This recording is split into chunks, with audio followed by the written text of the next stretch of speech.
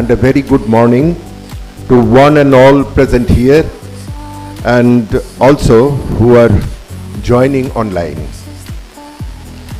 On behalf of RVO ESMA Foundation, it gives me immense pleasure to thank you all for being present or attending today's national seminar on valuers' responsibility for maintaining economic sustainability.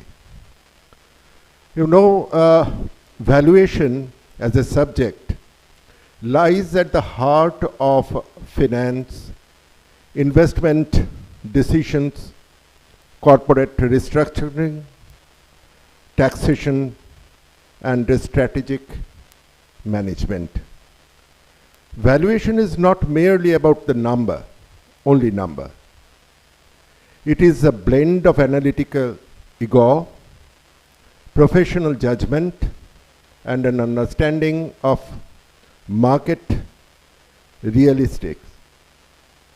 In today's dynamic economic environment marked by mergers and acquisitions, startups, insolvency proceedings, and capital market movements, the importance of accurate and ethical valuation has become more critical than ever. This seminar aims to create awareness, professional development, promoting ethics and quality, contribution to policy, knowledge exchange, and networking. We are privileged to have with us a galaxy of distinguished speakers, experts who will share their knowledge, experience, and expertise, enriching understanding of this evolving discipline. And just for the inaugural session, I'll invite first our Honorable Member Judicial and NCLT Bench, Kolkata, our chief guest, Srimati Bidisha Banerjee. Madam, please come here.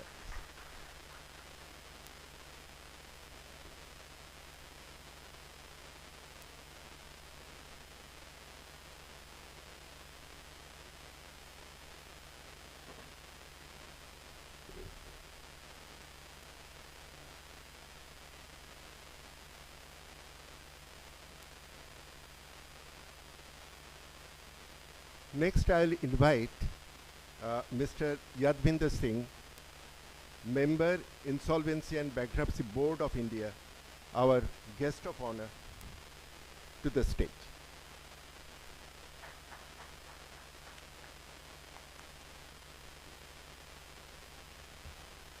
Next, I'll invite our Chairman, Mr. Subrat Dutt, to be on the stage.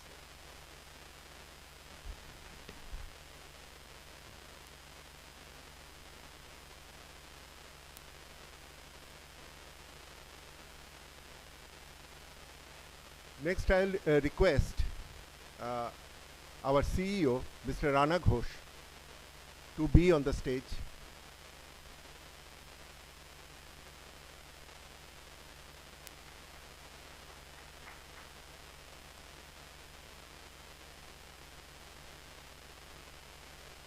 I'll also invite Mr. Amitav De to be on the stage for the inaugural session.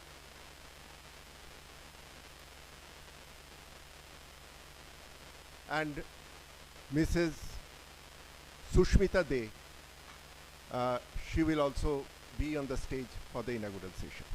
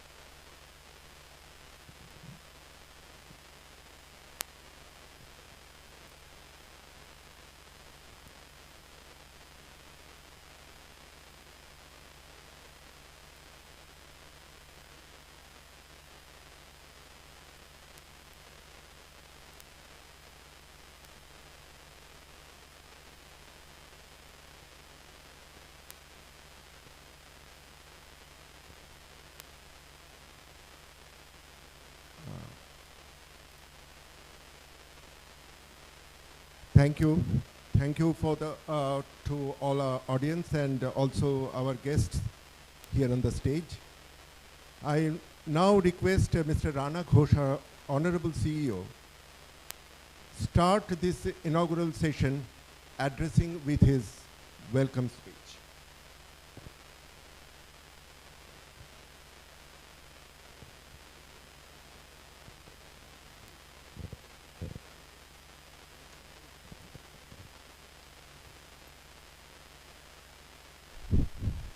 Hello, good morning everybody. It is my immense pleasure and honor to welcome you all on behalf of RVO Estate Manager and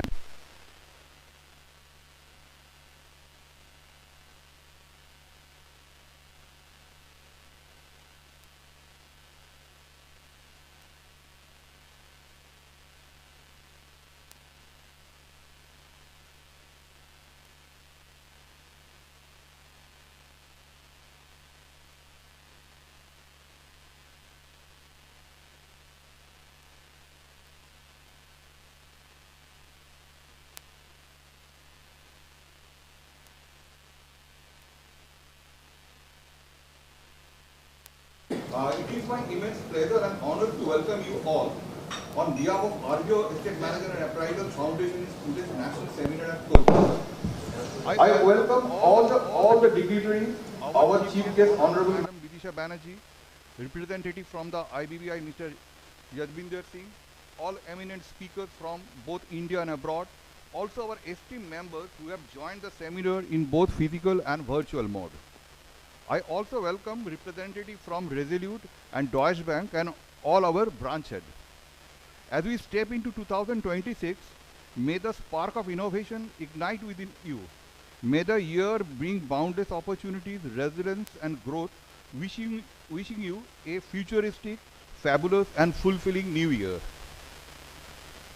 India stands at the height of transformative era driven by visionary leadership, technological advancement and empowered populace.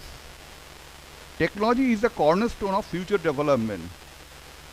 Emerging technologies such as the artificial intelligence, concept of automated valuation model, etc. will also strengthen the valuation profession. Machine learning and artificial intelligence is not threats but opportunity to redefine valuation profession.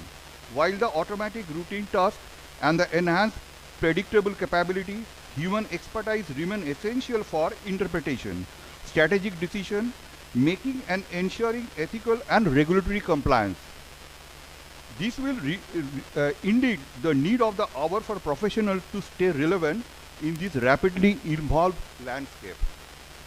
Now global attention shifts towards climate action. We must lead by example in adopting renewable energy, sustainable agricultural, green manufacturing, renewable energy expansion, circular economy, sustainable urbanization. The technical session will be addressed by very eminent personalities from the industry as well as profession, which will definitely enrich our knowledge.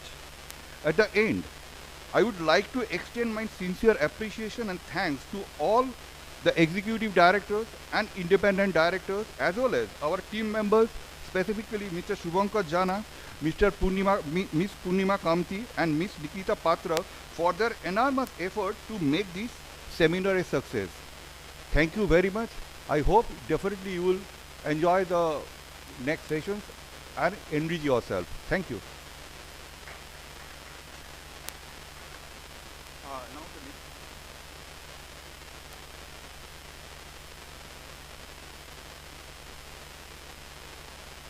Now, I'll request our registered valuer as well as the branch head of Chennai, Mr. Chandrakant Balasubramanian, to address this session with his introductory speech.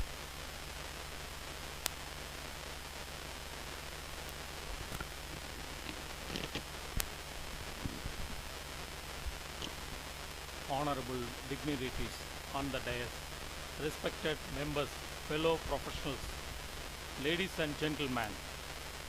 At the outset, I sincerely thank the RVO Estate Managers and Appraisers Foundation for giving me this valuable opportunity to address this distinguished gathering.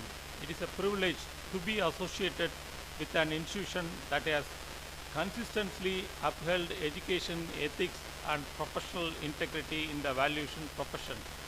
The RVO ISMA Foundation traces its roots to a visionary initiative that began in 2003 as the Institution of Estate Managers and Appraisers. What started with the objective of structured valuation education has today evolved into one of India's leading registered valuer organization under the Companies Act 2013 and the Companies Registered Valuer and Valuation Rules 2017, reflecting not just growth but resilience anchored in purpose. With a strong and diverse membership of over 1,500 professionals across India, including registered valuers and registered valuer entities, the Foundation stands as a credible pillar of valuation ecosystem. It is guiding philosophy. It's aptly captured in the Sanskrit motto, Tama Soma Jyotir Kamaya, that is, lead us from darkness to light, symbolizing the valuer's duty to bring clarity, transparency, and truth into every valuation opinion. The recent past, particularly the COVID pandemic, reinforced an important lesson. Resilience is not merely about survival, but about adoption, foresight, and responsible decision making. Business were compelled to reassess risk, rethink models, and realign strategies, fundamentally challenging how value is perceived and sustained. In this evolving context, ESG, environmental, social, and governance has become central to valuation practice, with SEBI mandating ESG reporting and the Business Responsibility and Sustainability Report (BRSR) for leading listed companies. Sustainability and ethical governance are no longer optional consideration. They are increasingly decisive factor influencing risk, long-term performance, and valuation outcomes. For valuers, this shift demands borderlands. Valuation today extends beyond physical assets, and financial statements include governance quality, environmental responsibility, transparency, and social impact. Ultimately, a valuer judgment guided by knowledge, ethics, and independence remains the most critical measuring instrument. RVO ISMA Foundation has demonstrated seriously and sincerity in preparing its member for this transition. Its engagement with IBBI, its own code of ethics, and it is a continuous professional development initiates through conference and seminars reflect for a forward-looking and responsible institutional approach. The real strength of this organization lies its members, whose discipline, commitment, and sustain its credibility. I also place on record my appreciation for IBBI for its consistent guidance and support in strengthening the valuation profession and reinforcing trust in regulatory framework. As the world continues to face economic, environmental, and governance challenges, the direction is clear: sustainable growth, not unbalanced expansion. Institutions like RVO ISMA Foundation will play a defining role in shape valuation professionals who are competent, ethical, and future ready. Once again, I thank you, RVO Estate Managers Appraisers Foundation, for this opportunity and commend its leadership and members for their unwavering commitment to excellence. Thank you.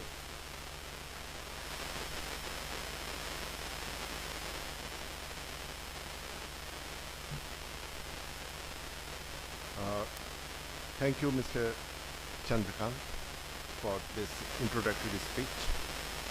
Now, I'll request our Honorable Chief Guest of Honor, our Chairman, and all the directors to assemble here to light the lamp and inaugurate the session.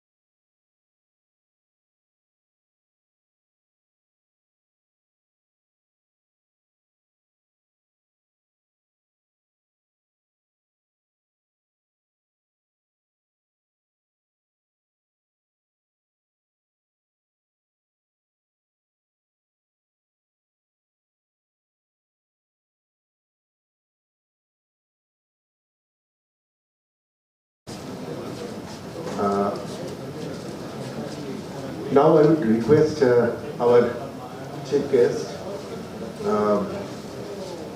Srimati Vidisha Banerjee, to please come up here.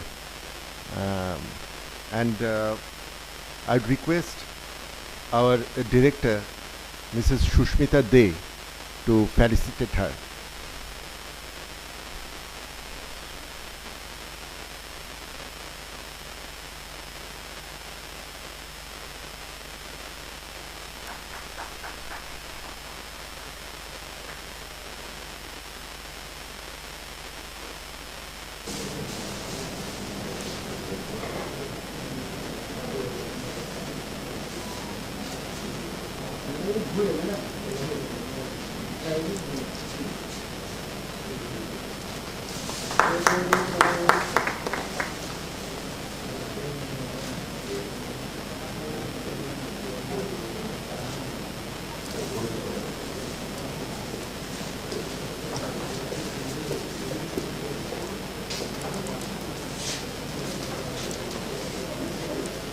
Now I would request our chairman, Mr. Subrata Datta, to introduce our chief guest and deliver his chairman's speech.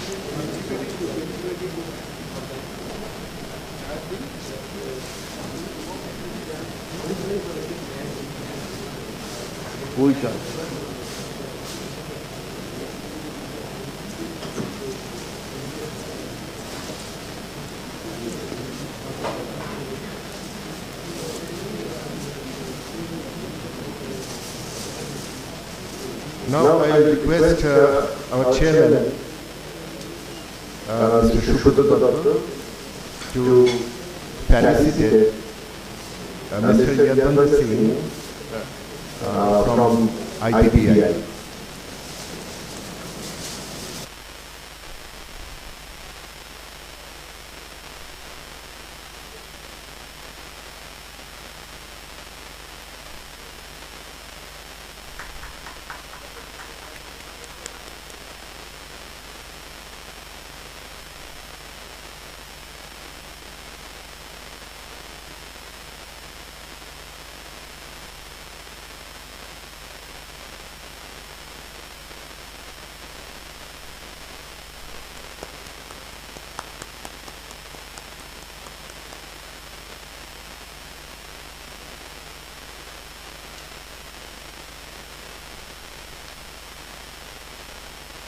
So I'm handing over my microphone to our chairman to continue with his speech.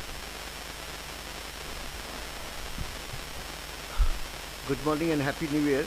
On behalf of the RV Ayesma Foundation, on behalf of I happy to welcome Mrs. Vidisha Banerjee, the Honorable Member, Judicial NCLT Bench, Kolkata, as our chief guest of the day, and Mr. Yashendra Singh, Manager IBBI, our guest of honor, and other distinguished guests of the seminar. I also welcome all the members of the RVO Ayesma Foundation present here today, the members of the governing board of the RVO, my colleagues, and the speakers of the day of the seminar on the valuous responsibility for maintaining economic sustainability.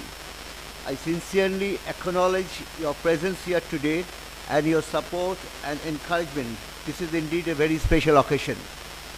I am very pleased to be here today, as this is my opportunity to speak directly to the members as the chairperson of this RVO. I am glad that you are here today.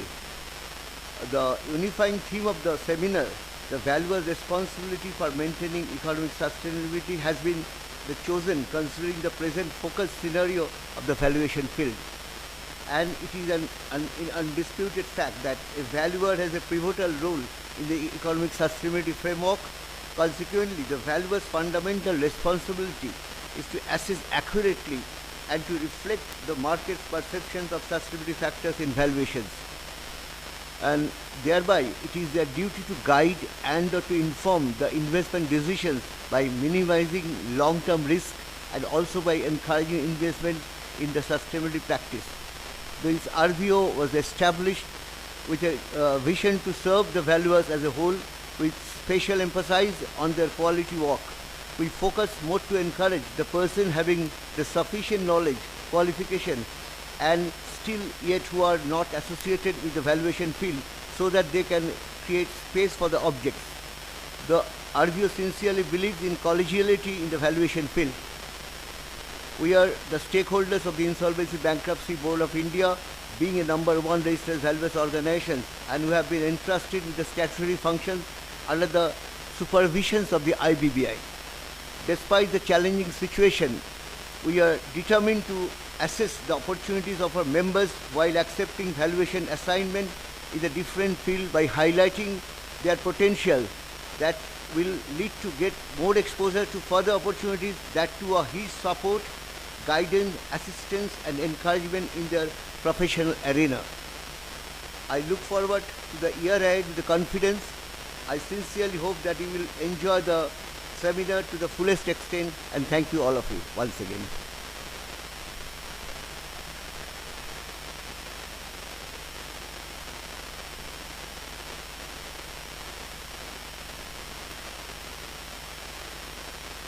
Now I request Mrs. Vidisha Banerjee, the member judicial of the NCLT branch Kolkata, come over here to say something to our members.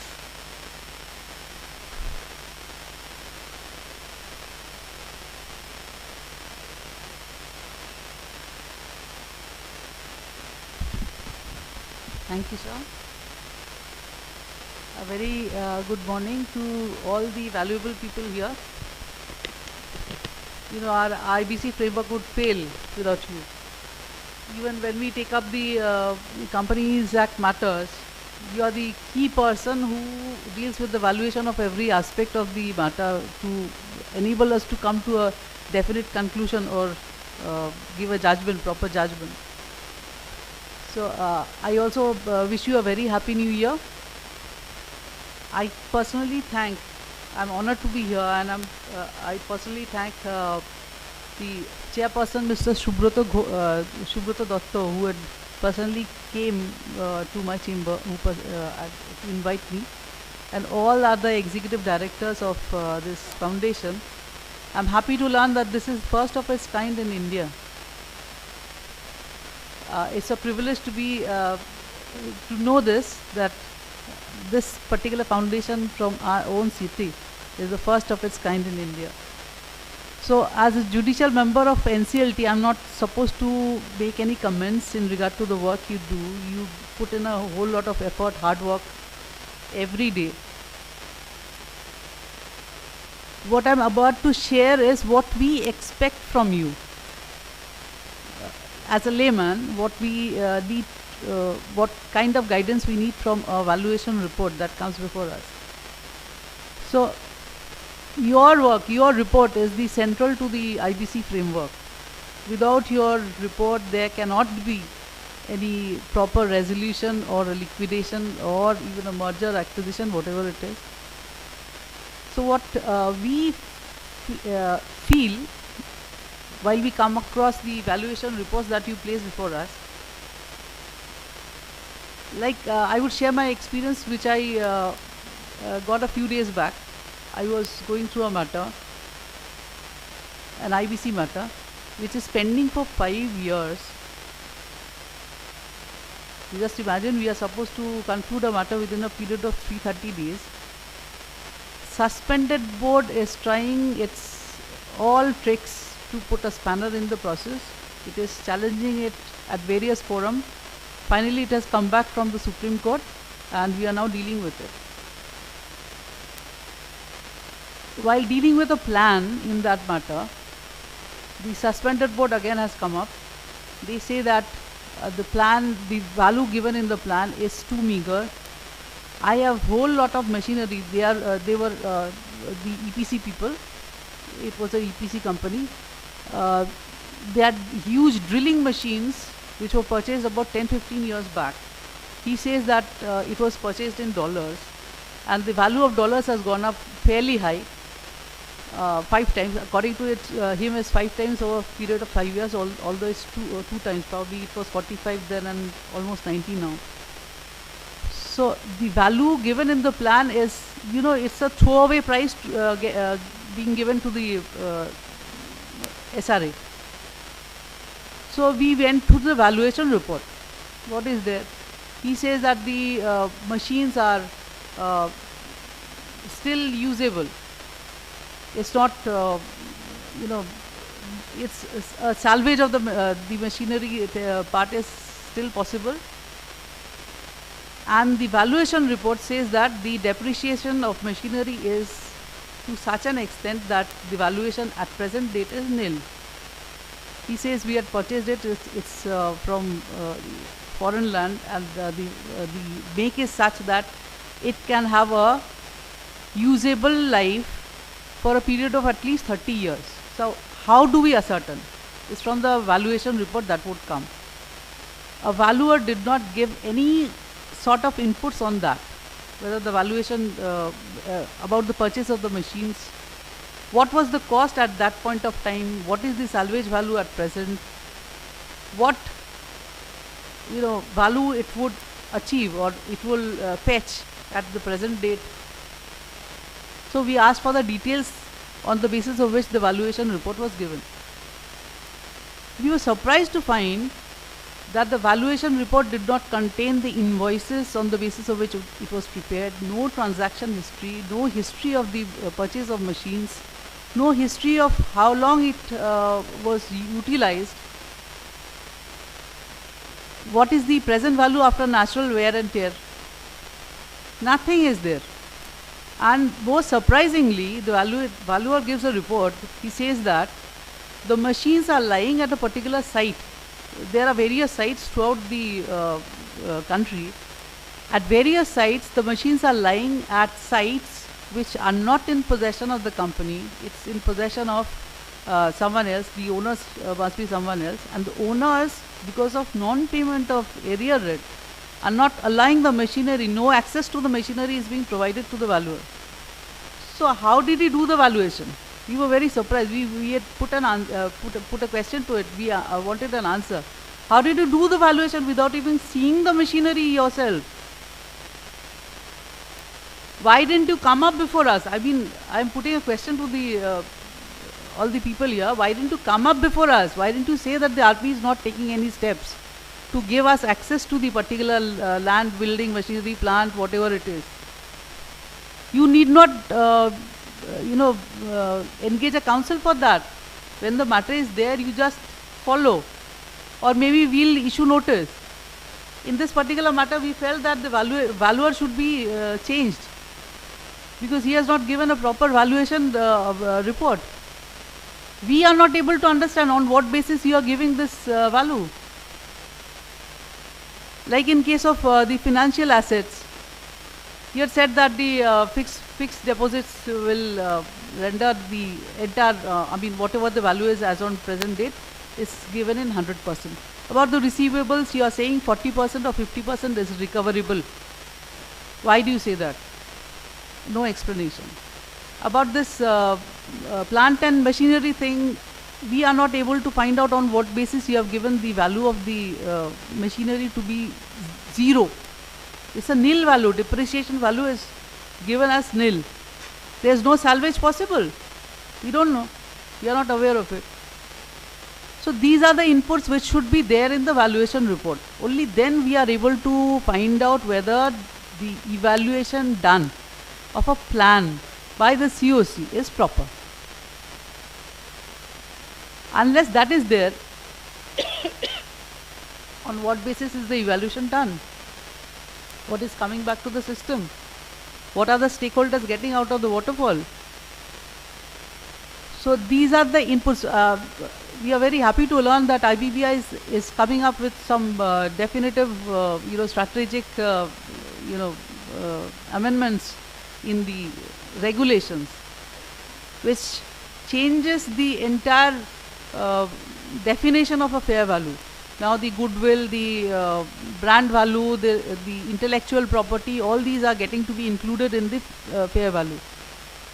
Then there will be a coordinator valuer who will assess, who will give an integrated value, valuation of the entire, all the approaches to be made of each asset class. We are very happy to learn that. But as a layman, how do I understand that the valuation is correct? And the suspended board in that particular matter is crying hoarse that there is no proper valuation. It would fetch at least 5 times more than the planned value. So these are the things. I hope you understand what I want to convey. So unless you make it comfortable for us to find out, we are not supposed to run around each and every person, the RP, why are you not giving access to the site? You people come up. If RP is not approachable, you come up directly before us. Tell us what is the difficulty you are facing in getting a proper approach to the particular place of which you need to assess the value. Right? These are the inputs we require from you. I wish you all the best for all your future endeavors. I am very happy. I would convey my, gratitude to you to give me an opportunity to share my problems with you as a member, what we face every day, day in, day out. So thank you so much for a patience hearing. Wish you all the best. Thank you.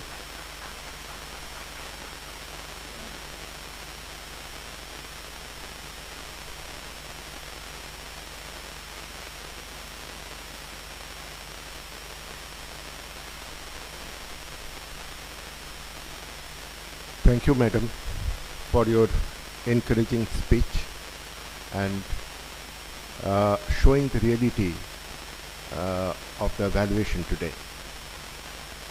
So here we are ending our this inaugural session, and we are going to start our technical session. The first deliberation will be from our Executive Director, Mr. Amitav De.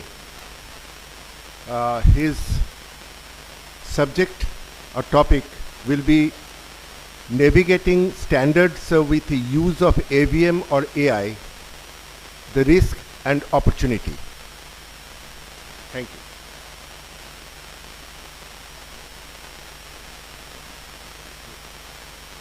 you. Yeah, it is requested to clear the stage first before starting the session.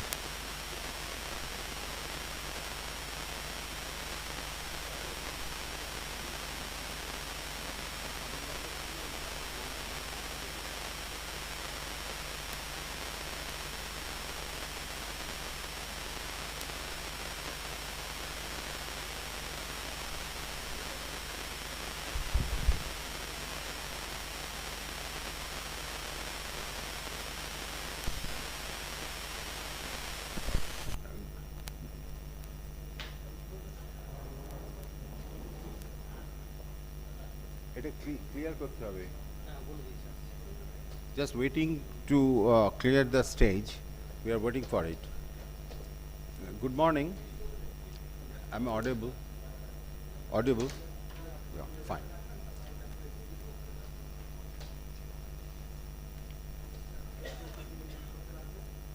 না আমি দেখছি যে না অসুবিধা রাখবো তুমি কাছাকাছি থাকো তুমি চলে যাও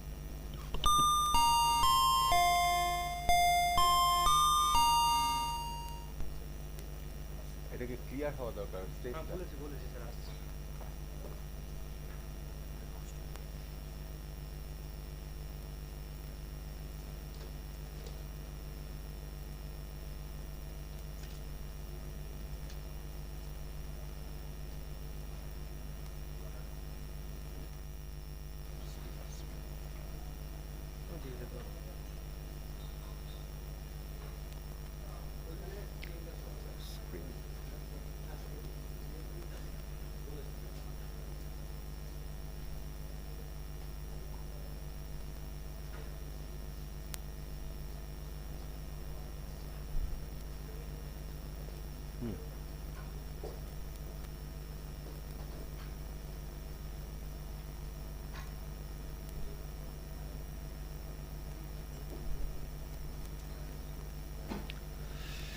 I've got only 10 minutes.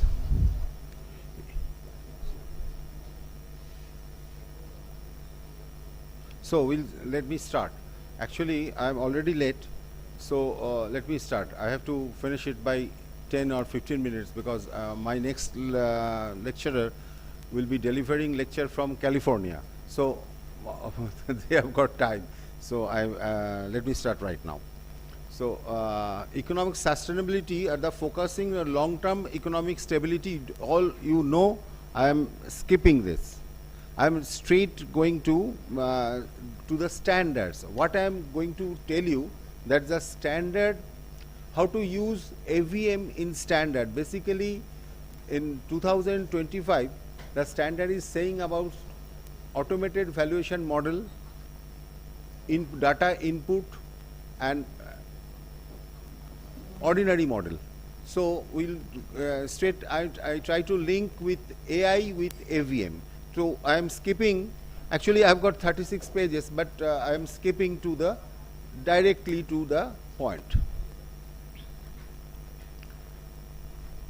Standards support proper valuation, preventing overvaluation or undervaluation, encouraging responsible investment, supporting fair distribution of source resources, all you know, also helps to recover from or overcome challenges rather than focusing strictly on surviving the current challenge. It is looking about the organizations or the whole asset holistically with perspectives.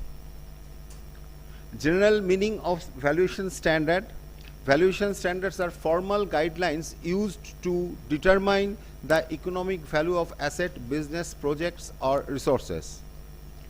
Why valuation standard is important? Because Rule 8, conduct of valuation in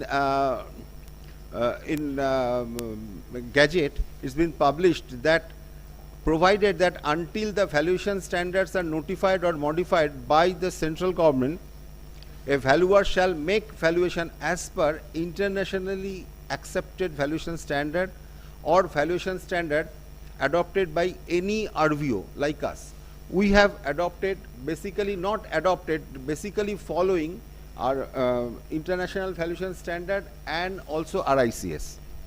So you may follow these things as our member, or you are free to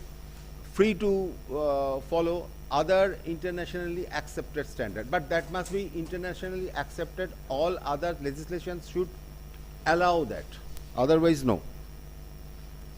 World is not static. New technologies, market practice, risks and regulations emerge constantly. Standards which are globally accepted always updating. General drivers for valuation standards dynamics. Actually, valuation standards we found in international valuation standard, also in RICS. So far I can remember from 2013, again on 2017, again 2020, 2022 and 2025. We have to follow the latest standard. So the economic and market changes, sustainability in ESG considerations, very latest valuation standard. Perhaps all of you know that we in last our seminar also we talked about ESG. So ESG considerations, technological advancement, regulatory and policy updates, flexibility, periodic review and revisions, global convergence, diversity. Using standardized valuations practice is being started by international standards like International Valuation Standard, RICS, Red Book, USPAP, which has been practiced in USA, USPAP. Those help make economic systems more stable, transparent and sustainable. Valuation plays a critical role in financial markets, investment decisions, taxations, lending and corporate strategy.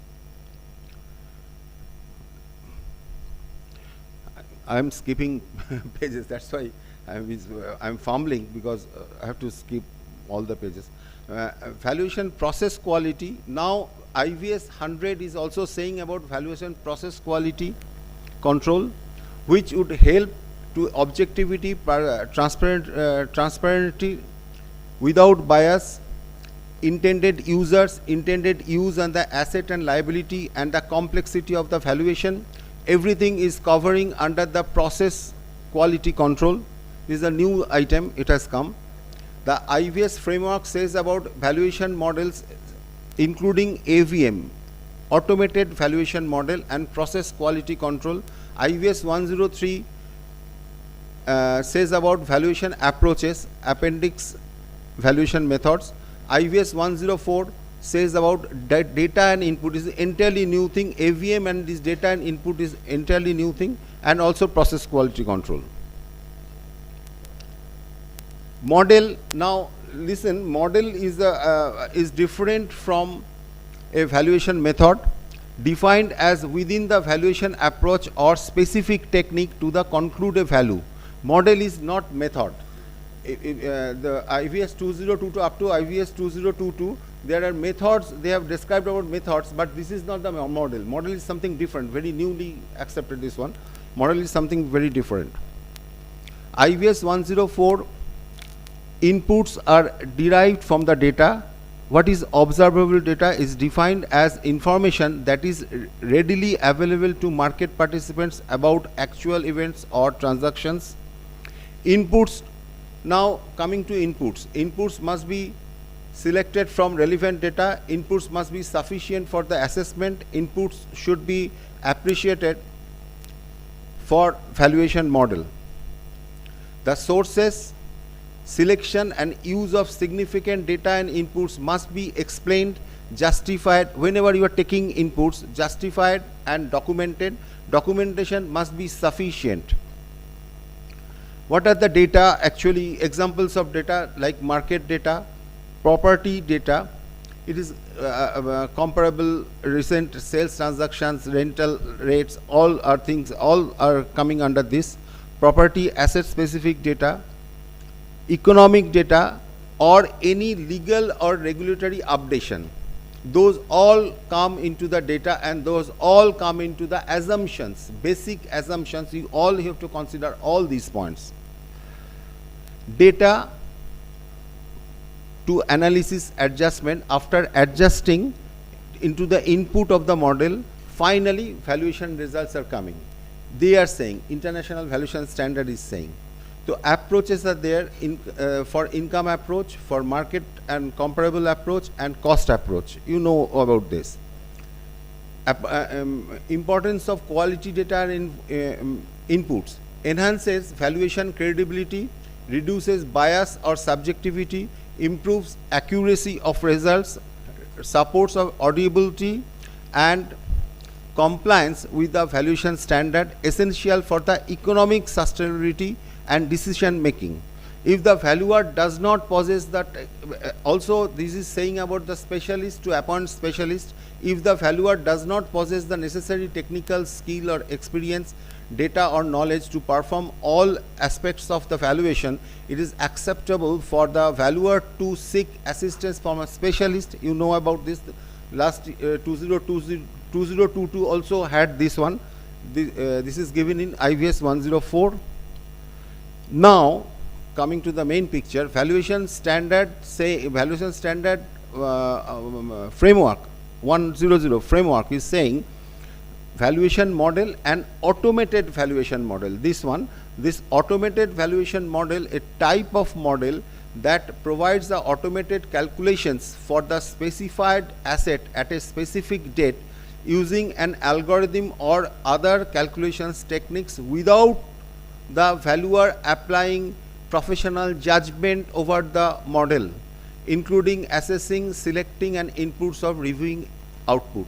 Framework is saying so. But there is a contradiction in IVS 105. That 105 is saying, IVS 100 was saying without intervention of valuer, directly from model they will get the report. But in the same IVS 2025, IVS 105 is saying that no model without the valuer applying professional judgment, for example, an automated valuation model can produce a IVS compliant valuation. So you have to intervene into the, must be very skeptic while doing the valuation, though you are using automated valuation model. The contradiction. The valuer should use their reasoning capacity to use the AVMs. Now talking about AVM, it should go through proper sampling, benchmarking, calibration and recalculations. The valuer should apply their professional judgment and professional skepticism. Advantage of fully AVM: speed, efficiency, cost effective, consistency, large data handling, while extracting data, extraction of data, source of data and WebNet, research work on data. Advantage of AVM again: cleaning of data, can compare data analysis on, with the insight, can gather data in different sources, tracking analysis and performance in the portfolio of assets or investment. Everything has got this AVM advantage, but disadvantages are there. Disadvantages are the unique or embellishment of asset. You cannot understand the uniqueness or embellishment of asset. Low transactions area, where the assets are damaged or quality difference renovations. Automated valuation model cannot do that. Where asset is has disrepair or defect, they depend heavily on the comparable data, which may not always exist. AVM, there are other disadvantages of AVM. Now AVM can be used as AI. AVM may be, and also the black box concept of AI. That is also very difficult to understand, though our next lecturer will say about the entire artificial intelligence in using in valuation. But what we feel in international valuation standard is also there, also very much doubtful whether full AI can be used in the valuation model or valuation report. So I think my time is over. So I am handing over the mic to Bishwarup again. It is not complete. If I got time, I will tell you in the other time. So I'm sorry very much. Actually, only no. We had to start in 10:45. Huh? If I have got time, then anyway, it will take time. So anyway, I'm sorry, I cannot complete it within the time. You just contact him. Let me finish. He has already joined. So, and the uncertainty, AVM may not consider the uncertainty in market volatility. That is also another point. AVM means if you link with AI, you cannot understand the uncertainty of the market volatility as far we know up to today. And maybe my next lecturer might say that no, it can easily tackle the thing. So, but IVS 2025 also saying on uncertainty of cash flow and timing. RICS also saying about the material valuation uncertainty. This black box system, some AVMs are black box system. User or client may not know about the variables which were used. That is one of the points. Potential algorithm bias is also there. Maybe lack of transparency, maybe limited legal and regulatory acceptance. Many valuations require full human valuation for high value or high risk. AVM often serves as supplements, not the replacement of human valuer. Risk for less legal or regulatory acceptance, the use of AVM in valuation. An automated valuation model, now maybe computational software, maybe it's a process software tools, or finally it is AI. For years, valuers are using technology in valuation, but the recent advancement in the use has a major effect in reporting and conduction of valuation. AI and other forms of technology to assist in extracting, transforming, and process data are already started to use worldwide. Sometimes AI is using closed source data without adequate safeguard, may invite the risk to the client without clear lines of separation of confidentiality. Such use could lead the breach of data protection law. Cyber threats and complex network to be avoided, security should be incorporated to protect sensitive information by the valuer. Now IVS 101, they have got their use of AI, scope of work, that is AI's use, and basis of value comes into IVS 102 right now. So that has also got to use the AI, but I don't think that the very much consistent thing will come under IVS 102 for the basis of value. We'll link with, if we link with AI. 103 approach, basically in some opinions the AI and other forms of technology used in valuation have little impact on valuation approaches used. And IVS 106 documentation and reporting, this is my last sheet, last page. AI or any other forms of technology are already widely used by some valuers for assisting them in valuation and report writing, either through use of ChatGPT or other forms of publicly available AI for the part of valuation. The report writing may be fully automated process within the same firm, some firms. However, the final report should be cross-checked by human and avoid the risk. Thank you very much. My lecture is over, and I'm handing over to again Bishwarup to tell something.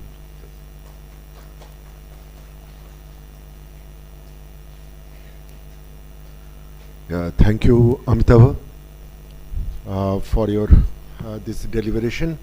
Now our next speaker is Professor Dr. Shubhankar Dhar. His topic of lecture is harnessing the power of AI in property valuation.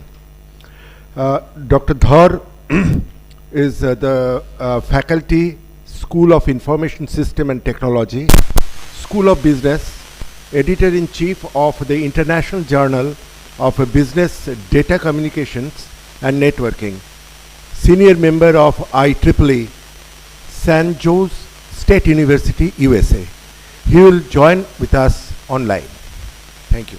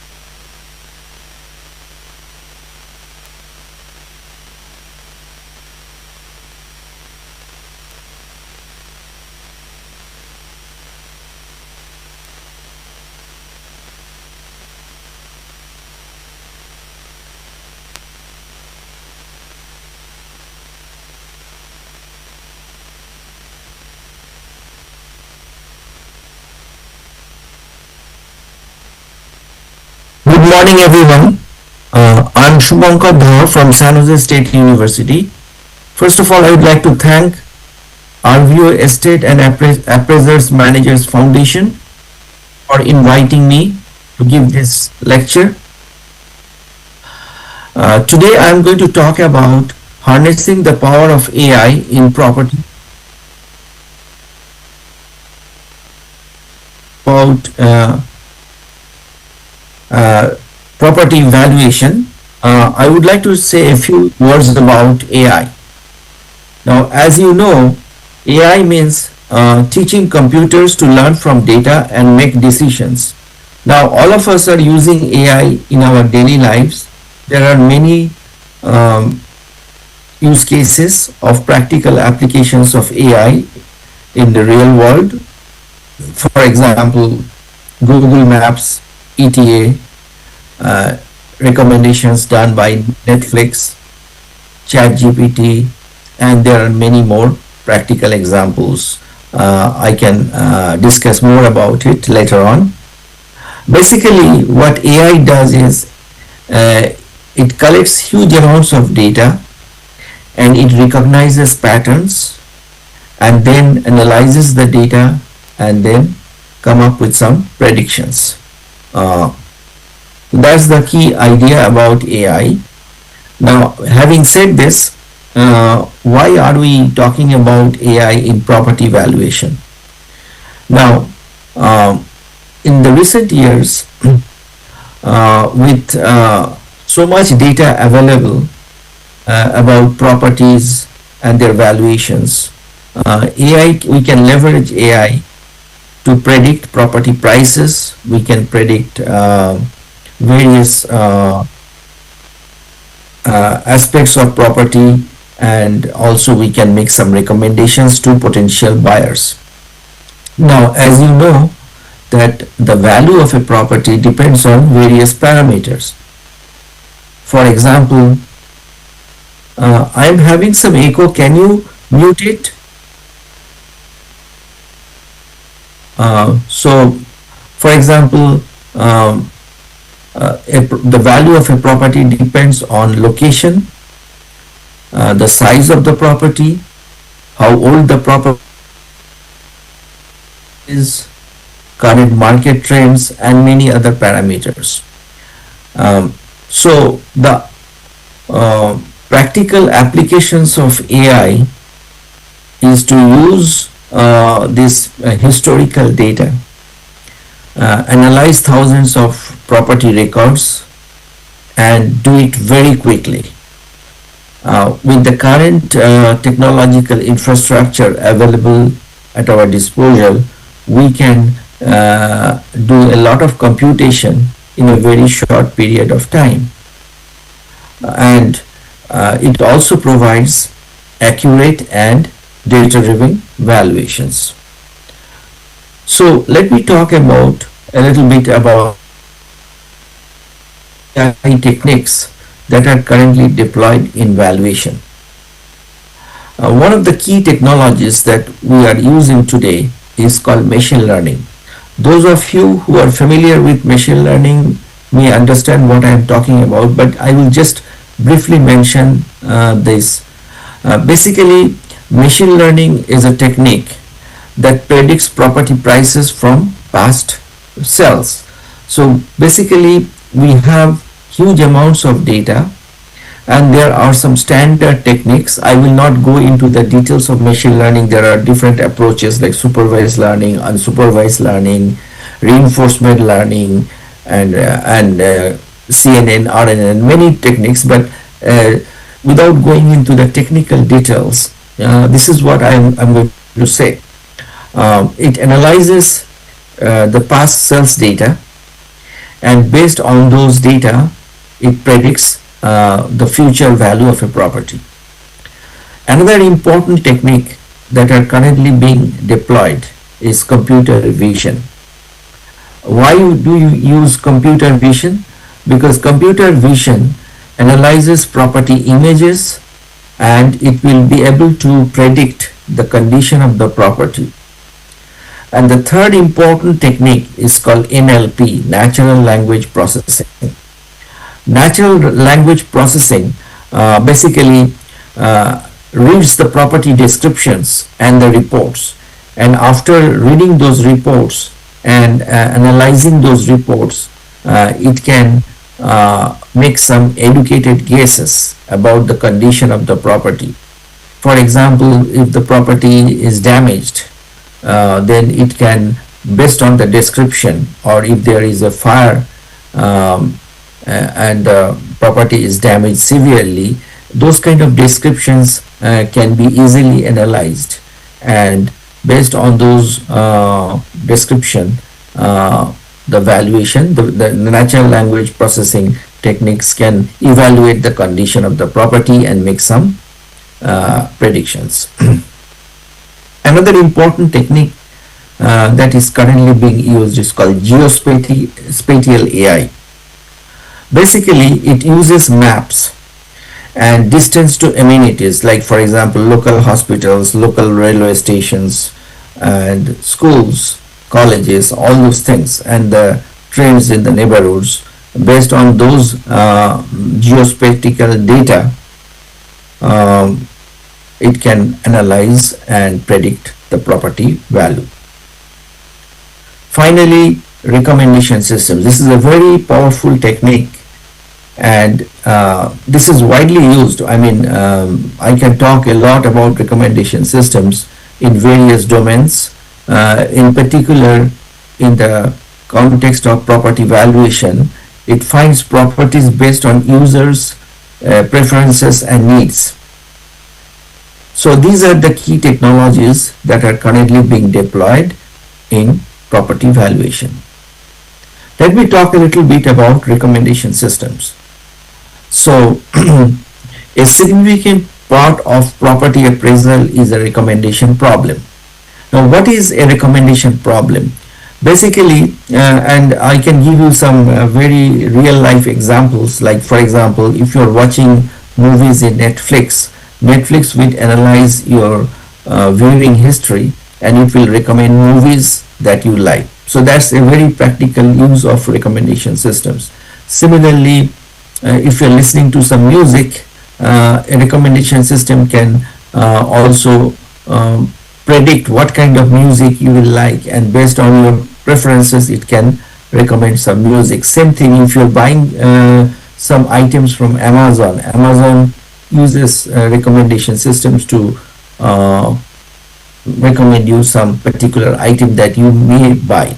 So in the context of properties, recommend the most suitable comparable properties to accurately value this subject property. So that's a very useful application of recommendation systems in property valuation. Now, before AI, how this was done. So let me talk a little bit about prior to the implementation of recommendation systems. The appraiser is the recommendation system. Based on appraiser's experience, domain knowledge, market knowledge, and manual research, they select a handful of comps using a set of rules and intuition. For example, proximity. Is it within a 1 mile radius? The time, sold within the last 3 to 6 months. Physical similarity, for example, similar square footage, bed and bathroom, and also the age of the property, the lot size, and so on and so forth. Also, like it is a single story building or a multi-story building, is it a corner plot or not, and there are many parameters that can be used in this context. And judgment, the appraiser mentally filters out properties that don't feel right. For example, it can be a foreclosure property, or the property is going through some litigations, for example. There are some renters who are using that property, and there are some disputes, land disputes, and so on and so forth. So those kind of knowledge the appraiser has to figure out. And then a home on a busy street, a different architectural style, or maybe high price, all these needs to be analyzed carefully, and based on all these parameters the appraiser will come up with a value. What are the challenges of this kind of manual process? First of all, it's very time consuming. You have to analyze dozens of potential properties and it may take a lot of time. Then limited scope. For example, an appraiser might miss the perfect comp that is just outside their standard 1 mile search radius.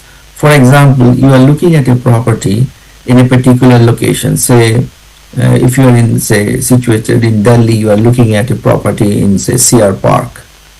Or if you are in Calcutta, if you are looking at a property near Salt Lake Stadium. But you may not find a suitable property near the stadium, but there may be another similar property that may be located 2 miles or 3 kilometers outside the your search, right? So you may miss those things, right? And there may be some bias also. Unconscious bias can influence which comps are chosen, potentially skewing the valuation. And there may be inconsistency, like two different appraisers might choose two completely different sets of comps for the same property, and then they can come up with different valuations. So these are some of the challenges of the manual processes. Next, let me talk a little bit about how recommendation systems can be useful in this context. And AI recommendation systems automates and supercharges the comp selection process by treating it as a large-scale data matching problem. Think about, you have a database of millions of records of past properties, right? And you can use recommendation systems to analyze these huge amounts of data and quickly come up with a recommendation. It finds the most contextually similar properties from a database of millions. So that's one very good example of the implementation of recommendation systems in the property valuation. Now let me explain briefly how it works. So first, creating a property footprint. Okay, so basically here is the idea. The system first creates a detailed multidimensional profile or fingerprint of the subject property, and this goes far beyond the basics. For example, when you are trying to create a property footprint, from a very practical standpoint, the value of a property, as I mentioned earlier, depends on the number of bedrooms, number of bathrooms, the square foot of the property size, and then the lot size, the age, in the neighborhood, which neighborhood it is located, how far it is from the nearest hospital, how far is it from the railway station, and also the crime rate, and these are some of the parameters that I mentioned. There may be many more parameters that can be taken into consideration when you are creating a property footprint. So basically, it's a multidimensional, you can think of it from a very technical point of view. You can think of a vector with various parameters, like a multidimensional vectors. Okay, and one of the things that is done here is it is called feature extraction. In machine learning, what we do is we try to identify the most important features that drives the value of the property.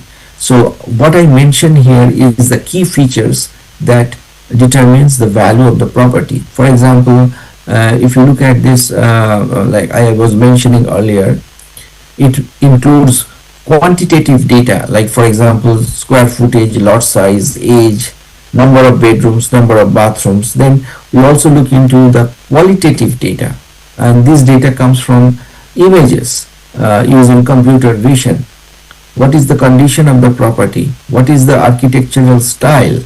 What is the quality of finishes? Like for example, if it is high-end property, then you will have granite countertops, marble floors, and also is it a corner plot or not? And also another thing is, for example, if you're looking at a flat, for example, a flat in the ground floor, the same flat with same square foot located in the 14th floor, for example, the price can vary,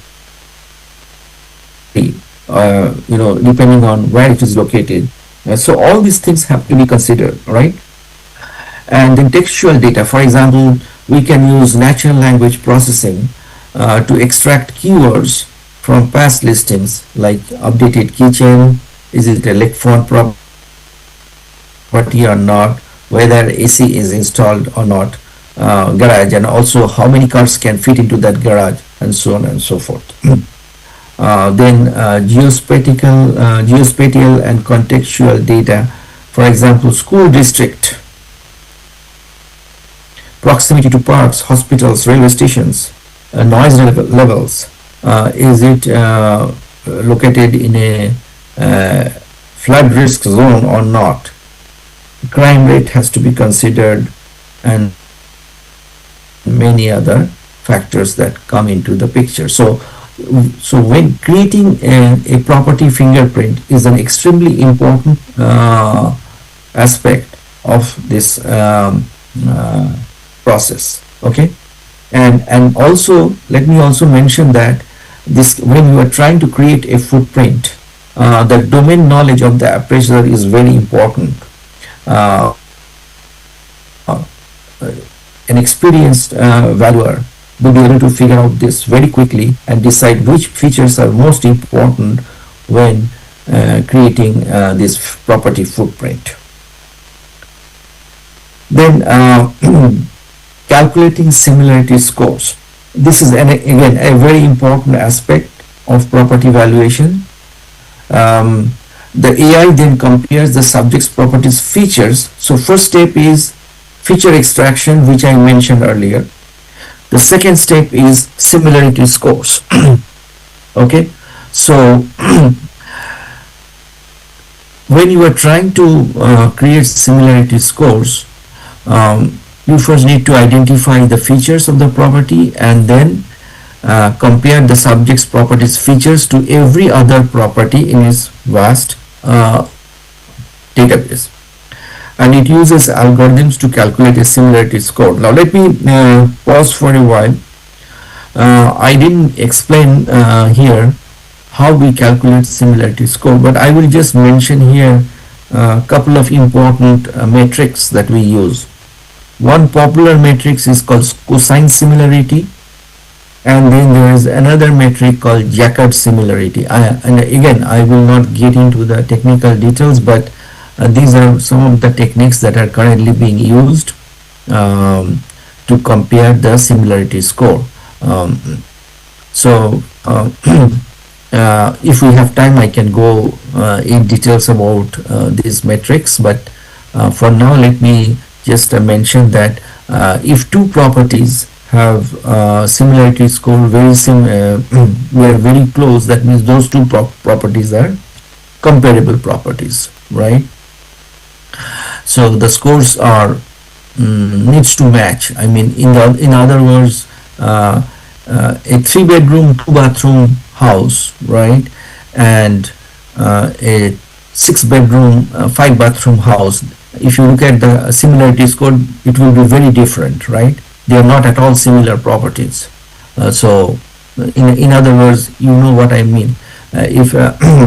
So that is a very important metric here to figure out the similarity score. This score is a holistic measure of how alike two properties truly are across all dimensions. A comp that is physically identical but in a far worse school district neighborhood will receive a lower score than one that is slightly smaller but shares the same style, condition and a school district. So this is the second step, is calculating the similarity scores. And then ranking and recommendation. The system presents the user, which is the appraiser, underwriter, or even an AVM. I will talk about AVM in a minute. with a ranked list of top 5, 10 or 20 properties based on their similarity scores. So like it will tell you these are the top 5 properties that matches with your requirements. And crucially, it can also provide explainability showing why a property was recommended. For example, if a similarity score is 92%, means they are very close, the match is very, they are very similar properties.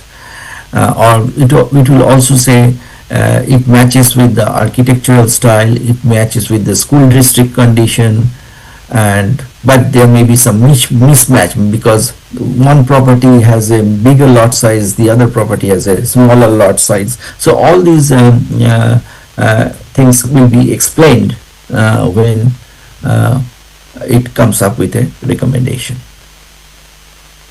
So let us take an example. Let us say that the subject property is a 1800 square feet historic colonial home that has been fully modernized inside. The manual appraiser's challenge is they might struggle to find other historic colonial property of the same size sold recently. They might be forced to use a newer construction colonial style home as a comp and make large subjective adjustment. So the recommendation systems approach here is it analyzes the Victorian architectural style and high-end modern interior from photos. It might find a perfect comp that is say 2200 square feet but is also a modernized Victorian. The system knows that stylistics and conditional similarity are more important for this unique property than an exact square footage match. So what I'm trying to say here is, although you are looking for an 1800 square feet home, you may find another home that is slightly bigger, like 2200 square feet, but it has other features that are very similar. So in that case, it might also find a comp that is 3 miles away outside the normal search radius, but is a near perfect match in every other way. So in that case, it presents both to the appraiser. So the appraiser will be presented with these two properties, one which is close but it's a bigger property, and the other one which is quite far but it is very similar to the one you are looking for, and then we can decide which one to choose. Okay, so those options will be given and they would have to have never for. Otherwise, if you do not do this with the recommendation systems, you won't be able to find these kind of properties. So let me talk a little bit about automated valuation model. Basically, this is a very sophisticated technique for property valuation. It uses computer algorithms, statistical modeling, and vast databases to instantly estimate a property's value by analyzing public records, sales history, property features, location, market trends, and many other features, providing a quick, affordable estimate but lacking an in-person inspection and property condition assessment. Now these are like a quick, if you want to evaluate the, you can do a quick evaluation based on the data, but this is not done by person. So in-person inspection and property condition assessment is not done in this case. AVMs are used by lenders and agents for quick checks, relying on comparable cells and data points to generate a value range with varying accuracy depending on the data quality and model used. One comment I have here is all these techniques that I am mentioning, these are based on data. Now, if your data is correct and it's rich and has all the necessary information, then you will be able to analyze the property prices and can come up with a good value. So that, what in other words, good data leads to good information, leads to good valuation. But if you do not have enough data, or you have inconsistent data, then you wouldn't be able to apply these techniques successfully. That is one of the things that I would like to mention, that blindly using these kind of models without having good quality data will not be very useful for all this analysis. So what are the foundation for accurate AVMs? The supercharged AVMs are heavily reliant on these recommendation systems. The AVM's first and most critical step is to find the best possible comps. The recommendation system does this, and then the AVM's valuation algorithm calculates the final price adjustment. Better comps lead to a better final valuation. So that's the first thing I wanted to say about how you can accurately use AVMs. Second, a super tool for human appraisers is called augmented intelligence. First thing I want to mention is speed reduces hours of research to seconds. Objectivity provides a data-driven, unbiased starting point for comp selection. The appraiser can then use their expertise to make the final selection, and they can document why they included or excluded all the AI's suggestions, creating a robust and defensible audit trail. And finally, discovery uncovers high quality comps that would have been missed by the traditional search methods. Third thing I want to say here is consistency for lenders and regulators. By using a standardized algorithm-based system for comp selection, lenders can ensure more consistency and fairness across their entire portfolio of property valuation, reducing risk and improving compliance. So, applications of AI in property valuation consist of AVMs for quick estimates, finding best comparable properties, analyzing photos and listings for hidden insights, and flagging risky or unusual transactions.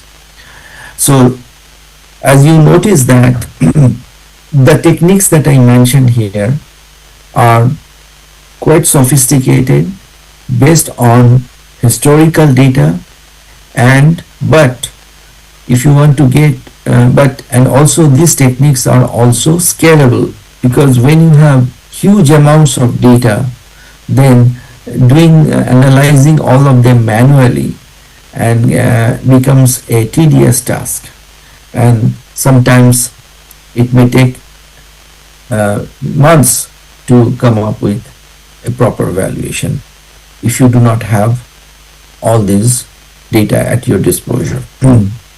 So what are the benefits? As I mentioned, it provides instant estimates,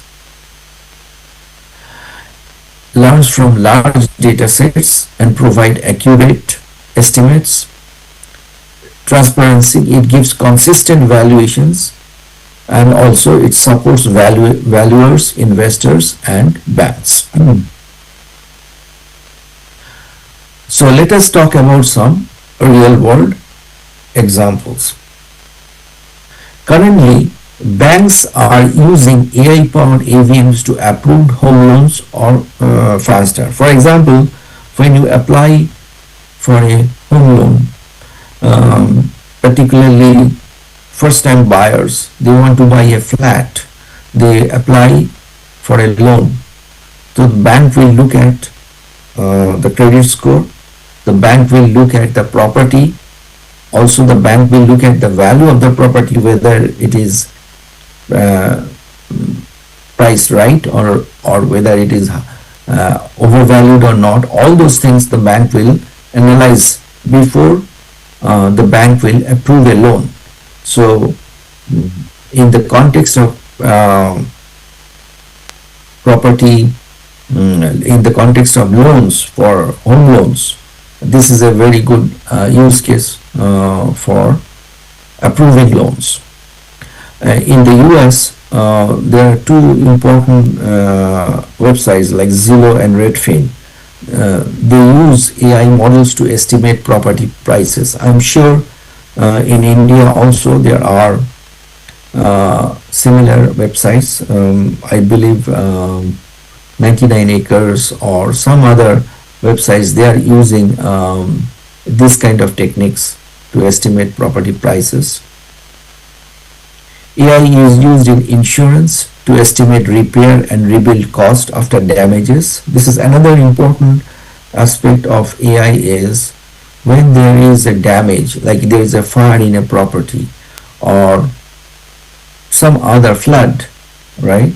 And the property is severely damaged. And one of the things the valuers will do is they will go and inspect the property and come up with a report how severe the damage is. In this context, AI can be also used to estimate the damage. And the cities are using AI to update property tax values. Everybody has to pay property taxes, and how the property taxes are determined. The property taxes are determined by the area of the property, and there may be other parameters that can be used to whether it's a residential property or whether it's a commercial property, and so on and so forth. Based on that, the cities are coming up with property tax, right?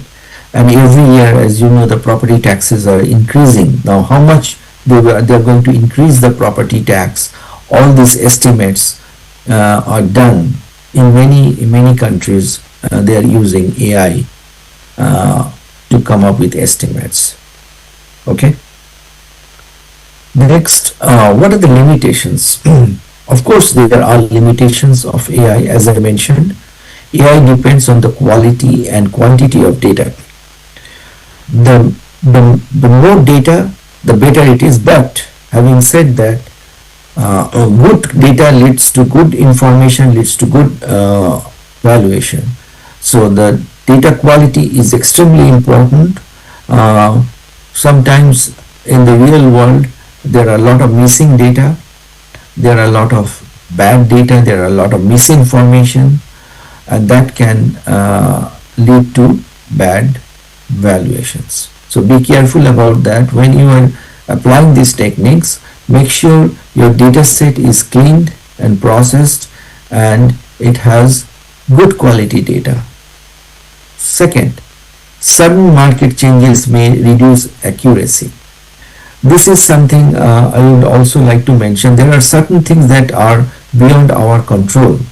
There are sometimes market changes, like for example, another important thing I would like to mention, when you are taking a loan from a bank to buy a property, you have to pay interest rate.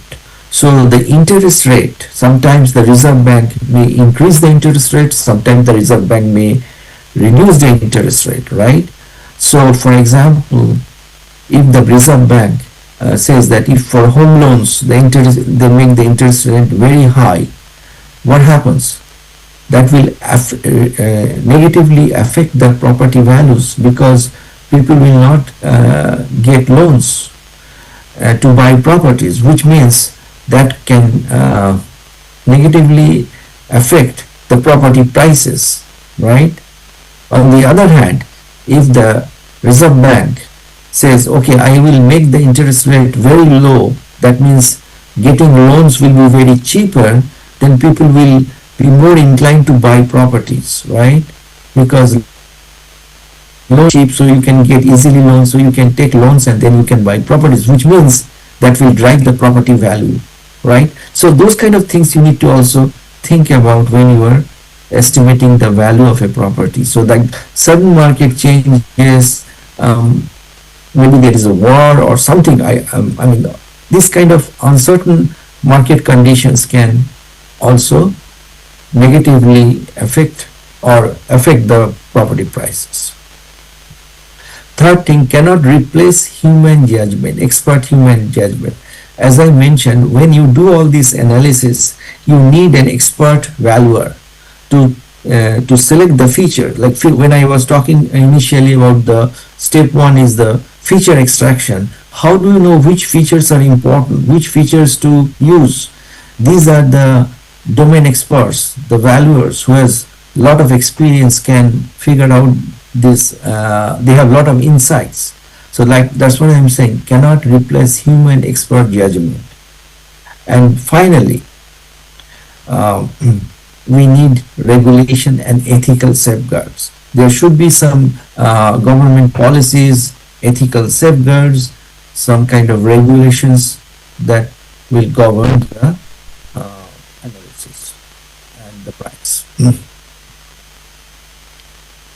So what is the best approach? Human plus AI will give you the best result. AI provides speed and scalability, right? You have huge amounts of data, you want to analyze them quickly and come up with an estimate, use AI. But bring human expertise in the picture. Use your ethics. Understand the context. Those are very important. And together they create a reliable property value.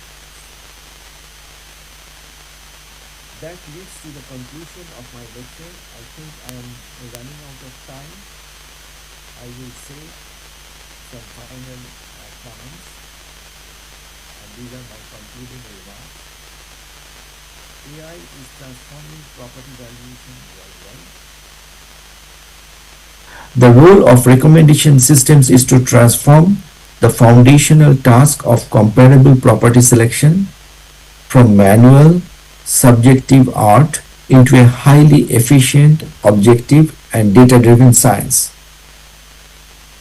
This provides a more reliable and accurate foundation upon which all subsequent valuation analysis is built. It makes valuation faster, smarter, and more reliable, and combining AI with expert valuers ensures best results. And thank you. And finally, if you have any questions, I will have few minutes to answer your questions. Thank you.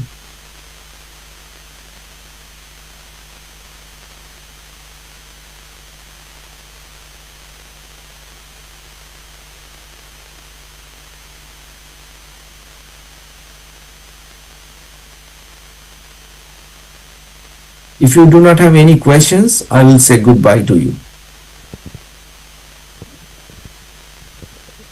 Thank you, sir, for your nice presentation. I am interested to have a question for you. Sir, am I audible to you? Am I audible to you, sir?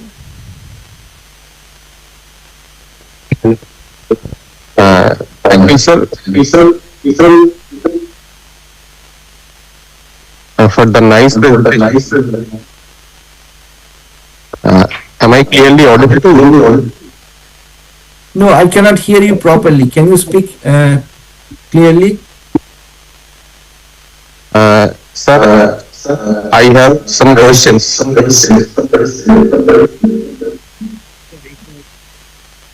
Okay, I think I will communicate with you later on through email. Okay.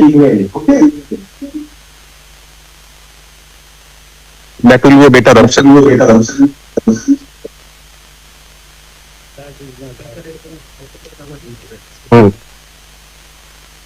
Okay.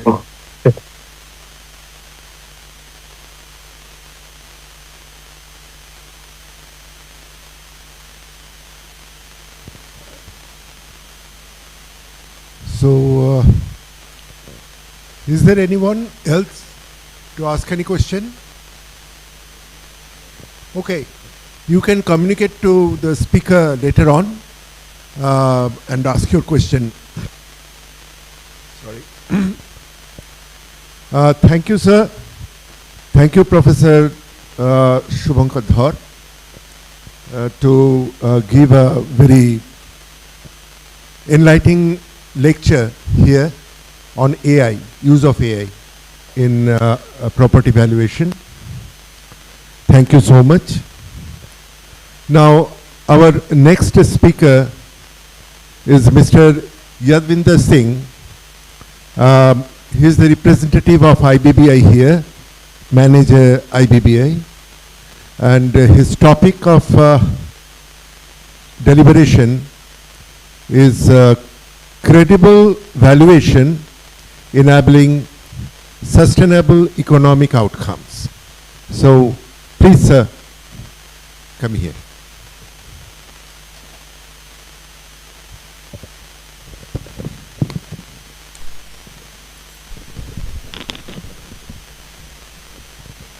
Thank you, sir, and good morning to all the distinguished dignitaries, representative of the RVO State Manager and Appraiser Foundation, esteemed registered valuers, insolvency professional, and dear friends. It is a privilege to be part of this national seminar in Kolkata, a city that has long been a center of intellectual thought, institutional development, and economic discourse. So I sincerely thank the organizers for inviting IBBI for sharing our thoughts on a theme that is not only timely, but fundamental to the stability and credibility of our valuation ecosystem. So the topic of my discussion is credible valuation enabling sustainable economic outcomes. So basically, when we speak of the economic sustainability, we often think of the fiscal prudence, long-term growth, and resilience of institution or efficient allocation of the capital. However, it may be noted that economic sustainability rests not only on the sound policies and robust institutions, but equally on the integrity and quality of the professional judgments that guide the economic decisions, and valuation is one such critical functions. Basically, in a market-based economy, economic decision, whether relating to the investments, lending, restructuring, or resolution during insolvency, are deeply influenced by the value ascribed to the underlying assets. Valuation, therefore, is a far more than a technical exercise of arriving at a number. It is a signal that shapes investor confidence, credit behavior, and the efficient allocation of the capital. Accordingly, a credible and efficient valuation framework is indispensable for the healthy functioning of the market and long-term economic sustainability. So in India, the profession of valuer has been in existence from the very long time, even dating back to the pre-independence era. However, the company registered valuer and valuation rules as notified in October 2017 is a paradigm shift in the valuation profession. So under these rules, IBBI has been designated as an authority, and over these years, with the active support and cooperation of the stakeholders, including RVs, RVOs, and other market participants, we are able to build a comprehensive institutional and professional infrastructure for valuation under these rules. So as on December 2025, we have more than 14 RVOs, more than 6,000 registered valuers, and 129 registered valuer entities registered with the authority under these rules. So since IBBI also function as a regulator for the insolvency profession in India, so I would like to briefly touch upon the significance and challenges of valuation under the IBC. So like other areas, valuation also assumes a central role under the insolvency and bankruptcy code, serving as a foundation for the informed decision making by the adjudicating authorities, insolvency professionals, and the investors. So valuation outcome under IBC influence the distribution of proceeds among the stakeholders, inform the feasibility of the resolution plans, guide the critical choice between the resolution and liquidation. So accordingly, in an environment characterized by the financial distress and uncertainty, transparent, independent, and well-reasoned valuations strengthen confidence in outcomes and contribute directly to the economic sustainability. Since we are talking about the challenges, and it has been also highlighted by Honorable Member NCLT that we are facing various challenges under the IBC with respect to the valuation. So we need to understand one thing, that valuation under IBC is fundamentally different from the routine valuation exercise, because company undergoing the insolvency really present a clean, complete, or reliable financial picture. In most cases, the real economic value of the corporate data is often obscured by incomplete records, outdated or unreliable financial statement, operational discontinuities, and complex business circumstances arising out of the prolonged distress. Consequently, valuation under IBC does not begin with the well-structured data, rather it begins where the normal financial information ends. So these significant data gaps demand deeper investigation, requiring valuers to reconstruct financial information with the help of IPs, cross-verify the records and validate figures from the multiple independent sources, often in the absence of robust documentation. Further, there is frequently a disconnect between the paper records and the ground reality, and asset reflected in the book of count may be obsolete, non-functional, and even physically missing. So, making there an important case of physical ground level assessment by the registered valuers. So, we need to do a proper ground level assessment what is present on the ground as compared to the balance sheet items. So, in addition, valuation drivers in insolvency situation often extend behind the balance sheet figures, like intangible assets.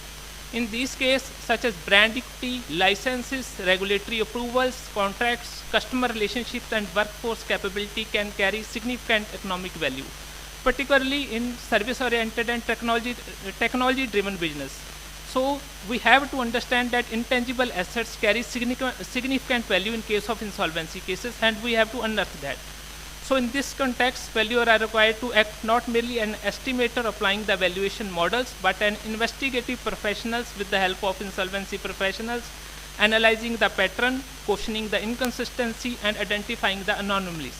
So, accordingly, both the insolvency professionals and registered valuers can play a critical and complementary role in unearthing the real value of the corporate data during the insolvency situation. So that the core takeaway is that IBC valuation is not driven by formulas alone. It requires the connecting fragmented information separated at the various places. So from the regulator and authority point of view, we fully recognize the valuation challenges, whether arising from data gaps, inconsistent methodologies, or significant variation between the valuation report. And we acknowledge that these issues directly affect the speed and credibility of the insolvency resolution process.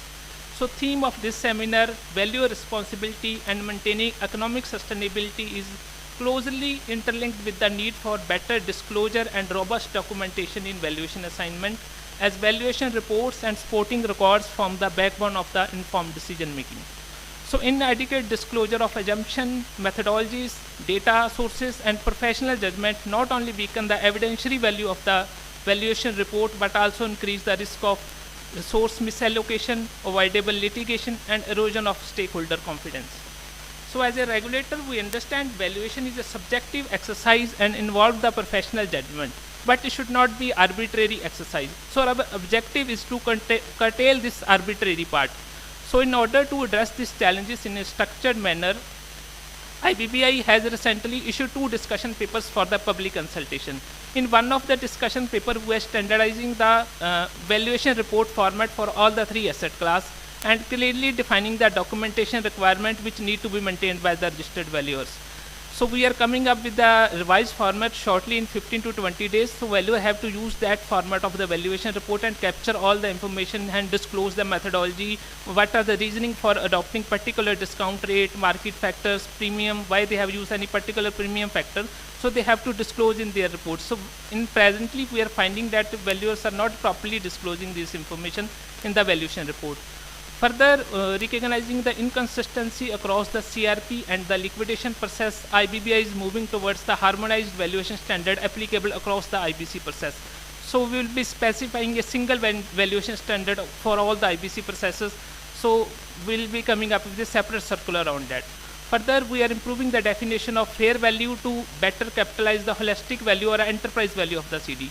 So presently we are seeing that valuation are often asset class specific, resulting in fragmented estimates and absence of a unified view of the CD as enterprise as a whole. So we are also bringing the concept of a coordinator valuer to improve the better arrive at a comprehensive fair value of the CD. So collectively these measures aims to improve the accuracy, reduce disputes, enhance stakeholder confidence, and reinforce valuation as a robust pillar of the IBC ecosystem. Further, I would like to highlight that in order to ensure the wider adoption and consistent use of registered valuer services by other authorities, we are regularly engaging up with the government organization and regulatory body to encourage the use of registered valuers in their respective regulatory framework. So as a result of this coordinated effort, Security Exchange Board of India is encouraging the use of registered valuers, and they have recently come up with the amendment in their regulation like SEBI Substantial Acquisition of Share and Takeover Regulation 2011 and SEBI Share-Based Employee Benefit and Sweet Equity Regulation, providing for valuation to be undertaken by only registered valuers which are registered with the authority.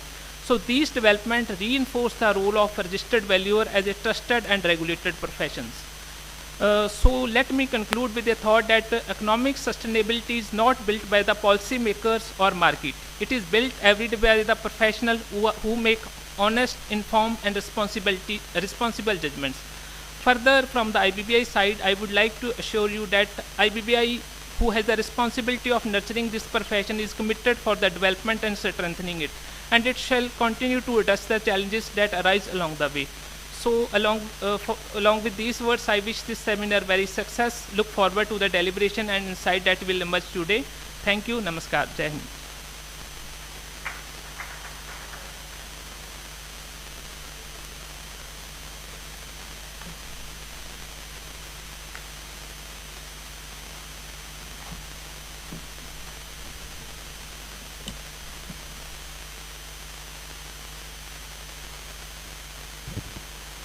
Thank you, sir.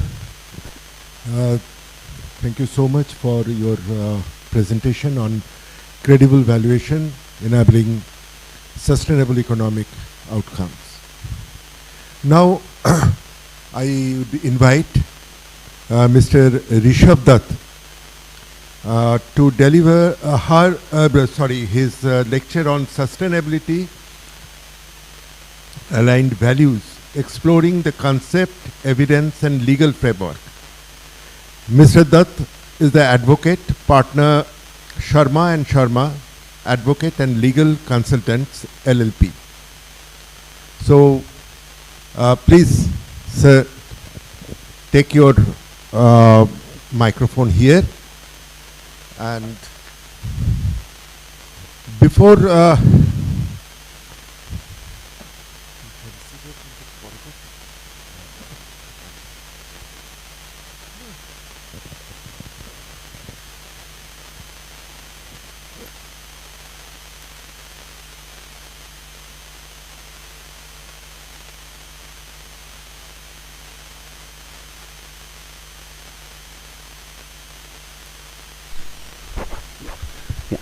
Thank you for this opportunity. Now today's topic, sustainability. Now sustainability is responsibility. Essentially, in today's business scenario, sustainability is an essential business driver which is driving the business environment around the world. In India, there has been an enormous change as far as compliances are concerned. We have seen a change in regime where practically there was no compliances to an environment where the regulators like the Reserve Bank of India, SEBI, have introduced disclosure regimes which are not only strict but which are interlinked with a lot of violations. So for the last few years, we have seen business responsibility reports which has been subsequently replaced by the business responsibility and sustainability reports in the year 2021. So where do valuers fit in the entire system? So a valuer's role is a critical link between the sustainable practices and market value. We have to remember that valuers do not create value, rather they reflect the market's evolving demand for sustainability, ensuring that long-term stability is accurately priced into assets. There are certain factors which have to be considered and valuers should keep in mind while being involved in the process. So what is the role of a valuer in today's sustainability development?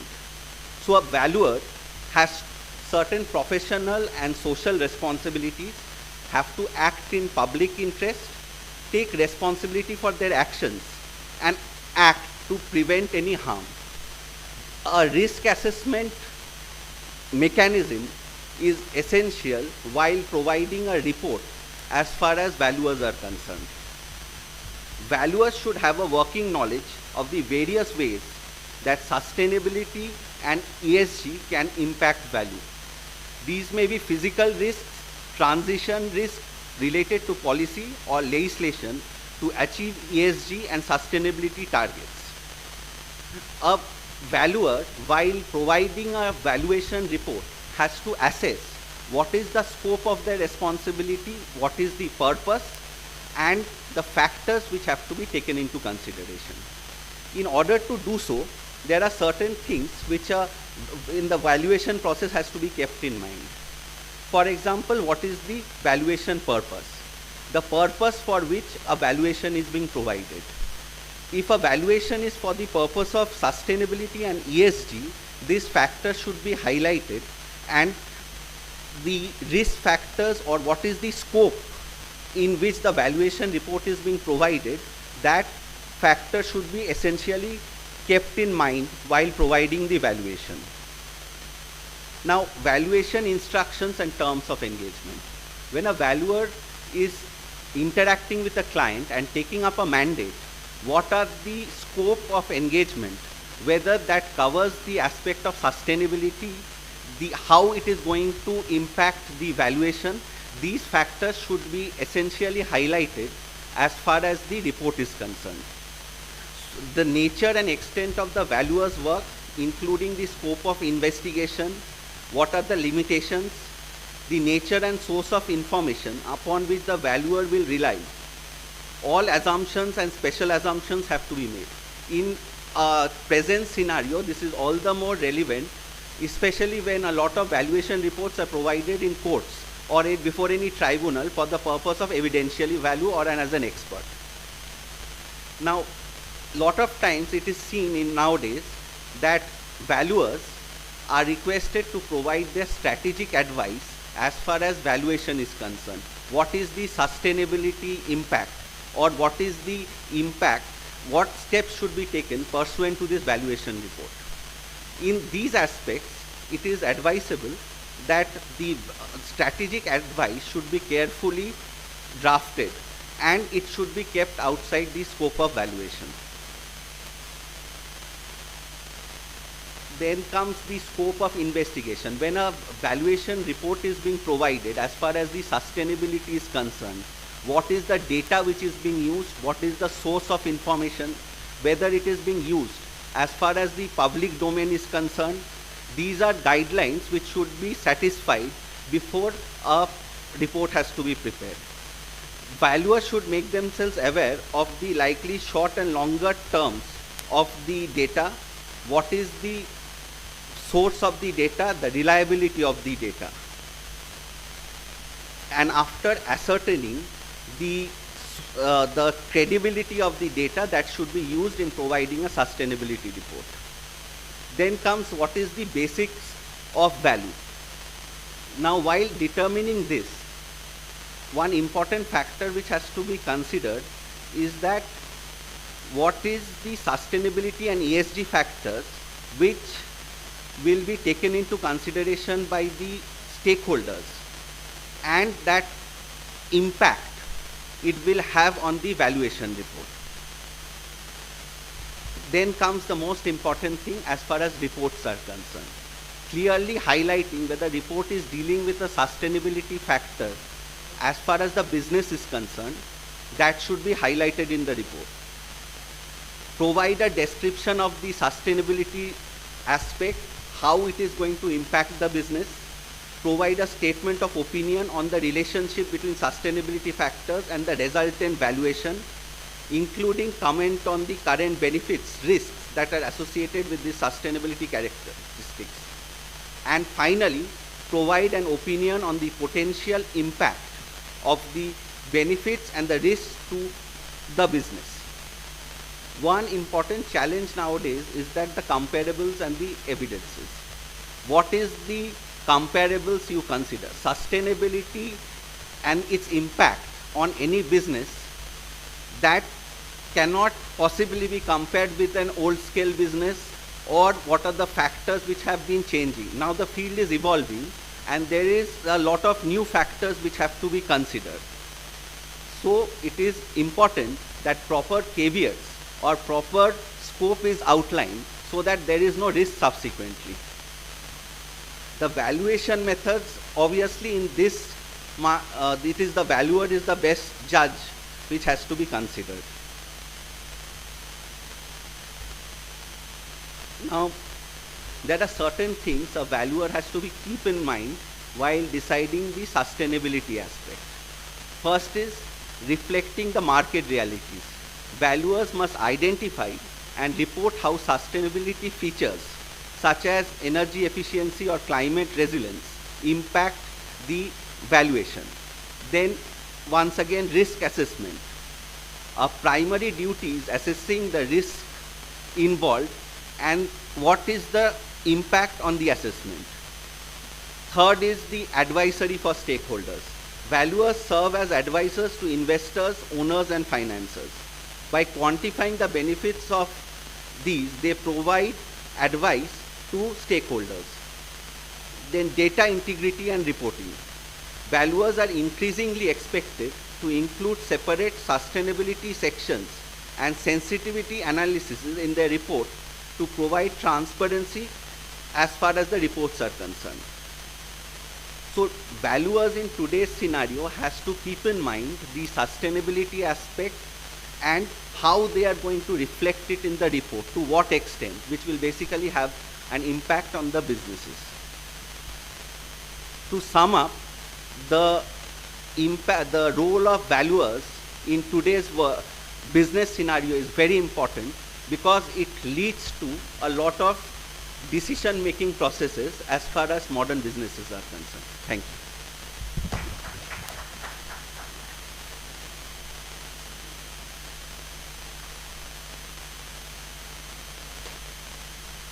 Thank you, Mr. Rishabh Dutt, for his very concise lecture on the sustainability aligned values, exploring the concept, evidence and legal framework. Now, Mr. Dutt will be felicitated by Rana Ghosh, our CEO. Just please come in front of the stage.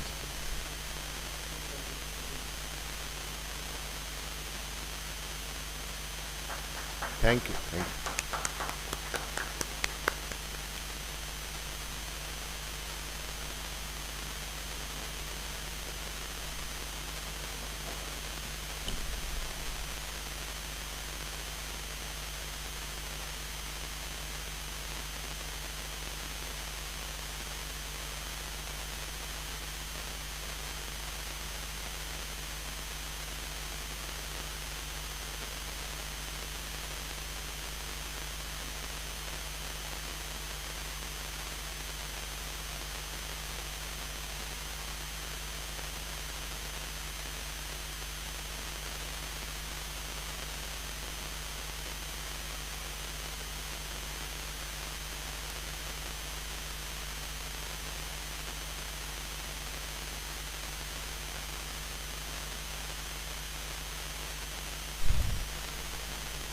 Now I will invite to the stage Mr. Kanchan Dutt for he's a registered valuer and IP of IBBI to deliver his lecture on new labor code, impact on sustainability and valuation. So, Mr. Dutt.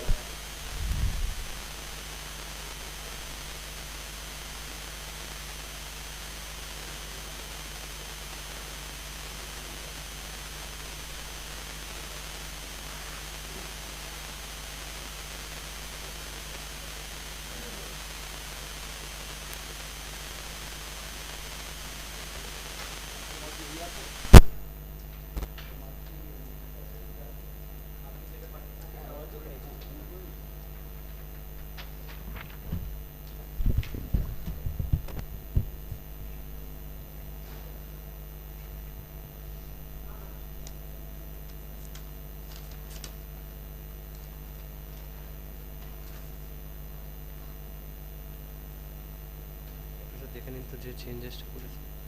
হ্যাঁ ওটা ঠিক আছে, হ্যাঁ হ্যাঁ ঠিক আছে, এটাই হ্যাঁ।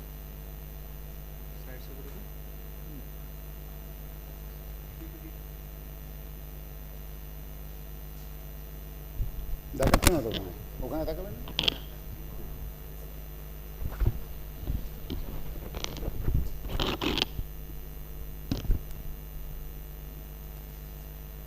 Good afternoon, everybody. It's good to be back, and thank you, RVO, ESMA Foundation, for inviting me once again. All known faces, it seems. I have been a regular speaker in your national conferences, so that gives me an additional pleasure. And certainly this is my own city, so no travels. Last time we were in Chennai, and obviously Chennai is a very exciting city, but being in the hometown at least obviates that trouble of traveling to another city. Now I was going through the program today, and I found that all our technical subjects related to valuation. Then the obvious question comes in that why do we have to understand labor code, and what relation does it have with the valuers, and as well as the theme of the program, the sustainability. So the primary reason as to why we should understand the labor code, just because it's there. Today it is obvious that all the labor codes which we had learned all our student life and we had been practicing, I'm a practicing chartered accountant as well as a valuer, those are out of the books. No Payment of Gratuity Act 1972, no Payment of Bonus Act, no Minimum Wages Act, those are out of the statute books now. So we need to reconcile ourselves with this new regime, and labor being a very important part in the industry. In any corporation, labor comprises of a very significant portion. We should be aware of it. Okay. So, does it impact valuation? The answer is yes.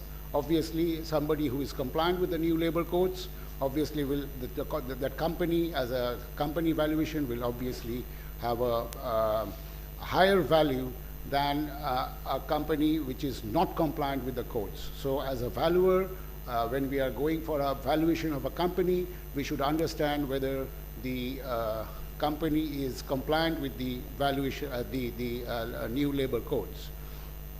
Does it impact sustainability? The answer is yes, because unless you are compliant with the laws, you will not be sustainable in the long run.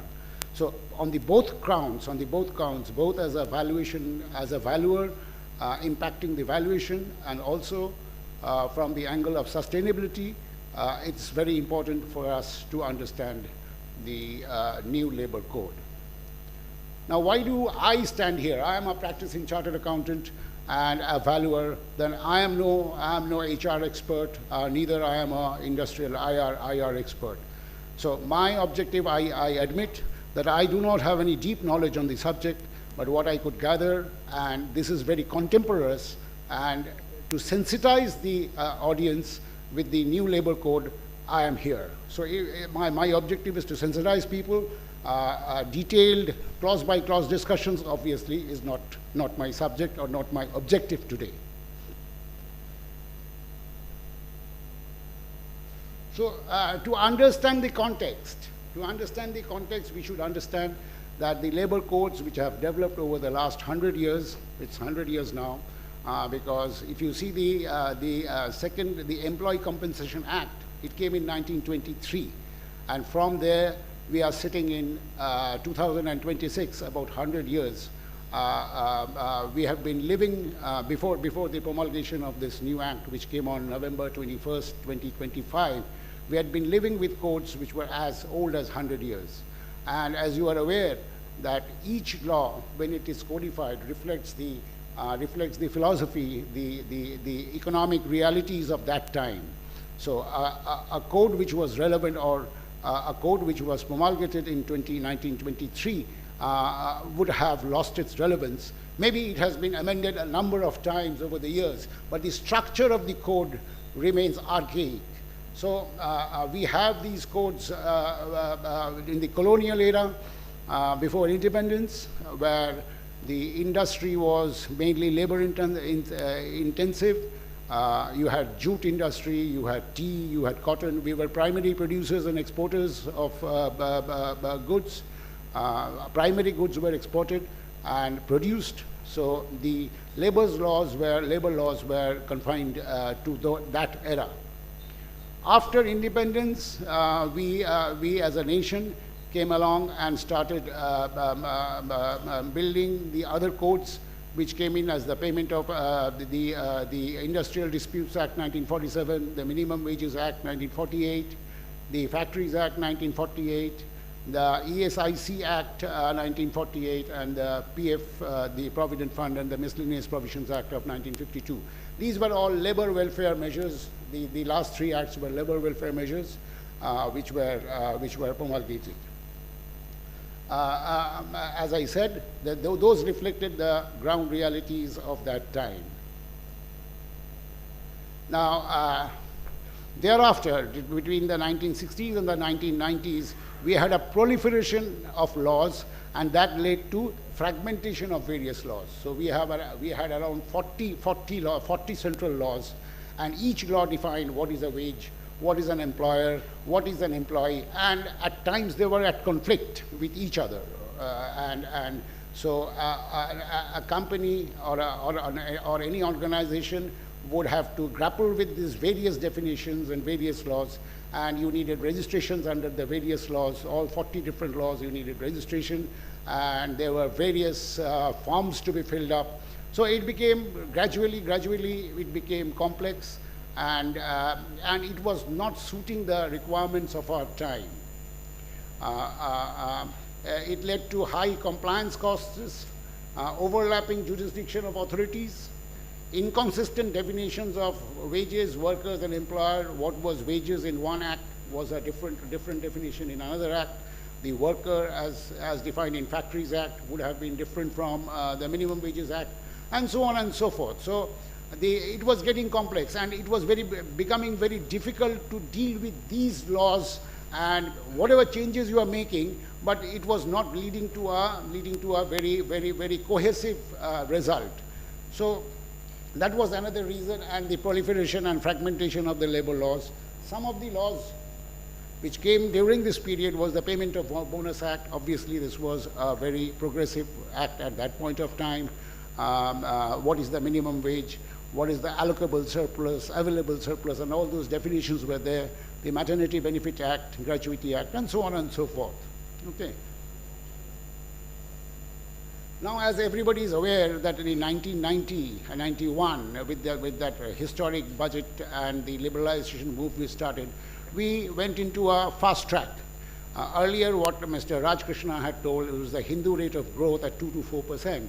Now we scaled it up, and we went into a faster mode. And the nature of industries were also changing. Okay, now you had these Amazons of the world, and the gig workers, and the platform workers. Now nothing was defined in these acts on these issues. Okay, and the character of the workers and the laborers and the people who were running these, who formed the backbone of these industries were different people. They were different class. You didn't have fixed term employment. Either you give an employment, you issue an appointment letter, and that's all. But these were not being suited to the changing times. So we had a few laws, which came in. The Unorganized Workers Social Security Act 2008, which wanted to control the gig and the platform workers. The Building Workers Act, which came in 1996, so on and so forth. So all these attempts, sporadic attempts and fragmented attempts were being made, but no cohesive rule was coming out. So that's where the present dispensation thought that it is better to have a fresh look at the whole thing, and let us understand where, and to codify and compress all these acts to a smaller subset of laws. What we had now after this thought process and after this, we have now 4 labor codes. Okay, one is called the Code on Wages. It subsumed 4 different laws which were earlier existing. The Occupational Safety, Health and Working Conditions Code, which subsumed 13 laws. So earlier we had 13 laws. It all got subsumed into one law, which was called the Occupational Safety, Health and Working Conditions of the Code. Then we had the Industrial Relations Code. I'll come to the details later on as to which codes have been subsumed into that. The Industrial Relations Code, which subsumes 3 laws, and the Code on Social Security, which subsumes 9 laws. Okay, now we have, if we call as of today, we have only 4 laws, and which has subsumed 29 erstwhile laws. So you don't have any Payment of Wages Act or Maternity Benefits Act or anything of that sort. As of today, so if anybody has to be paid gratuity, it has to be paid gratuity under any of these 4 laws and not according to the Payment of Gratuity Act 1972, or say for that matter bonus. If you want to declare bonus today, it has to fall under any one of these 4 categories, and you cannot go back to the 1965 Act and say that I'll pay bonus according to the 1965 Act. That does not exist anymore. That does not exist anymore.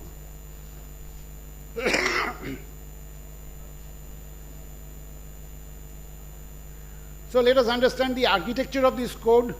The 4 labor laws have been consolidated, has consolidated the 29 central legislatures, and these codes are the Code on Wages 2019, the Industrial Relations Code 2020, Occupational Safety, Health and Working Conditions Code 2020, and the Code on Social Security 2020. Now, as you can see from these codes, these were all passed by the legislature in 2019 and 2020. So what's new we are talking about today? This is something which is 6 years old. Now, what we are talking today is on November 21st, 2025, by notification, these codes have been implemented. So now, as of, it was passed by the Parliament in 2019 and 2020, somewhere around that time.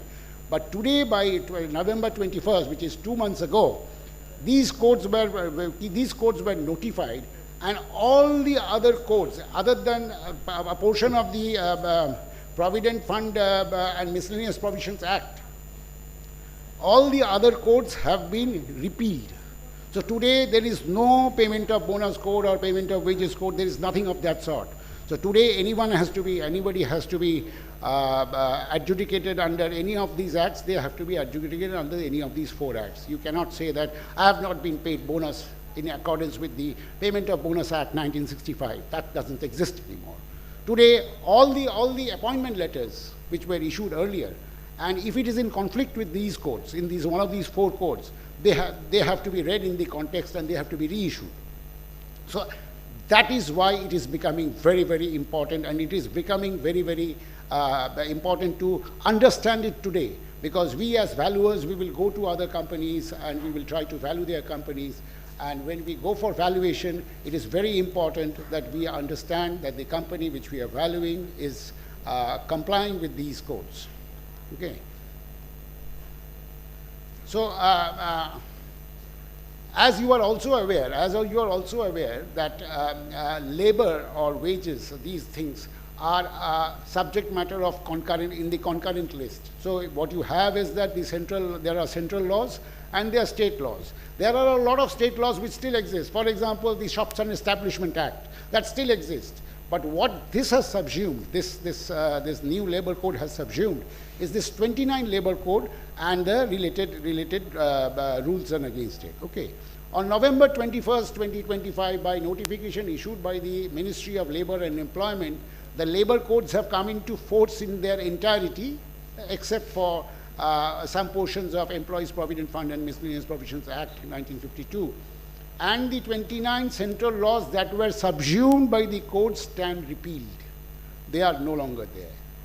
Although the government's press release indicated a reference to a transition period, the implementing notifications do not provide for any transitional period for employers, the workforce, or the authorities to transition into the new regime.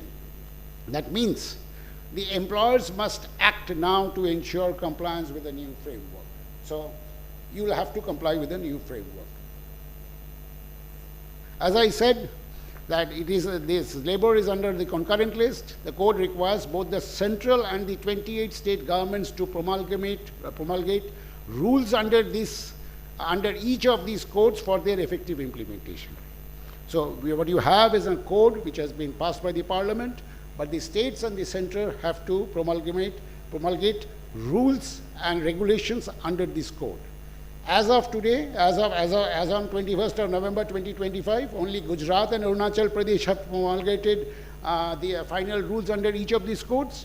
Karnataka and Mizoram have given final rules under 2 of the codes, and other states are in the various stages of their implementation of these codes. So what you have today is the central code. The other 29 codes have been repealed, and but the rules have not been framed either by the center. The center has declared the rules on 30th December. The central rules have been framed, but the state rules are yet to come in. So how do you implement? So what is that? Because which form to file? That's not given in the code. The forms to be filed are given in either in the regulations or in the rules. Those have not come in. So how do you implement the issue? That becomes a challenge. So the 2 critical principles to note that the codes will take precedence over any contrary provisions of the existing law. Okay, if you are supposed to pay a bonus on basic plus DA, and basic plus DA out of rupees 100, your basic plus DA was rupees 40, and you paid bonus on rupees 40, the law now changes. Okay, the law changes, it says that it has to be 50 at least. Okay. This means that any employment arrangements that conflict with the codes are now invalid, regardless of when they were established. Okay, so any employment contract which was in conflict with the new codes now will become invalid now, and they have to comply with the new code. In the absence of the final rules, in accordance with Section 24 of the General Clauses Act 1897 and the corresponding sections of each of these codes, the rules under the 29 central regulations that were consolidated in the codes will continue to apply insofar as they are not inconsistent with the codes until such time they are superseded by the new rules. So what happens is that you have a new code, but the set of rules are all archaic. So the rules have not been promulgated till date, so the new code will come, but the old rules will apply. Till the time the new rules come in and they get promulgated and they become effective. Till that time, the old rules continue. And if the old rules are in conflict with the code, because as you are aware that the rules and the regulations are subservient to the codes. Code is an act passed by the parliament, and rules are framed by the departments and the state governments. So these will always be subservient to these. And if there is any conflict with the old rules, which is now in place, with the new act, then the new act will prevail and the old rules will have to fall subservient to the new act. Now, what these new codes have done, for example, as I said, in the 29 codes, you had different definitions of wages, different definition of workers, different definition of employers, and so on and so forth. Now, what it has said is that it has brought in harmony into these definitions. The definition of a wage is consistent in all the 4 codes. That means it becomes consistent with the earlier 29 codes.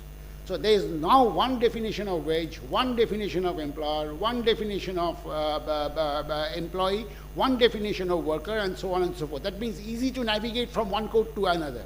Okay, it does not becoming a conflicting situation and the employer is at the confusion, or the employees are at confused as to whether he is employee under this code or under that code or under that code. And in one code he may be an employee or a worker, in another code he may not be, because the wage ceiling could have been there. In one code you are saying if you are a worker, if your salaries, your wages is less than 15,000, in another code you will say that if your salary is less than 18,000, then you are a worker. And so on and so forth. Such conflicts did arise. Now they have brought in harmony into these codes. Okay.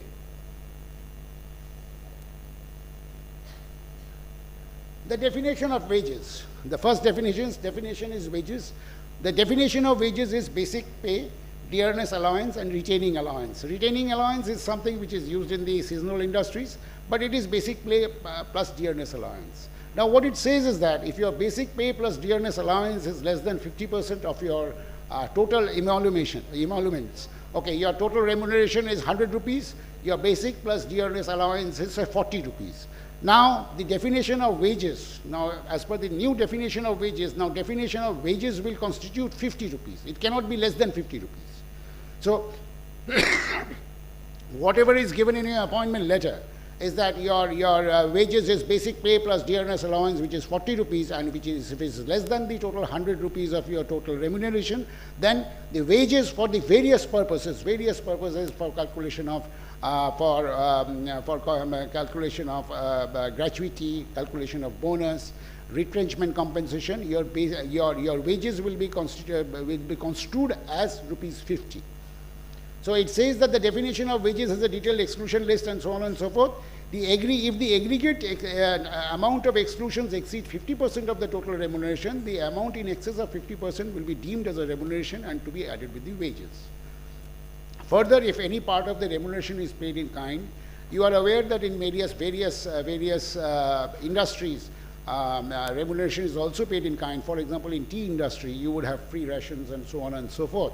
And if it forms more than 15% of your total remuneration, then that has to be added to the wages as well. So the wages definition, which is consistent over the new 4 codes, it says that it has to be, the wages has to be minimum 50% of your total remuneration, and if more than 15% of the wages is paid in kind, so the incremental portion has to be added back to the wages, and all your social benefits, for example, social security benefits, retrenchment compensation, gratuity, notice pay, leave encashment, will be calculated on this new definition of wages and not what the appointment letter or whatever it says.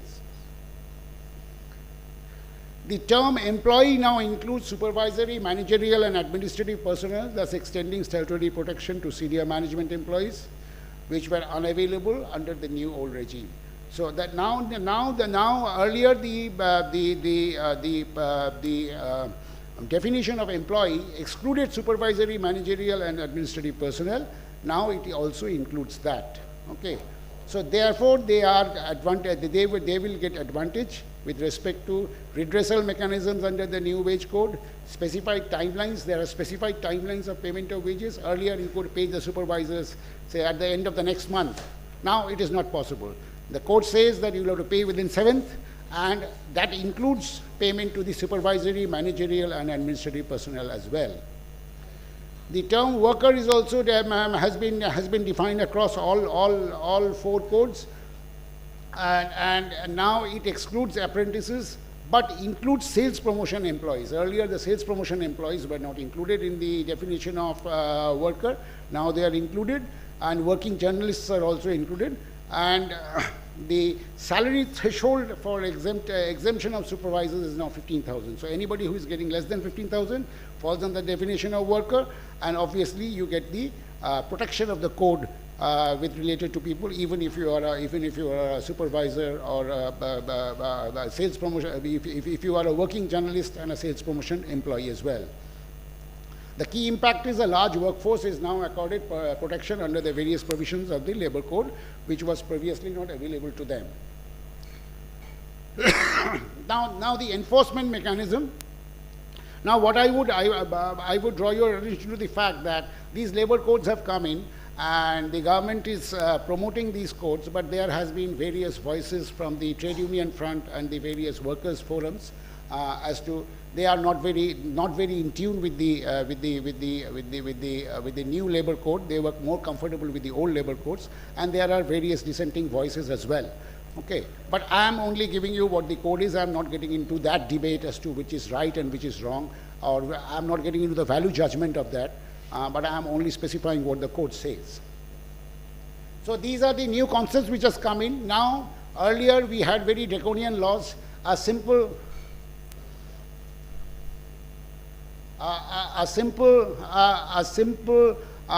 infraction or a simple delay would lead to penalties and very severe penalties, and to the extent that it could lead to imprisonment. Now it has become much more user friendly. Now the employers can breathe easy with this new code. I will come to these issues one by one. Decriminalization. Under the new labor code, imprisonment is reserved for serious infractions. Okay. Earlier, for example, for general non-compliance of the Payment of Gratuity Act was punishable with imprisonment. Failure to comply with retrenchment and closure conditions under IDA was punishable, and with imprisonment the first offense. Now what it says is that other than very serious one, for example, employer's contribution to provident fund, if you have not paid in time, that leads to imprisonment. But minor offenses do not lead to imprisonment. So it is softer on the employers and the organizations that the employers now can breathe easy with this new code. The inspector, we are fully aware of the Inspector Raj. We had PF inspectors, ESI inspectors coming in, and now the word inspector has been used in the code as facilitator cum inspector, which means that the inspector has a dual role to play. He would inspect the books while that is true, but he is supposed to guide the employer and the employees, and he is required to sensitize the employers as well as the workers with the provisions of the code and the compliance. So it is not so draconian. The inspectors, when a PF inspector or a ESI inspector comes in, people used to get terrorized. But now his job is also to become a facilitator come inspector. At least on paper, on the nomenclature, he is shown as a facilitator. Higher monetary penalties, while the law has been decriminalizing, as well as the inspectors are facilitators, but the higher monetary penalties have been imposed, while the monetary penalties were in the range of 100, because obviously if you see the code which was enacted in 1923, 100 rupees had a value. Now with this new code, the range of penalties which were from 100 to 20,000 rupees, under the new codes, it starts with 50,000 and it go up to 10 lakhs of rupees, or even 20 lakhs for subsequent offences. In the first case, it will be lower, and obviously if you are repeating the same offence, then obviously it goes up, and it can reach up to 20 lakhs in the subsequent offences. So there are a few examples of what were the penalties earlier, and what is the penalties now. কত সময় আছে?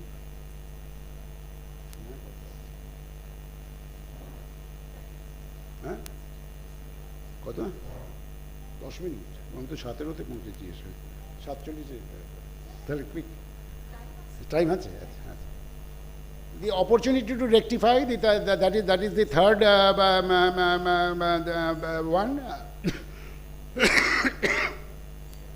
So for the first time offences, the opportunity has been given to the employers that you rectify. We will not impose you penalties and so on and so forth, but you continue to repeat the same offence, obviously penalties will come in. So there are opportunities which has been given to the employers to rectify their mistake for the first time offences. Limitation period. Earlier we used to get notices for employers for infractions which was 10 years old, 7 years old. Now a limitation has been given. Under the Social Security Code, the maximum look-back period is 5 years, meaning that no inquiry can be undertaken by the relevant authority after the expiry of 5 years from the date on which such dispute has arisen or amount are alleged to be due from an employer. So it is putting a time limit. Now this the trade unions have obviously gone against, because you cannot put a time limit if there's been a default which has been done and the worker or the employee has been denied of the legitimate dues. So there has been, but that's what the law is today. You have a look-back period of 5 years, and beyond that you cannot go. Bar on jurisdiction of civil courts. So now there is an appellate authority and a grievance redressal mechanism within the courts. You will have to first exhaust that, and then only you can go to the civil courts. Earlier, one could go to approach the civil courts for redressal. Now, you'll have to go through the appellate mechanism within the code, and then only you can approach the civil courts. Now, we will go into the specific details of the codes. The first code which I am going to discuss is the Code on Wages 2019. This subsumes 4 codes, which is the Payment of Wages Act 1936, the Minimum Wages Act 1948, the Payment of Bonus Act 1965, and the Equal Remuneration Act 1976. So these laws do not exist anymore. Okay, these have all been subsumed under Social Security Code, the Code on Wages 2019, and obviously the old rules continue. As I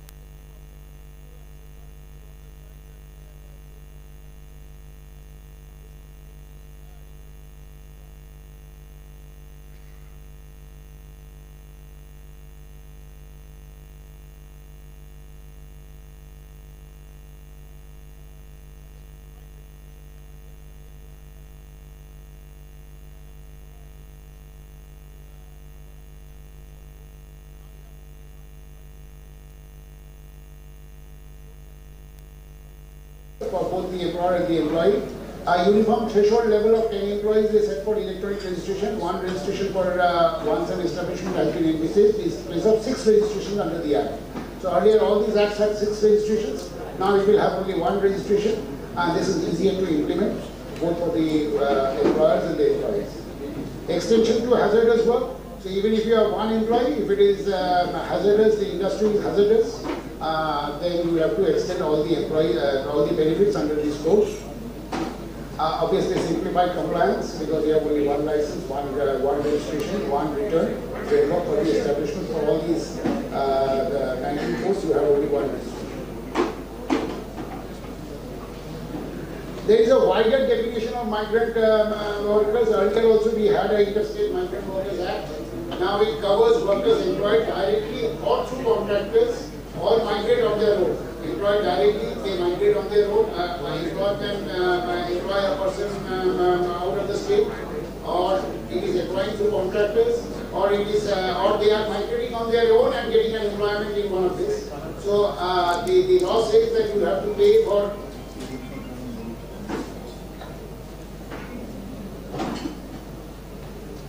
you will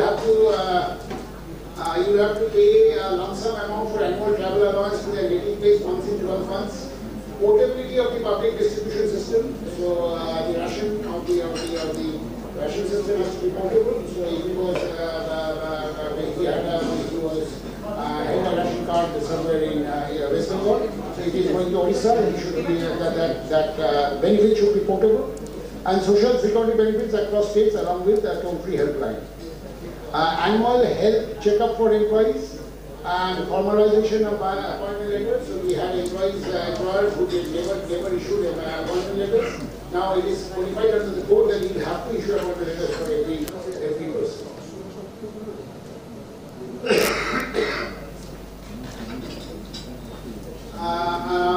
Woman employment. Women can work for any type of establishment during night hours, that is before 6 a.m. and after 7 p.m. with the consent and safety measures fostering equality and inclusion. So now the equal opportunities for women, and we cannot say that the women will not be allowed to work after 8 p.m. So if they are agreeable, you will have to make them, allow them to work. Expanded media working definition, working journalists and senior workers now include employees in the electronic media as well as all forms of audiovisual production. So the definition has been expanded. Now electronic media and all forms of audiovisual production, people who are engaged in that their role is defined under working journalists and senior workers as well. A national database for unorganized workers will have to be is being compiled now. And victim compensation. The courts can direct at least 50% of the fines imposed on offenders to be paid as compensation to victims or their legal heirs in case of injury or death.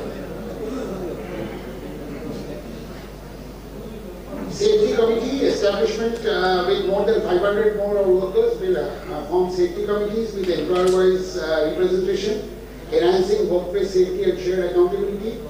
National Occupational Safety and Health Advisory Board. A single tripartite advisory board replaces 6 earlier boards. Under various boards, you had various safety and health advisory boards. Now there will be only one to set national safety and health standards across sectors in ensuring uniformity and quality. Decriminalization and compounding of offences we have discussed. Revised factory thresholds, applicability increased from 10 to 20 and 20 to 40 with power and without power, reducing compliance burden for small units. Trade unions have again objected to it by saying that you are taking away establishments beyond from the ambit of the code. Social Security Fund, which we have discussed, contract labor, welfare wages, principal employer cannot distinguish between his own employees and the contract employees. Contract employees have to be given the same health and safety measures as to their own employees. If the contractor fails to pay wages, the principal employer becomes responsible to pay wages to the contract laborers.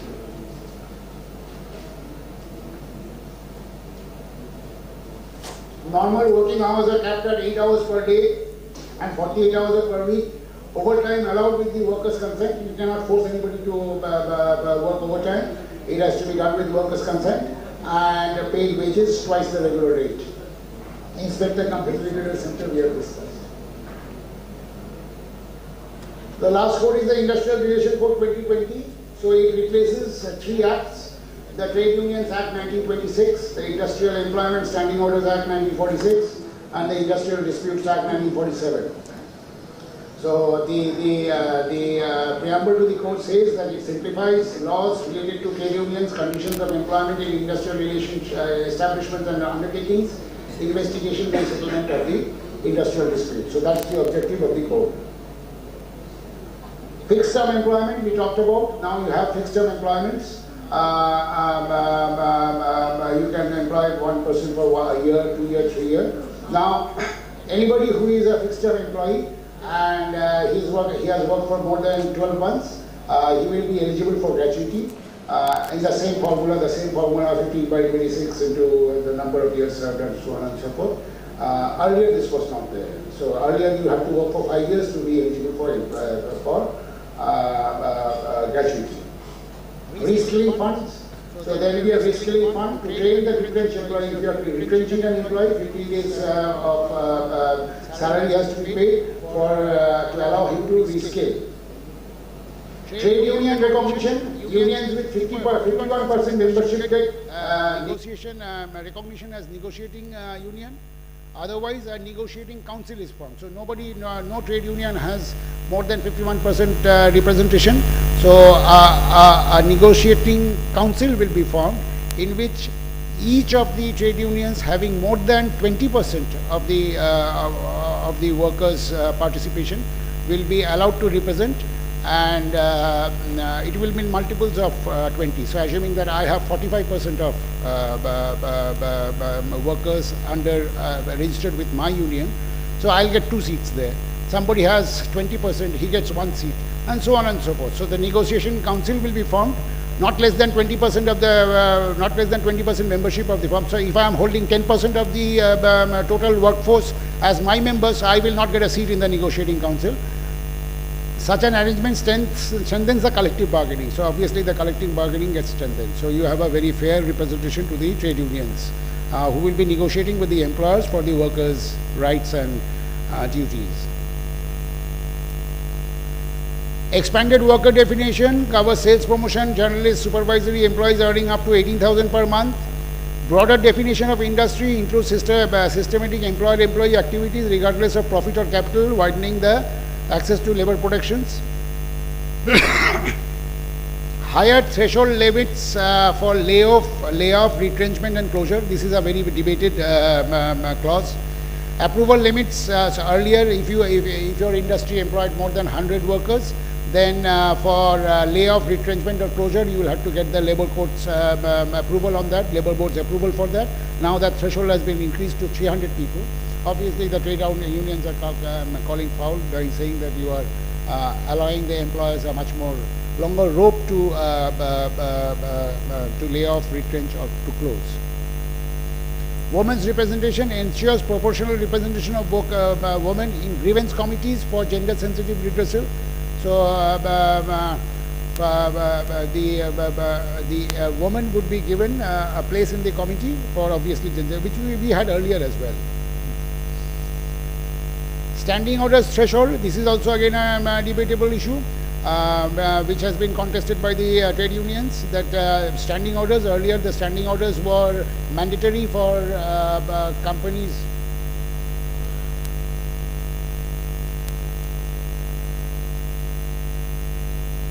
Were mandatory for companies which were employing 100 employees.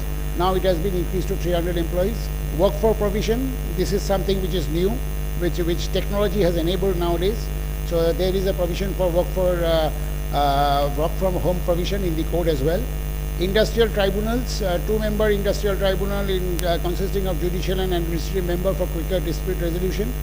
Direct tribunal access, parties may approach tribunals directly after failed conciliations after 90 days. Notice for strikes and lockout, mandatory 14 days notice for all establishments to promote dialogue and minimize disruptions. Expanded definition of strike. Now earlier there was a definition of strike under the Industrial Dispute Act. Now, mass casual leave is also within the ambit of expanded definition of strike.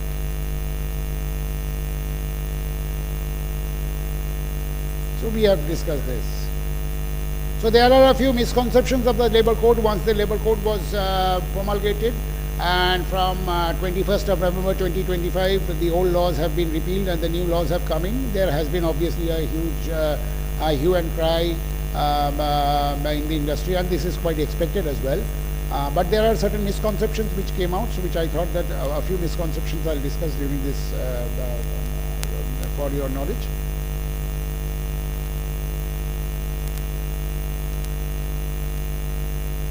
Now, the first misconception is all employees will now automatically become entitled to gratuity after 1 year of service.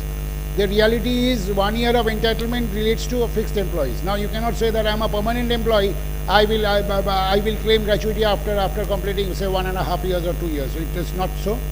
There is a distinction between full-time employees, permanent employees, and fixed-term employees. Fixed-term employees will be given an appointment letter for 1 year only, and they will be eligible after completion of 1 year. So not everybody will become, the permanent employees become eligible after 5 years only. So there is no two ways about it. So that's a misconception that everybody will become eligible after 1 year and the threshold level have come down from 5 years to 1 year. It's not so. For permanent employees it remains at 5 years, and for fixed term employees it has been reduced to 1 year. So an employee, he may be had been employed for 2 years, a fixed term employee had been employed for 2 years, he leaves after 1.5 years of service, so he will get proportional gratuity. The second myth is the courts mandate 12 hours of work day. It is not so. It is, as I said, it is 8 hours per day, and the maximum amount is given.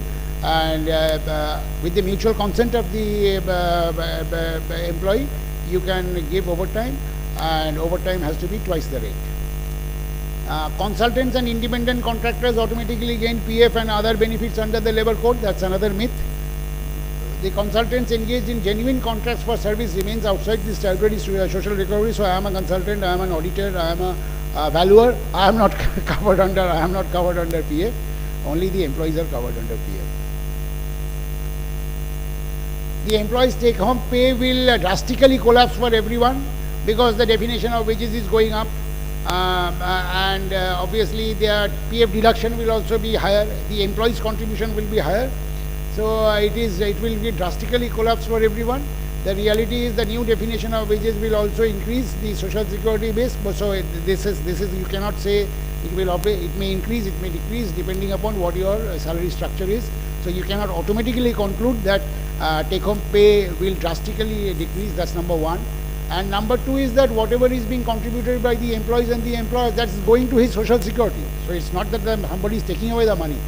It is going to your PF, so your immediate take-home may go down, but ultimately you will be saving a bit more for your old age or whenever the PF becomes due. So these were the 3 or 4 myths which I have discussed, and this is my last slide. This conclusion is the labor code marks a decisive shift from the fragmented protection-centric laws to a unified technology-enabled framework that balances workers' security with enterprise flexibility. So it is cutting both sides. The employers gets a few advantages, the employees also get advantages, and it's more attuned to the new generation of 21st century code rather than waiting for the archaic codes of 1926. They recast labor regulation as a business enabler, reshaping costs, workforce strategy and compliance while expanding the social protection and recognition to new work models. So the new generation, the gig workers, the platform workers, they have been included. These were in 1926 and 1950s you didn't have these concepts, so they have been also brought in. The new framework that's evolved is from a protection-centric, factory-focused system to a consolidated technology-enabled regulatory architecture suited for a diversified and dynamic workforce. So this is what the objective of the code, and this I have quoted from the preamble and the of the government notifications on the matter. So this is all I had to say. As I said, I will not get into the details, and I'm also not very competent to get into the details, ma'am, because I am not an HR consultant or a IR specialist. there would be a lot of further discussions. But the objective of my deliberation was to sensitize you that all these years we had grown up with all these codes which dated from 1923 to as late as 2008. Now those all have been replaced, absolutely washed out. They are no relevant anymore, and this is the new law. Thank you. Not very technical questions, as I said. Not very technical questions. 16.1 of the IR code said this and that. I will not be able to answer. Tell me, anyway.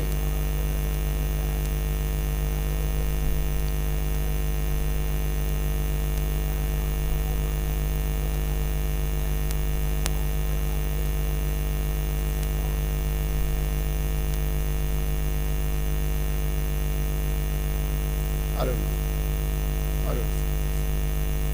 The logical answer would be the employer should take care of the, if I am transferred. So transferring requires my consent. Okay.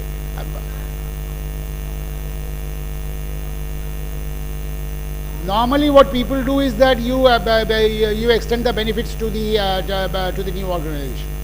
That's what I have seen in practice. What happens is that a new company is formed, some people are transferred, so you are protected. So your social security aspects, so your PF, your gratuity, all are protected. Normally they are protected. I am sure that's somewhere quoted in the law.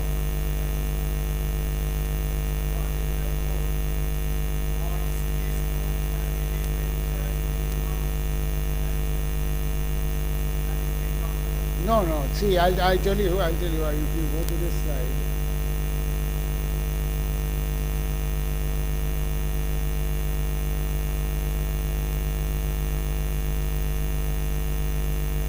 See, if you go to the second block,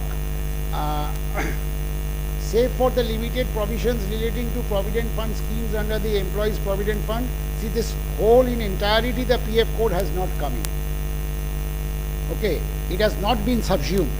A portion of it has been subsumed and they are working on it, the whole act will be subsumed. So the whole PF act has not been subsumed under the new code. So whatever the laws earlier was there, it continues now.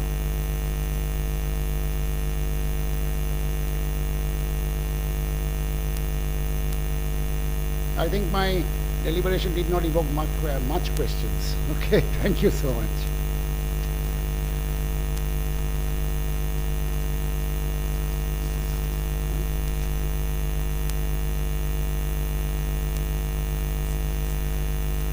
Thank you, Mr. Kanchan Datta, for his thought-provoking lecture here on new labor code.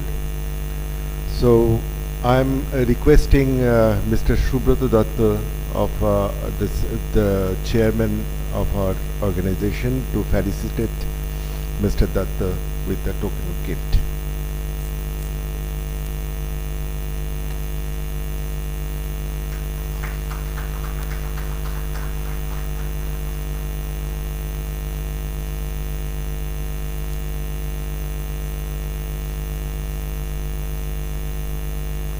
So thank you, sir. Now I'm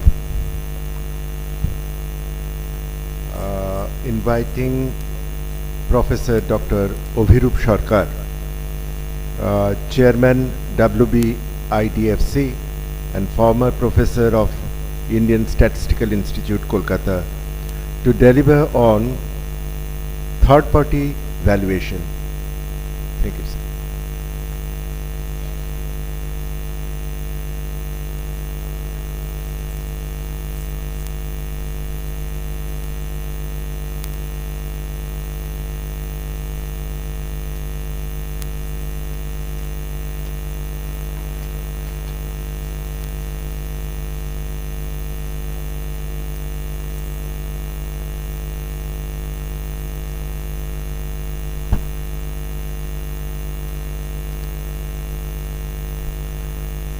Thank you very much for inviting me.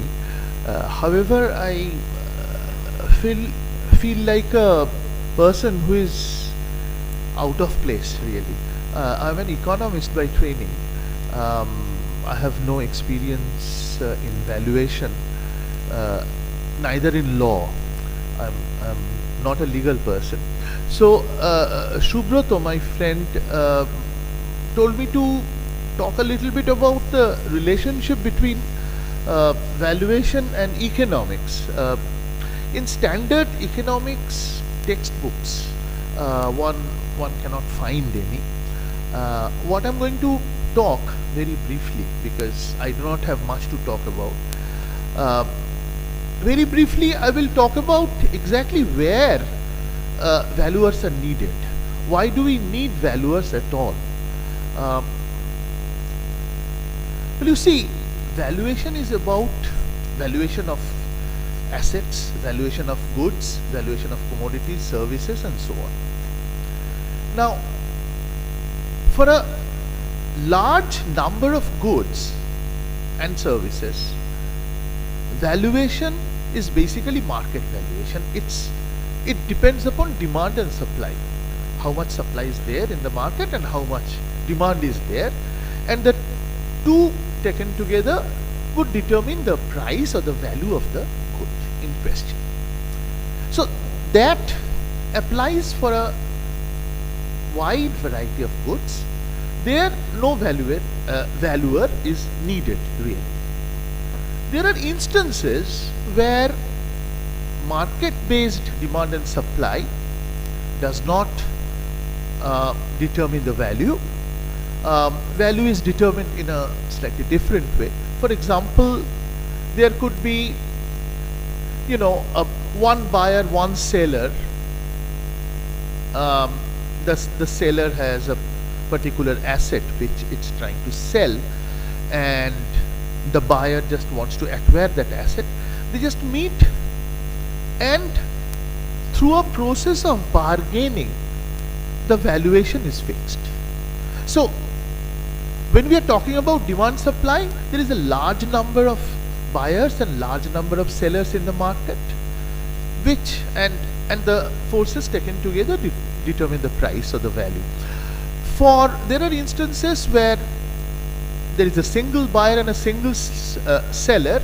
They meet and they bargain, and the ensuing value that we get is determined through a bargaining process. Again, here no valuer is needed.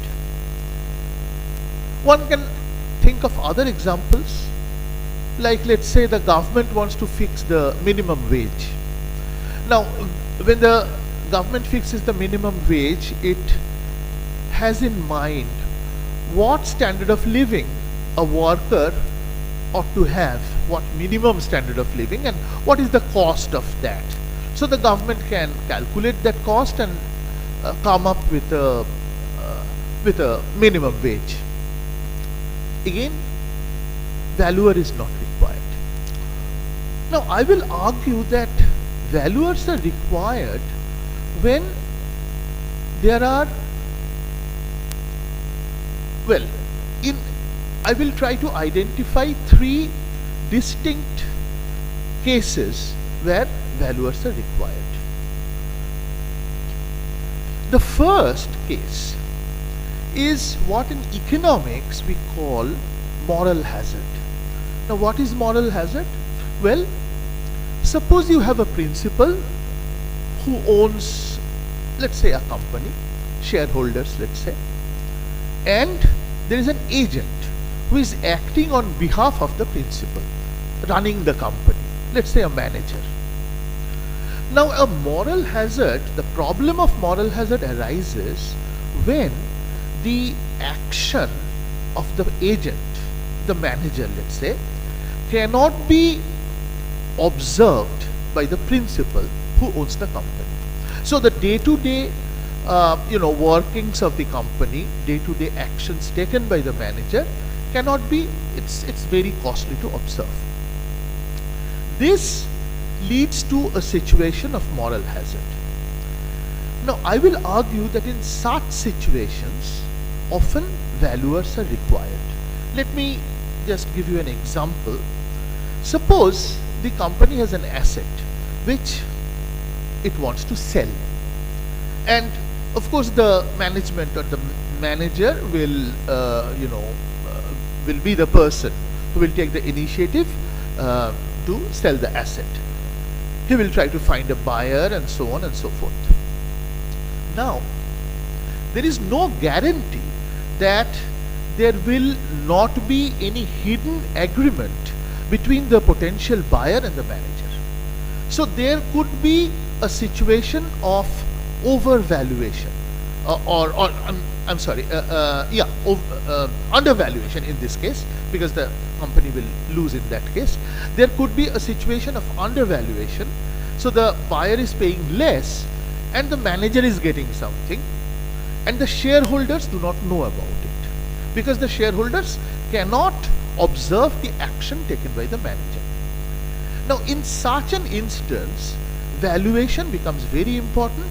Valuers can come in and give their valuation of the asset. So that gives us a benchmark which informs the shareholders about the real value of the asset. Okay. So this is a situation of moral hazard where the manager's action cannot be observed by the shareholders. Again, there could be another situation of moral hazard. Suppose a bank manager wants to give a loan on the basis of a collateral. Now, it's important to value the collateral. Again, the bank authority cannot observe the action taken by the bank manager. It is possible that the bank manager and the potential person who is taking the loan, the potential borrower, they can come into an agreement to overvalue the collateral so that he can get a loan which is higher than what he should have got. Okay. So that is also possible. Now, in that case, if a standard valuation is available of the asset, of the of the collateral in this case, then of course it will help the bank authorities.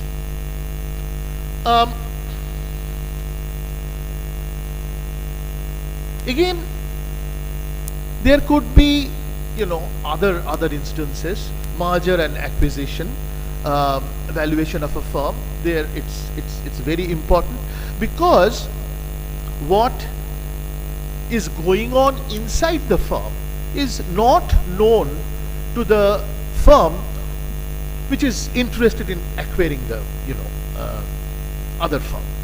Okay. So there again, this is an instance of hidden action. So firm A is trying to acquire firm B, and firm A does not know what is going on inside firm B. So firm A hires a valuer who can give firm A some idea as to the true value of the firm. So again, this is an instance where instance of hidden action. There could be another situation where valuation is important. Okay, this is the first set of cases I just talked about, cases involving moral hazard. The other cases involving uncertainties of different types. So for example, suppose you want to sell an asset through an auction. Now, you don't know what the true value is, of course, and how much the potential buyers are going to offer. So, as a starting price, as a starting bid, you need to have a starting price, and for that, valuation is very important. Okay.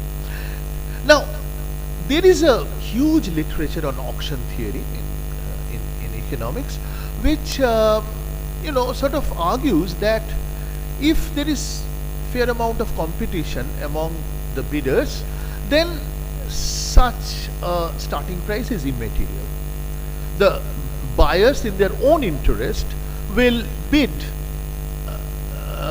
up to the level where, you know, up to the level of highest valuation, up to the level where, you know, the buyer who has the highest valuation will buy the product. That is the theory that is available. You could have first price auctions or second price auctions, whatever. I'm not going into the details. The problem is that often, suppose you're trying to sell a land. Now often there are coalitions among the buyers. So for example, this is my practical example, practical experience, I'm sorry. Practical experience. I am with a company for about 12, 13 years now, government company. We have some land. Whenever we try to sell that land, we are not a real estate company, but we, you know, we have got that land as a loan swap. Anyway, that's not important. But whenever we try to sell the land, we feel that the buyers, they are colluding together to reduce the price. So, to counter those situations, we need to come up with a starting bid, or at a or some kind of a minimum price at which we need to dispose of the land or the asset. So that kind of uncertainty will need the services of a valuer. Now, there is one question that may be asked. When a valuer values an asset, what is the information that he has? Well, the information that he has is the standard information, the, you know, prices, market prices, prices of shares, accounts, you know, balance sheets, and so on and so forth. The question is, why can't the firm itself go for a valuation? Why does the firm need an independent valuer to value the asset in question? Now, one reason is that, you know, the firm which is trying to sell that asset will have a tendency to overvalue the asset. So, you know, people who are buying it need a third-party validation. That is one. The other reason is that, again, in economics there is a big literature on this. There are limits to the functions of a firm. You see, a firm cannot do everything. A firm cannot be horizontally integrated, in the sense that it has to buy raw materials from other firms. It has to buy, you know, it has to hire labor through other companies and so on. So, to achieve efficiency, the firm has to limit its own activities. And the task of valuation has to be, has to be given to a professional body, has to be delegated to a professional body, just to achieve efficiency. So efficiency requirement is another reason why there are valuers. Again, this is particularly true for lending companies. When we are lending money, I have been with lending companies for at least two lending companies in BFC. Our experience is that when we are giving a loan, the collateral, the quality of the collateral is very important. Now, when I'm talking about the quality of the collateral, there are two things that are important. One is the property well defined? Is the property right of the person who is taking the loan well defined on the asset? There could be other persons who have partial claims on the property, which is given as a collateral. That is something that needs to be straightened out, which a valuer can do. Second, this is very important. If there is a default, can we dispose of the asset? So there, the future sellability becomes very important. And again, a valuer can give some idea as to the future sellability of the asset in question. Finally, this is the second. So first I talked about moral hazard, then I talked about uncertainties of different kinds where valuers can play a role, and third, the valuers can actually help the government in assessing property, values of properties. You see, for example, for municipal taxation, it's very important that there are periodic revaluations of the properties that people possess. Okay, such periodic revaluations are unfortunately not in place. But I think, well, one of the reasons why that is so is that the government doesn't have enough, valuers to value the properties. So the government can take the help of, private registered valuers to go ahead assessing the properties, and that will increase the tax receipts of the government, and that would be also fair because there are instances where properties have not been valued for even 50 years perhaps, or even more. So for these properties, for the purpose of taxation, if the government doesn't have enough expert valuers, then it can take the help of private registered valuers. So these are the three areas which I just which came to my mind where valuers are important. There are limitations. Well, valuers will have to be dependable, of course. Valuers are also human beings. The moral hazard problem that we talked about talks about the the dishonest agent, right? But then valuers will have to be honest. That is very important, and that has to be the case because the valuers are there, for the long run. In the long run, so in their own interest, they will have to value properly. Otherwise, they will go out of the market, just like credit rating agencies. So I will just stop here. I don't know if I talked any sense, but this is roughly what I wanted to say. Thank you very much.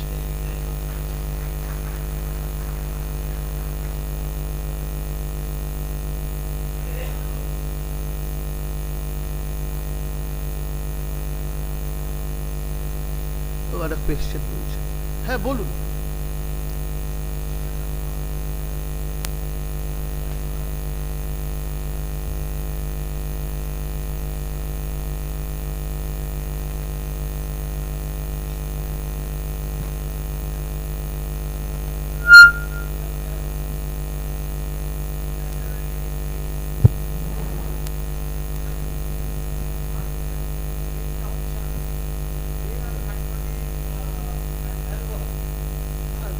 They are employing the valuer. Actually, they are employing the third-party valuer. So, before conducting the auction, to determine the reserve value, they used to hire us. And we have done so many number of valuation. So we acted as a third-party valuer. And we normally do the valuation exactly what it should be to find out the reserve value. So here is also a case where valuers are employed to determine the reserve value. Yeah, I briefly talked about auctions. here you see valuers can help a seller to fix the start price, basically. The reserve, and also the reserve price, you are absolutely right. But reserve price is never announced. It remains with the seller, okay? Just one or two persons will know what the reserve price is. If that price is not obtained, then the asset is not sold, okay? So yes, you are right. Both to come up with a reserve price as well as with a start price, valuation is very important. But then again, you know, for government companies, for example, IGR becomes very important. Because we are government companies, you know, the finance department's valuation is very important. Often there are overvaluations because these are valuations for the purpose of taxation, not for the purpose of you know, selling. But the fact is that, the reality is that government companies always go by IGR. Sir, another question you can ask. Sir, you have very rightly pointed out that even valuers are human beings and they are subject to the same kind of failings like others. Now, what if I mean, you are saying the valuers have to be honest and the society has to have a certain kind of trust on the valuers so that such practices do not go in the long run. My point is, but in reality, we often hear reports about even the valuers, I mean, going in tandem with, working in tandem with either of the parties on the two sides. Now, what will kind of eliminate these problems of corruption? Is it competition among the valuers or what? What's your idea? I just wanted to know that. Well, you see, I think the reputation is very important in this case. If a valuer wants to do business, wants to remain in business, it has to stick to true valuation, right? So if, you know, there could be valuers who are there just for the short run, make a quick money and exit the market. I'm not talking about them. Those hazards are always there.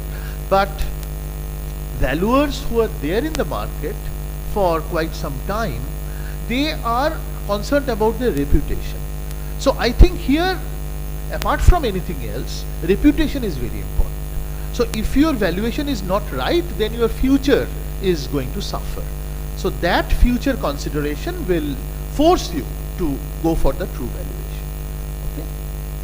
Thank you, sir. Yeah. These are the normal challenges any profession faces. For example, chartered accountants verify certain things, and in such cases, I'll take the example because IDBI is also here, and IBC talks about certain things, insolvency and bankruptcy code. What we have the concept there is you have to have two valuers together. That's number one. Yeah. So we may say that the whole fraternity of valuers can be compromised, but that's a very remote possibility. We'll have two valuers, and if the difference between the valuation of the two valuers is more than 25%, then you have a third value. Absolutely. Okay. So this is how you try to eliminate the human failings or the moral hazard concept which you talk about by bringing in something into the code. So for example, IBC is a code, insolvency and bankruptcy code is there, where you have two valuers, valuation variation more than 25%, you have a third valuer who would be arbitrarily moving. So there are checks and balances into the system and the codes as well. Yeah, absolutely, you are right.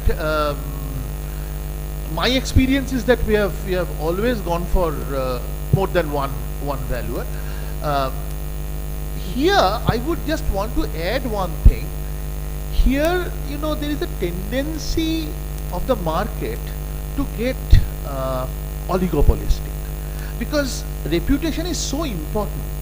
You tend to depend on a very handful number of valuers. Okay. So if you have a large number of small valuers, there is a chance that even if they are competent, even if they are honest, there's a chance that the market will drive them out. Because suppose I'm a big company, I want to sell a 1,000 crore asset, I would always go for valuers who are very famous, you know, who have a lot of reputation. And there, unfortunately, the market becomes very oligopolistic. What happens is that, see, when you are in a company, for example, a company, and you are responsible for selling the asset, okay, and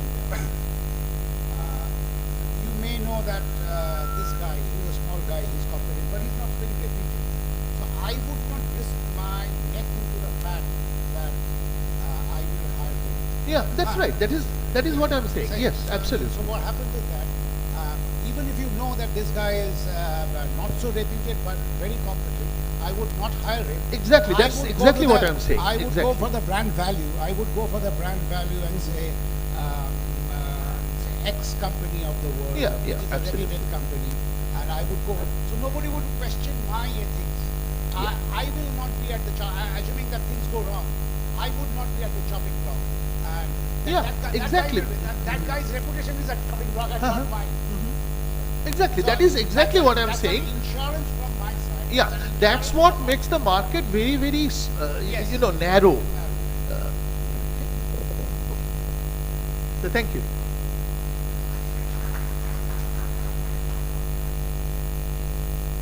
Thank you very much to Dr. Abhirup Sarkar for his excellent deliberations on the third-party valuation and to see the valuation from a different angle. I now request our Executive Director, Dr. Vishwarup Chakraborty, to felicitate Dr. Abhirup Sarkar. Please.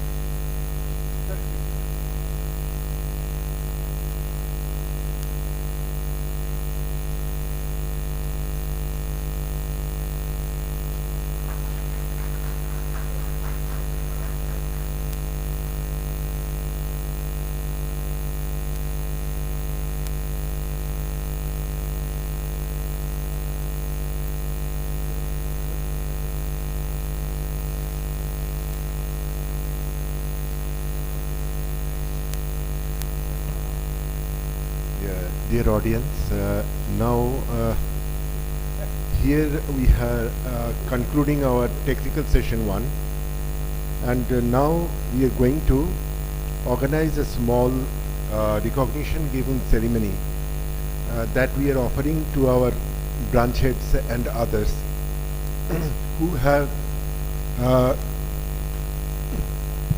this award is given to them because of their dedication and support towards the growth and flourishing of our organization, that is RVO ESMA Foundation. So first I'll invite Mr. Chandrakant Balasubramaniam. He is the branch head of Chennai, and he has performed magnificent to his extent, maximum extent, for the growth of our organization. So I'm requesting our CEO, Mr. Rana Ghosh, to felicitate with a token of gift.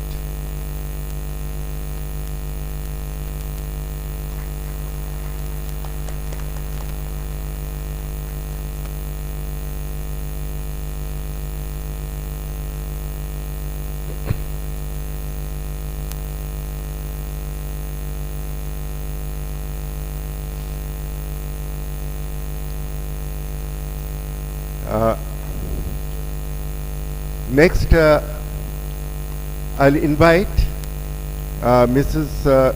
Shabnam Khan, our Pune branch head.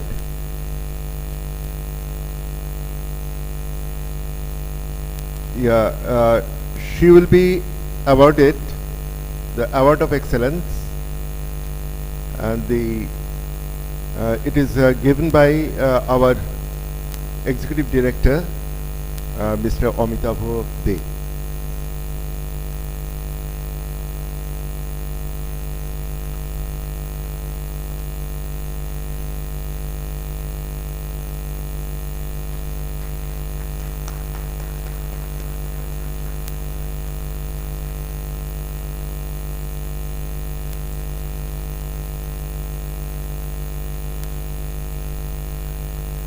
Next I'll invite Mr. Durai Dhanasekharan. He will be awarded this Award of Excellence for his excellent contribution regarding the growth of RVO ESMA Foundation. He is a dedicated member of our RVO.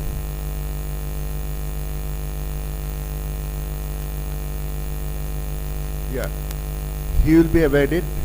The award will be given by our chairperson, Mr. Subrata Datta.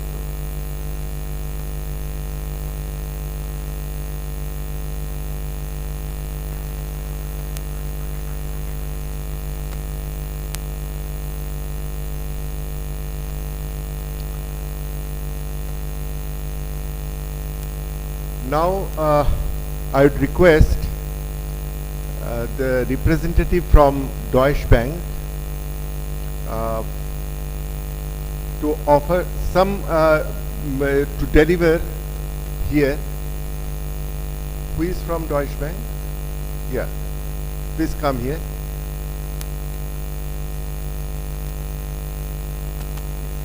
Sir, I'm handing over the mic.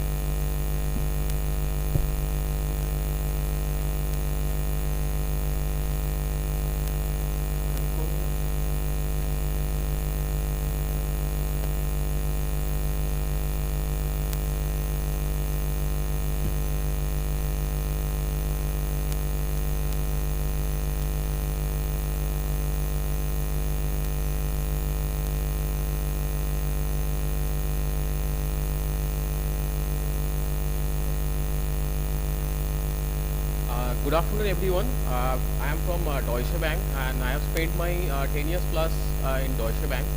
Deutsche Bank basically started his journey 1870 from Berlin, and which is also we have experience of 155 years plus in global exposure, and as well as we have started our retail banking in India in 2005. Also, we have a total experience in India is 45 years kind of. We started our journey in India in the year of 1980.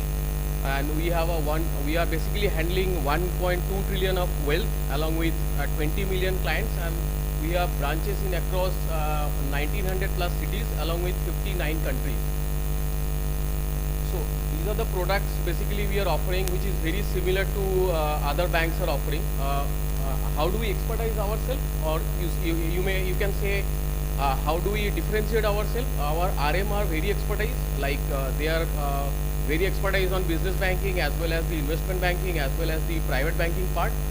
So you may say it's a one point kind of a solution for our RM. So our RM can gives you a one point of solution for all the banking products you may need your daily requirement.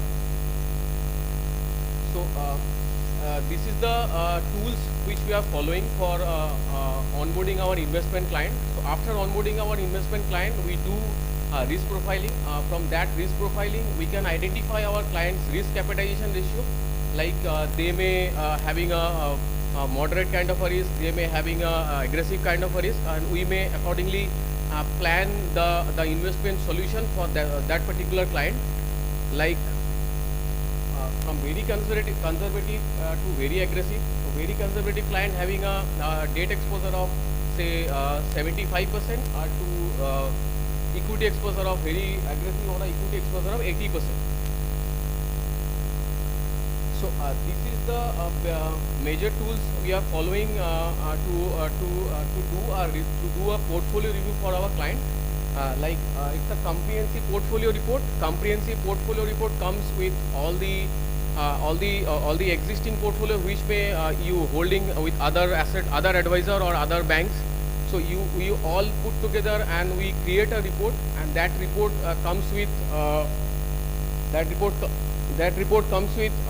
differentiate with the benchmark, like how your portfolio is performing.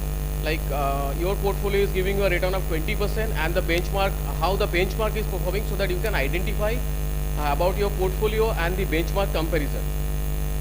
So that portfolio is a very coming up with your market capitalization, total equity exposure, total debt exposure, along with the top 25 equities, Like if you are overweighted on any particular sector or any particular AMC, so that gives you a clear picture so that you can identify your standings, where your investment portfolio is doing, whether your investment portfolio is doing well or not.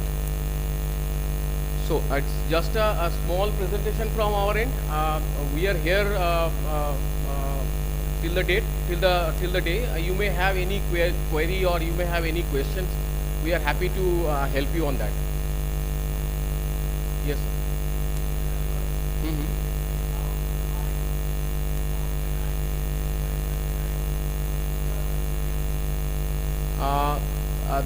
That's basically a credits call, sir. So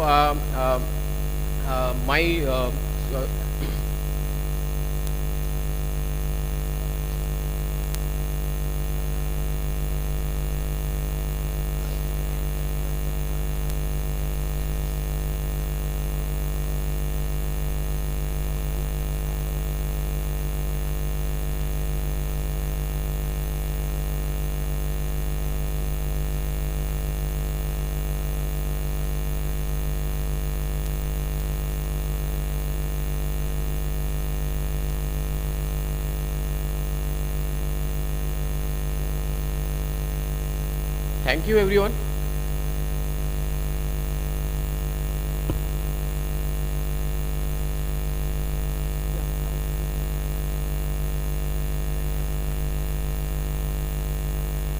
Thank you so much for his quick deliberation on behalf of Deutsche Bank. Now I am Mr. Amitav De. Is he here? Okay, sir, please. It is just wait for it. Now on behalf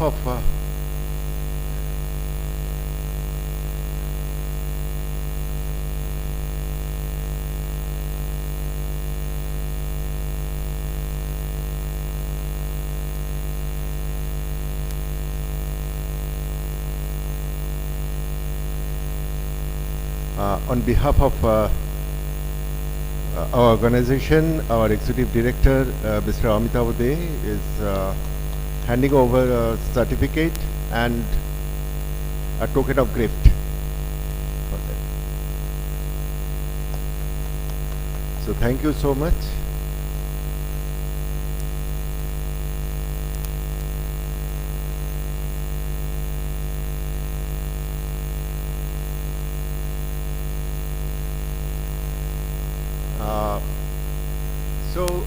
Now there is a small arrangement for working lunch, and you please join with us I think that will be behind you. So this is a lunch break.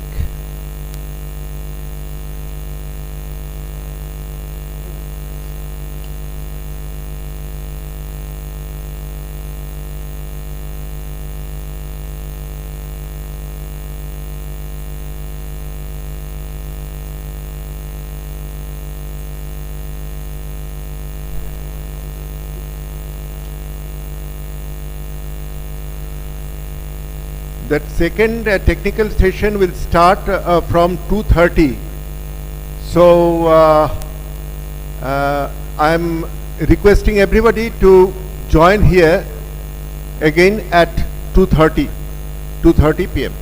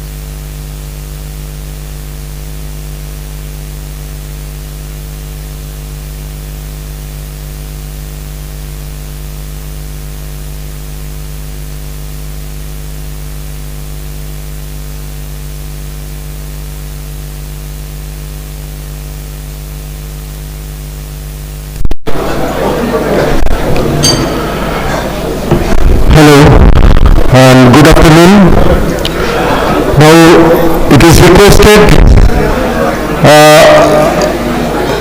the audience should take their seat within next 5 minutes so that the technical session 2 we can start at around 2:45. It is 2:40 already.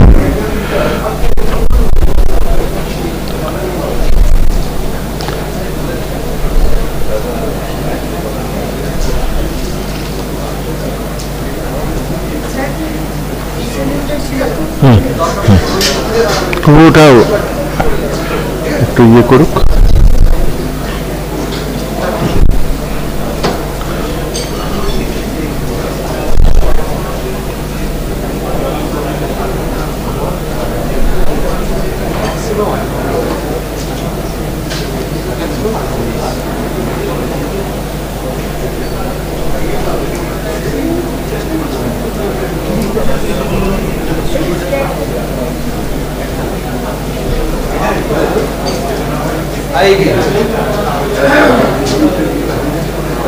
এখানে এখানে এখানে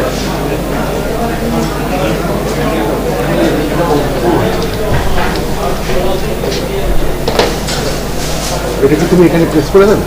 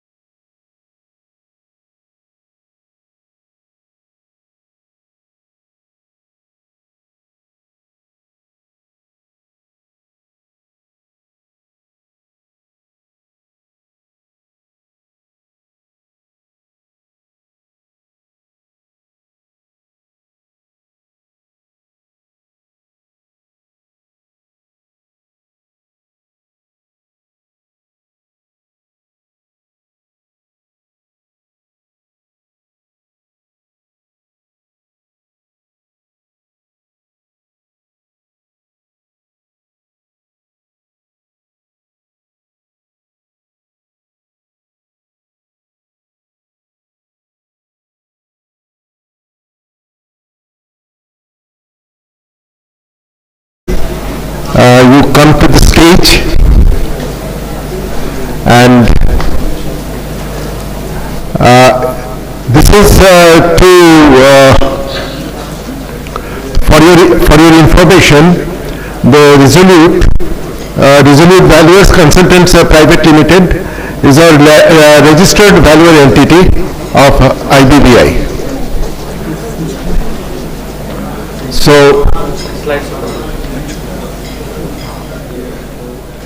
I'm handing over my mic to your name, please, sir? Debashish Bhattacharya. Debashish Bhattacharya, please. Good afternoon, everybody.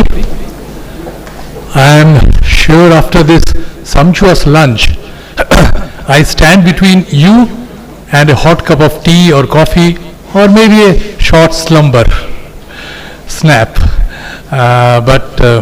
Nevertheless, so keeping this in mind, I will keep my presentation pretty short, maybe a couple of minutes. You have to bear me, and so that's how we move on. I have in two parts.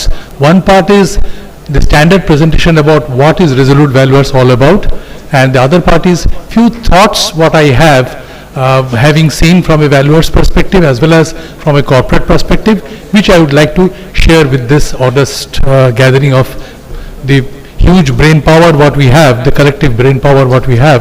So few thoughts for all of you. Now as I move on to the presentation, so Resolute Valuers is one of the premier valuation entity which is headquartered in Calcutta, but we have our offices in Delhi, Bombay and Hyderabad also. And we have been established with IBBI in 2019. And from 2019 onwards, during these 7 years, we are fortunate to have made very significant progress in the field of valuation. So that is I'll run through the next few slides, which will showcase what we have done. So this is our team. So I head the organization as a managing director. I am also a valuer. I value securities SFA, and we have our valuers, land and building valuers, plant and machinery valuers. So all sorts of valuers are there. So it's a collective team. So that's what is quickly about our team. And then we talk about, I will also elaborate this point a little more. This is what we have designed as a part of our experience in valuation, which we call as a 360-degree approach to valuation. So valuation, when we see valuations of corporates or even some assets also, most often what we see, it is not unipolar. Unipolar, I mean, there is no straitjacket formula or straitjacket approach to valuation. Most cases, the valuation also should encompass various factors. Like, today we are talking about sustainability. Sustainability definitely is a very important factor. Similarly, for a business to run or a machine to be optimally used, there's a need for having the inputs and the outputs. Maybe the input supplies and the way to distribute the outputs, those also things have to be properly balanced. If it is not balanced, there is a disbalance, which should attract the valuer's attention. And that's what we do it routinely through our patented 360-degree approach. Then we move on to our experience. So as you can see, we are experienced in multiple sectors. In this period of 7 years, we have done valuations across practically all the sectors, particularly on the infrastructure sectors, road sectors, the mining sector, the power sectors, whether it is a thermal, the conventional power, or maybe the renewable power. Everywhere we have our presence. We have touched almost all the major facets of the economy, so we are lucky with that. Now comes to the bouquet of our service. So when it comes to our services, we offer all kinds of services. So these are the broad dimensions. We do asset valuations very routinely. We do enterprise value.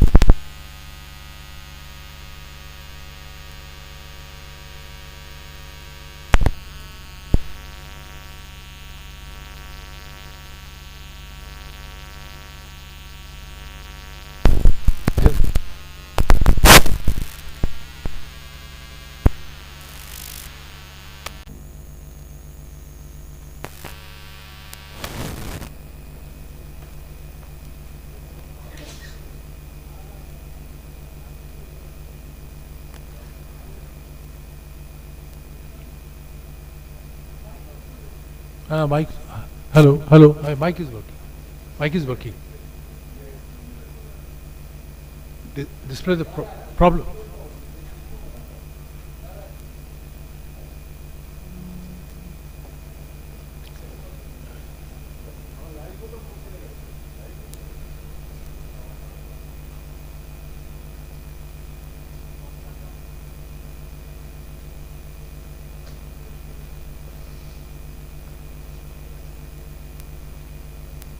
It's back. Sorry for the disruptions. Now, technical reasons. So we get back into the presentation. So now, we do valuations of CIRP. That's what we started our exercise from. We have done couple of brand valuations, which are very special type. We do routinely valuations for amalgamations, mergers. Those are very technical type of valuations what we do. And then we have done valuations for all types of entities. So whether it be it IVBI, whether we for Companies Act, Income Tax Act, SEBI. So we have done number of entities. We have a touch point, and we do very technical or very sensitive areas or very specialized areas like purchase price allocation. Purchase price allocation is a very important area which is catching up very fast, and that will be very important area as well. As we do takeovers and mergers, purchase price allocation is a very important thing. We see so many cases which is coming up from IBC also. When a company is taken over, obviously the acquirer has to do a purchase price allocation, so where the requirement of valuers very much exists.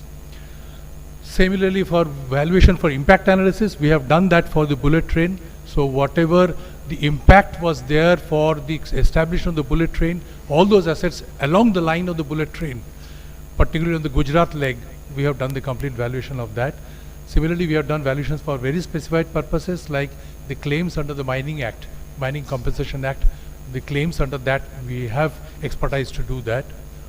So these are the further bouquets. So we have done a lot of it. You will also find it in our website. And then the major assignments. So some of the marquee assignments what we have done valuations of Ordnance Factory when it was taken over, when it was privatized. So the first valuation of the assets of the Ordnance Factory, that was done by us. We have done valuations of lots of infra companies. We have done valuations of major ports. We have done valuations of even overseas assets. We have done valuations of overseas assets also. We have done a couple of overseas assignments. I'll come to that in the later slides. And I was talking about a specialized purpose. So we did valuations of a underground, the mining assets. It was not the mining reserve, but the assets, mining assets, which was put up by the miner whose mine was deallocated. So how to do the valuation and get the compensation so that the compensation can be decided. So we did that work on behalf of Coal India. Similarly, we have done valuations of Haldia Petrochemicals, large companies. Adani Power Group, practically almost all the plants we have done the valuation. So like that, it goes. So I was talking about overseas valuations. So we have done some of the major overseas valuations. What we have done is we have done a valuation of National Pipe. The Man Industries took it over. So we did the valuation on behalf of the lenders. And then recently we have done a valuation of a asset in Bhutan. There's a Druk Industries. There's a billet plant which they wanted to dispose it of. So we advised them on the valuation side.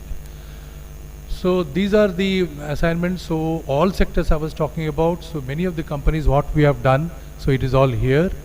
And so this continues. And it is a long list. So empanelments, we have done valuations for banks and various institutions. The latest one was the National Land Monetization Corporation. We expect a lot of work to emanate from there. It is a huge institution which has been corporatized.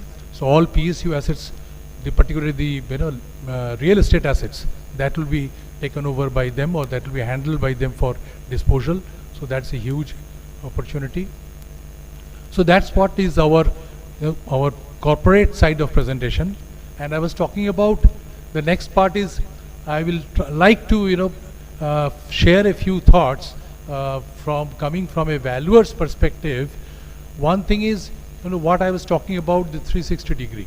So 360 degree is definitely what we have learned from our experience. It is very useful.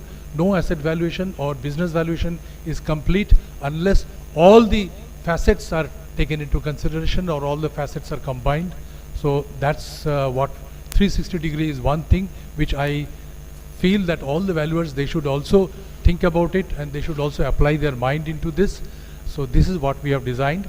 Other thing what we have seen from our valuation experience, it makes a lot of sense if the valuer has some corporate experience. Because eventually we are valuing assets or we are valuing a business which belongs to a corporate. So having been in the corporate, that's what most of our directors or valuers, they come from a corporate background.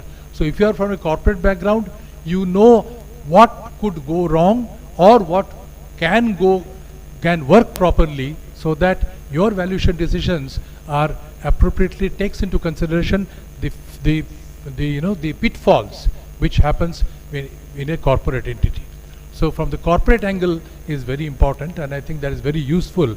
So therefore I would also if I may, I would also suggest valuers to not only limit their theoretical experience or theoretical exercise based upon the valuation part, which they are in any case they have a mastery, but look at the corporate side. Keep the your eyes and ears open, integrate with the corporate, and you can do some nice MBA courses which also give a lot of case studies from the corporate side. So corporate experience definitely for us, we have seen that it really helps in making that improvement. The last thing what I would like to also elaborate or what I'd like to touch upon is that when we do a valuation, as a valuer, we are always possibly in two minds, whether the valuation is right or whether it is not right. Whether it is fairly accurate or it is not, there are some issues. So how we have seen how we see that, or how we do a little more on exercise on this is, normally what we do is, if we are valuing, suppose, all the assets, because as an entity we value land, building, plant and machinery, all assets. So when we have those asset valuation figures, we also do a soft check with the enterprise valuation.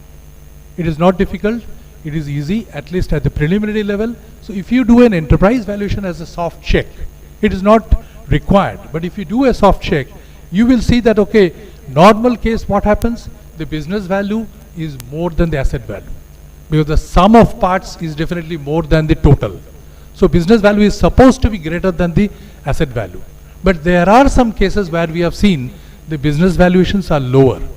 Typically in case of IBC, it happens that way. If a company has got huge assets, underutilized, business value will be much lower. So if you do that exercise, you know that, okay, how far you are away from the value which the entity has. So it is a cross check. It is a cross check. It has really helped us, and I think that, okay, I thought that let me share my thoughts also here, just for a food for thought. These are all food for thought, not mandatory, not nothing compulsory, or it is not regulatory requirement, but then these may be good ways to handle. So that's what we have, what I have for the day, and what we have from the side of Resolute for today. Thank you for my presentation.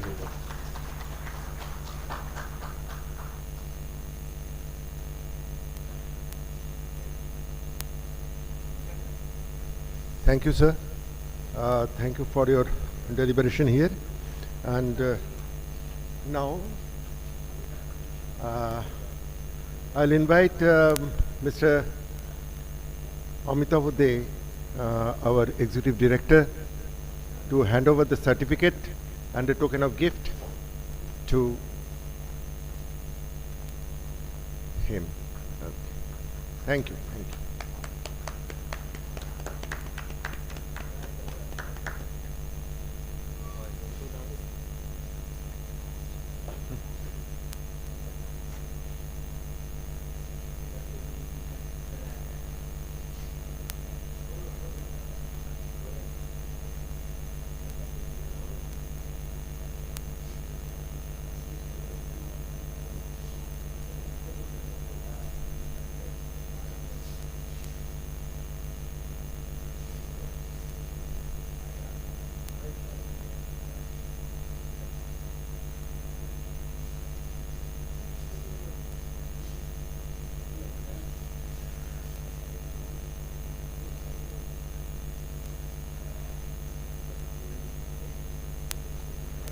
So now we are ready to start our technical session 2. In this session, our first speaker is Dr. Tuhin Mukherjee, Associate Professor, Department of Business Administration, University of Kalyani. And his topic of deliberation is role of VIX in option valuation, a case study from Nifty 50 and India VIX movements.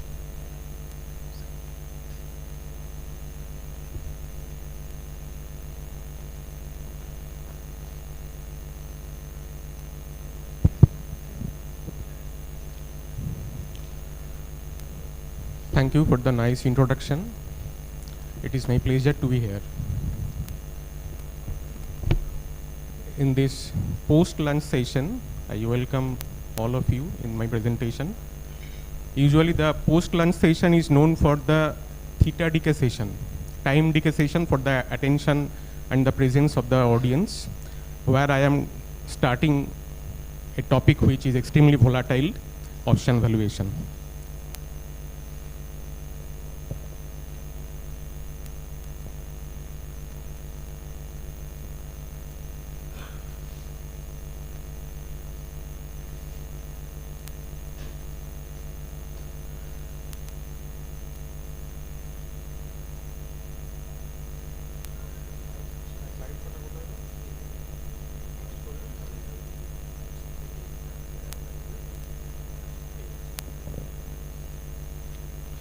I will be talking on the broad topic of option valuation.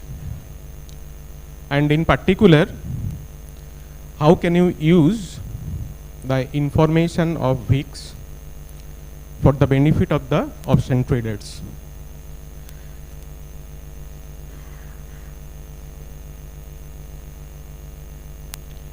And now the time is almost 3.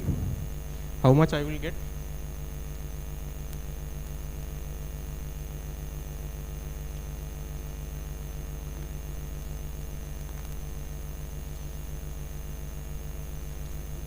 Around 50 minutes are given to me.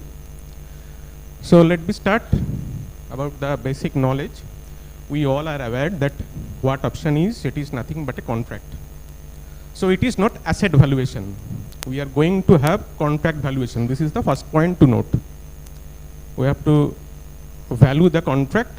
Of course, it depends on the movement of the underlying asset, but we have to value the contract. Now these call and put options, they are basically made for the hedging purpose. They are hedging instruments. You can protect your downside or upside risk of your position with the help of these options.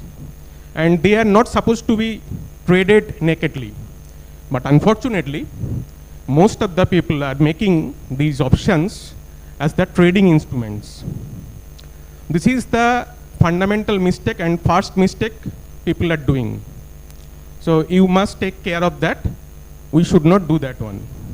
And this mistake is due to inadequate knowledge, lack of awareness for the common option traders.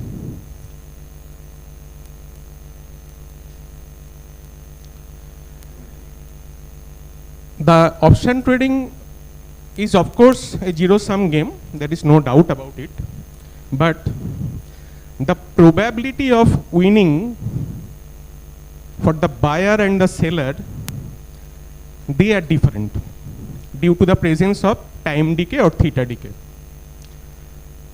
So the game may be zero-sum game, but the probability of winning is more when you are taking your position as the option seller, since the theta decay is going in your favor. Now mostly retail traders with limited amount of capital and with high greed, they enter into the market as the option buyer without knowing the effect of theta decay. As a consequence, it is quite natural to have the capital erosion, so they are losing their hard-earned money. While the institutional participants, they have substantial amount of capital to have the margin, required margin, and they are doing option selling, taking the advantage of theta decay in their favor, and mostly they are winning. Of course, no certain win or no certain loss is there. There is a chance of loss, but the probability is less.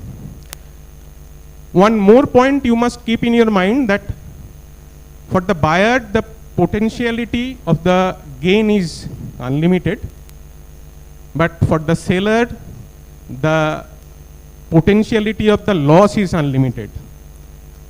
Only difference is that this deviation from zero-sum game is the probability of winning and probability of losing. So the spirit of stochasticness, that is coming from the very beginning, and you have to follow that one.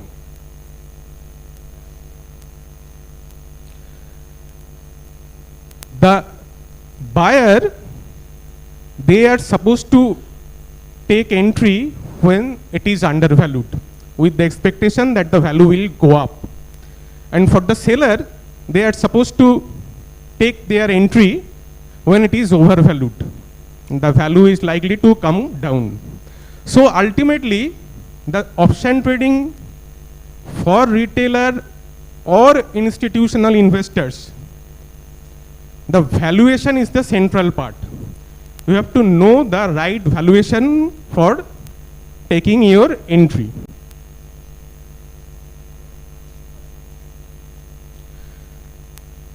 There are so many option valuations model. All of them are basically using three different steps.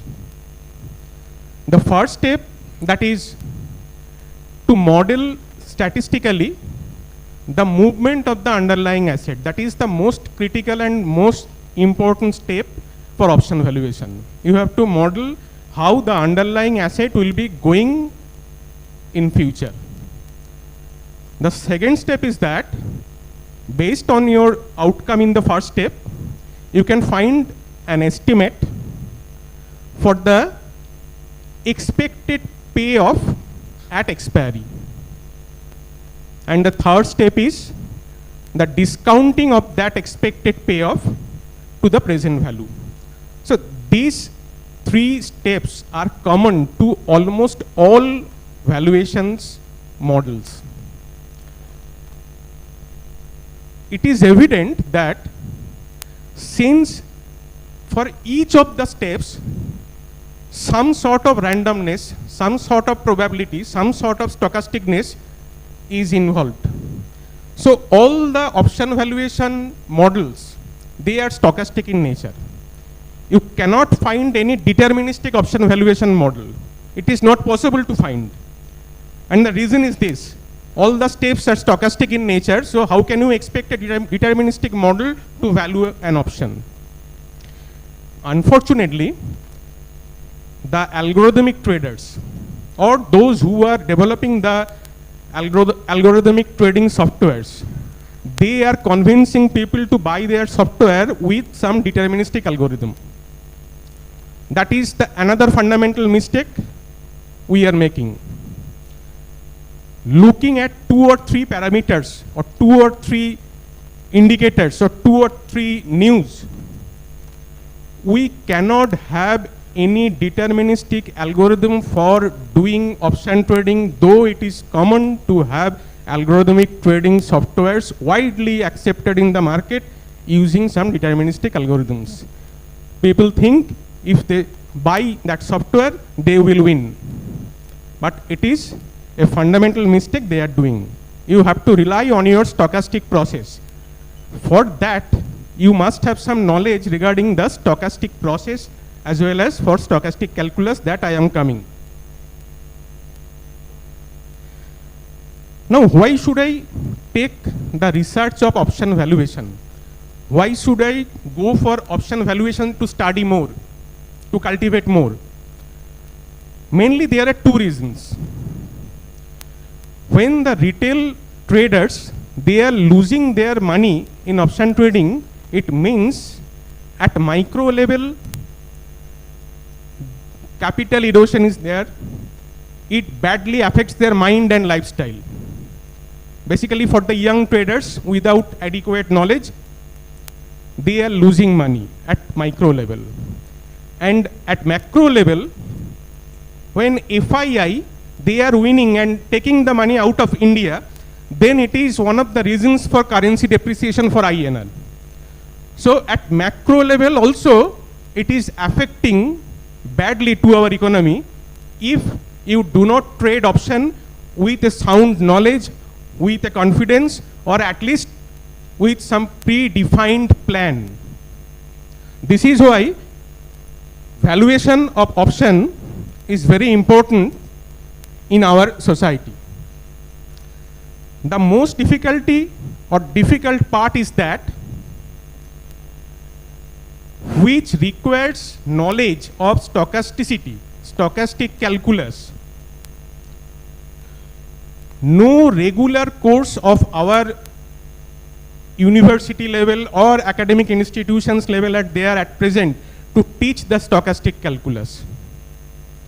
So how can you expect to be a good trader without knowing stochastic calculus? You have to know that one. You have to go through a formal process.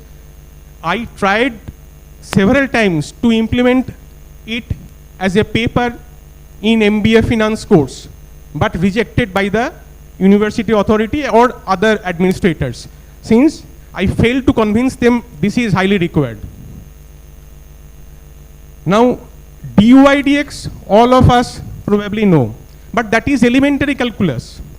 These y and x are elementary variable, but you need to have calculus where y and x are random variable. So all the formula, working rule, results will be different than the traditional calculus.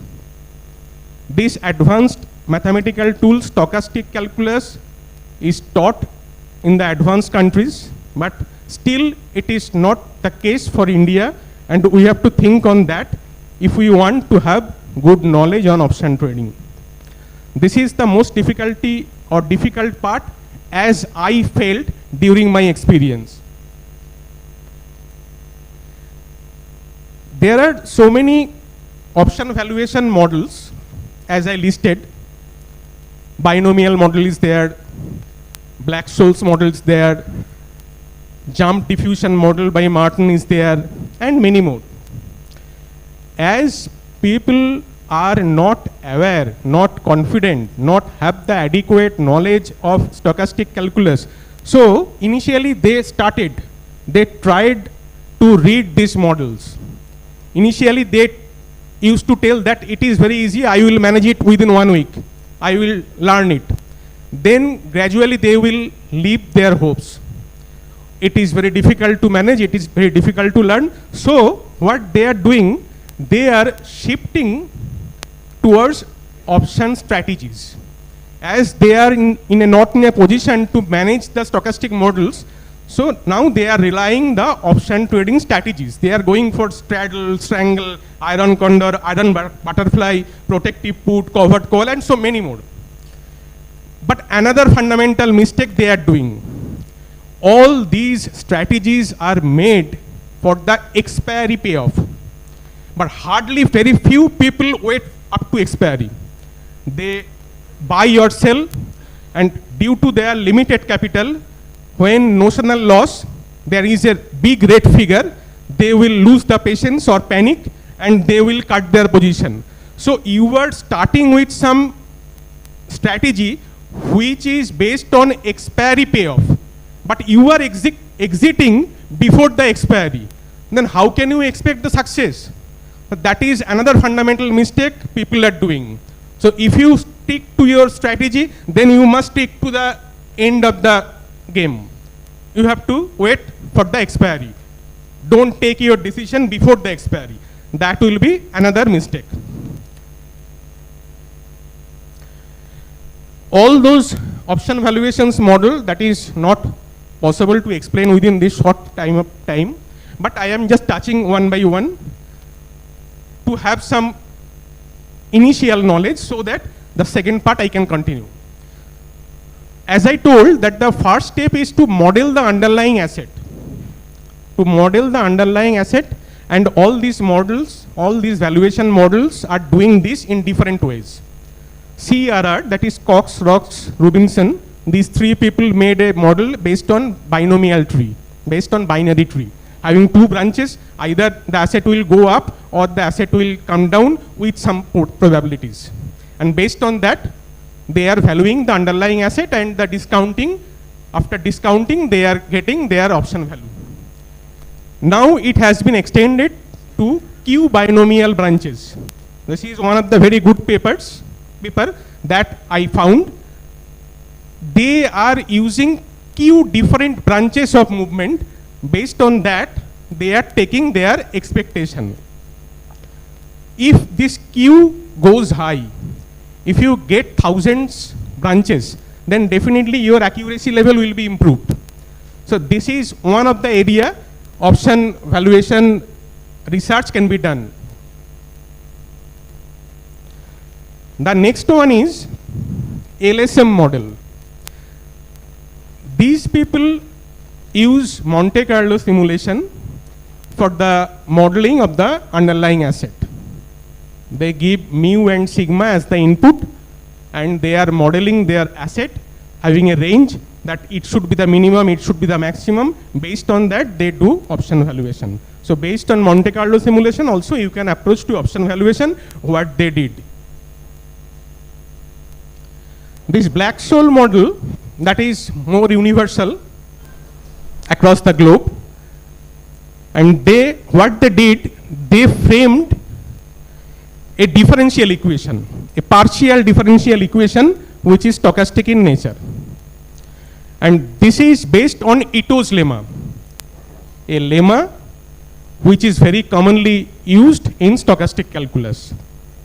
Option price as the function of time and the price of the underlying asset, Ito's lemma is used for their stochastic differential equation forming. Now, they solve that stochastic differential equation in a backward process. That is, starting from expiry, they are discounting it to the initial one. That is, the process is backward. It is not forward. For put option and for call option, they have two different expected expiry price, S minus K and K minus X. Depending on that, they can find the closed form solution, and the solution is in the form of probability distribution of the cumulative probability distribution function of the normal distribution. So the PDF of normal distribution is used to get the solution.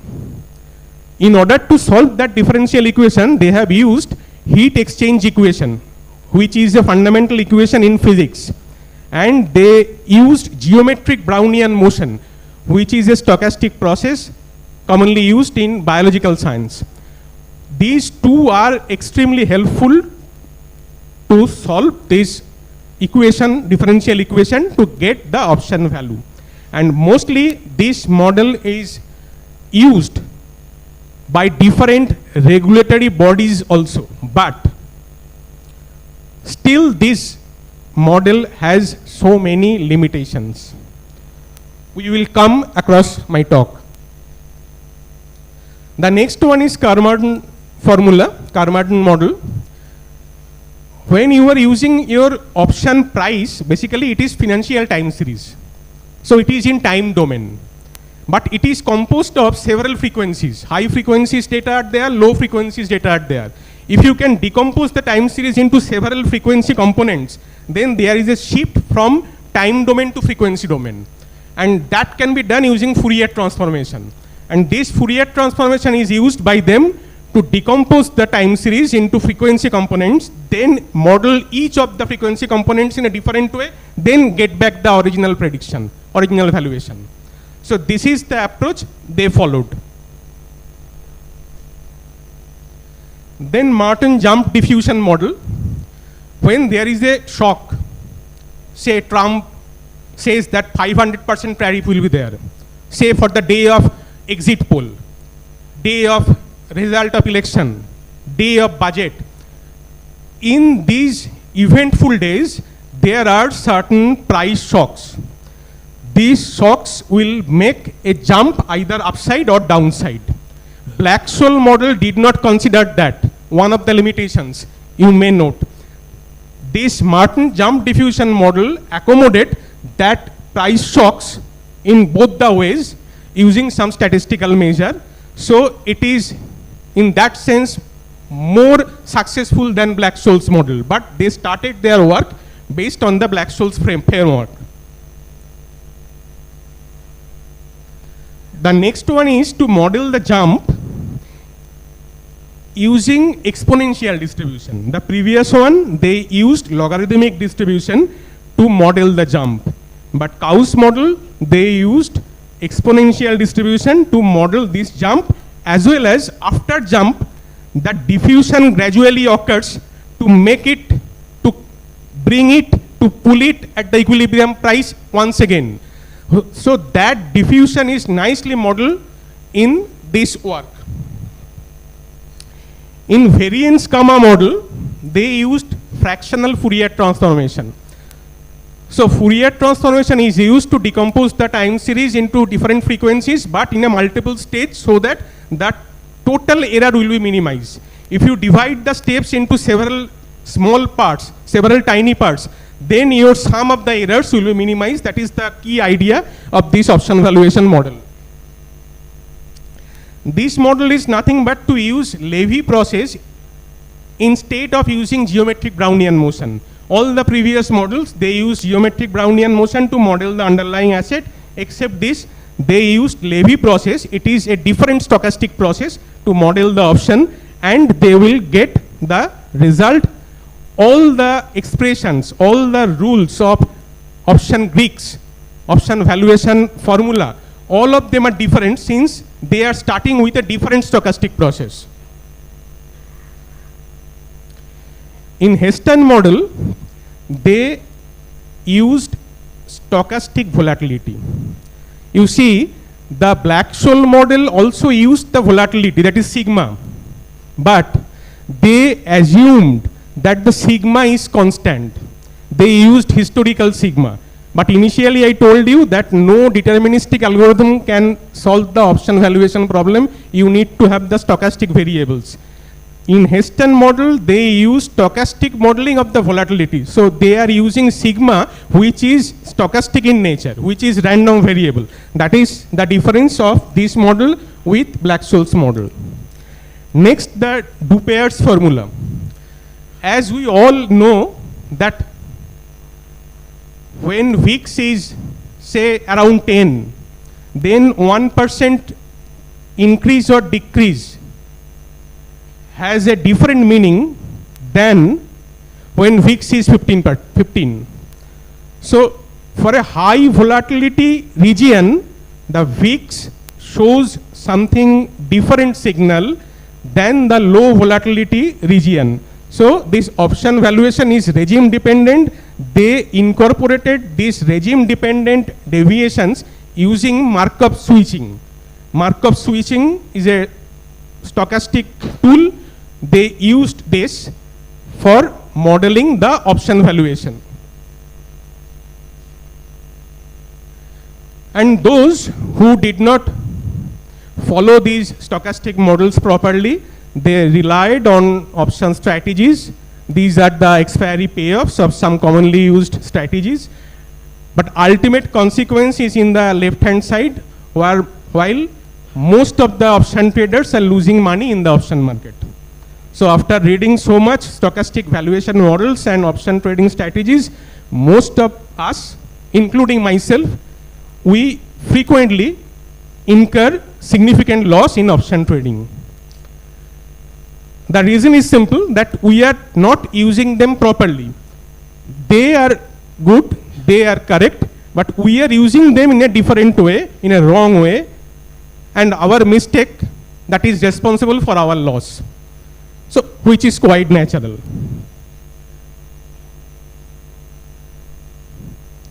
So what we do? We need some paradigm shift in our thinking. If you want to do option trading seriously, you have to think it in a different way. Either you learn all these things properly, or you think it in a different way. Those who are from engineering background, they know there is a concept of NP completeness. This option pricing problem, option valuation problem, is proved to be NP complete. It means non-deterministic polynomial. So we have to rely on certain heuristics. So ultimately we have to rely on certain heuristics. So heuristics are not foolproof algorithm. They have their own success rate and the failure rate also. Personally, I use certain heuristics also, and the research scholars who are doing PhD under my supervision, they are also working on that to develop certain heuristics that I will be discussing. One of them, which is using VIX, we use personally in our option trading as well as in our research. So this VIX, looking at this VIX volatility index, you can have certain idea, but you have to interpret the value of VIX properly so that you can get favor for your option trading. For Nifty option, we are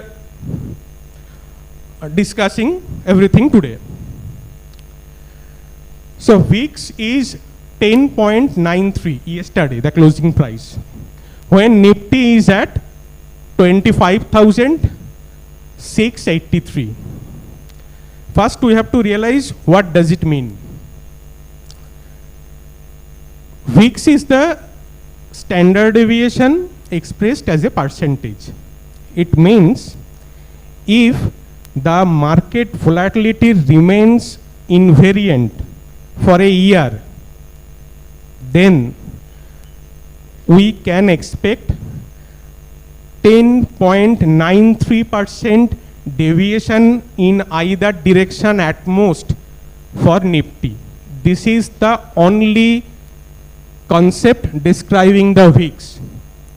There are many issues are there. There are many interpretations. People say VIX is going green means Nifty will come down as red. It is not true. VIX has no directional significance. It is giving you a confidence interval. It is giving you the maximum deviation of the market if the volatility remains invariant. This much we can say only. So for the next 1 year, if the market volatility remains same as yesterday it has, then we can expect that the Nifty will be closing in between plus minus 10.93% of the present value.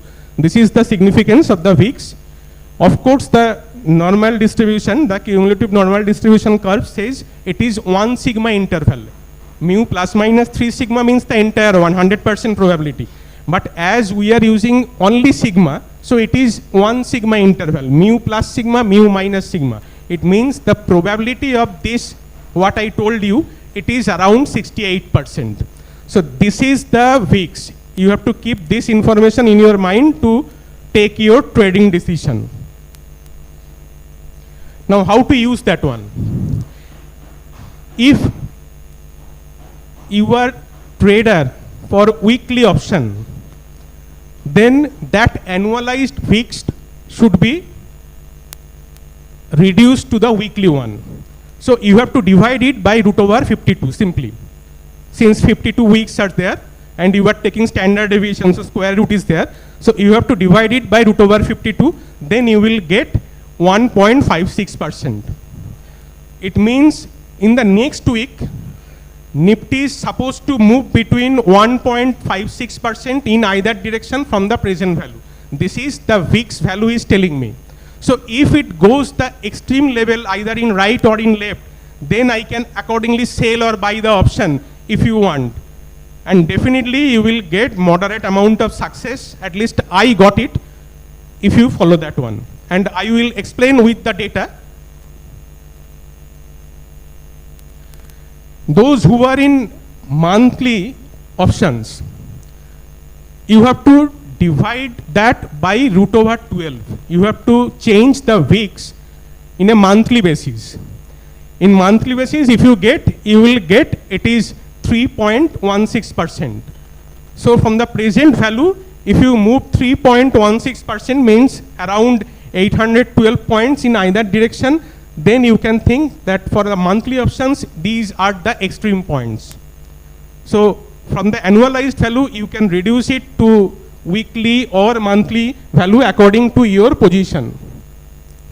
Also, you can enhance your probability. What I told that everything is around 68% probability, 0.68. If you want a 95% confidence interval, then you have to take 2 sigma interval. Mu plus 2 sigma, mu minus 2 sigma means VIX must be multiplied by 2 in order to get the 2 sigma interval. In this way, you can expand the interval. You can increase the length of the span so that you can take a firm decision regarding entry as an option buyer or seller. This is our recent research paper, already communicated, accepted but not came in the online portal. Subhrajyoti is one of my scholars. He is working under me for his PhD on this. We did the informational content on the VIX. That is what information is being contained within the VIX and how to use them for the benefit of the option trader, that we did. We have used data from 2015 to 2025. 2015 to 2025, 1 decade. Monthly data we have used, and 10 years means almost it is 120 months. We used the opening price of VIX, opening price of Nifty, accordingly monthly VIX signal that is the left value and the right value of the interval, and based on that we back tested our data for the option trading purpose. So what we got, mainly 4 findings we got. Number 1, we have used financial econometrics, Granger causality test. It confirms that VIX Granger cause Nifty. It means VIX has the potential to model the behavior of the Nifty. That is confirmed by Granger causality test in financial econometrics. Second one we got in the GARCH model. GARCH is a model for estimating the volatility, that is estimating the movement of the Nifty.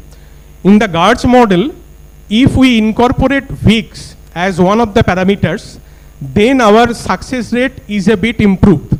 So without using GARCH, without using VIX, and with the use of VIX, we proved the differences empirically. The third one is that the regime dependent behavior of the option. So high region VIX and low region VIX makes difference in the volatility movement of the Nifty. Based on these 3, we got 75% accuracy, 75% success for the historical data, of course. So out of 120 months, we got 3/4 months which are maintaining this VIX dominated interval. There are 25% cases where this concept failed.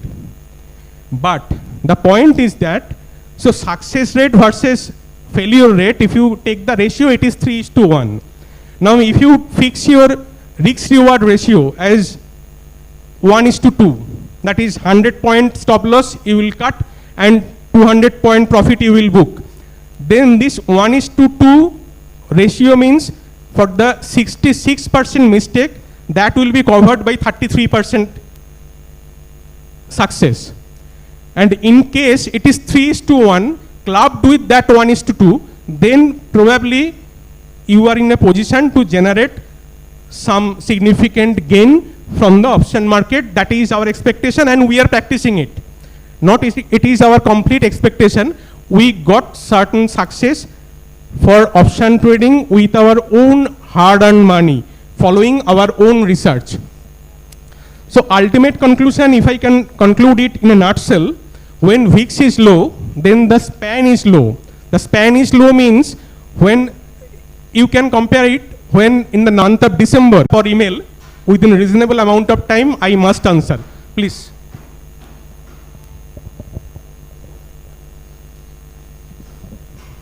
Thank you for a very inspiring speech. Actually, the most of the points that you have talked about are absolutely mathematical, starting from Fourier series down to this Markov process and all. Now, don't you have any kind of using certain kinds of measures like, say, VWAP? No, that was my specific question. What can we do? Any kind of direction reading through VWAPs? No.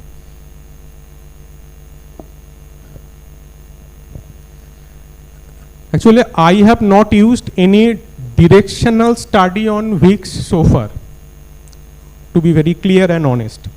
And I strongly believe that directional study cannot be done.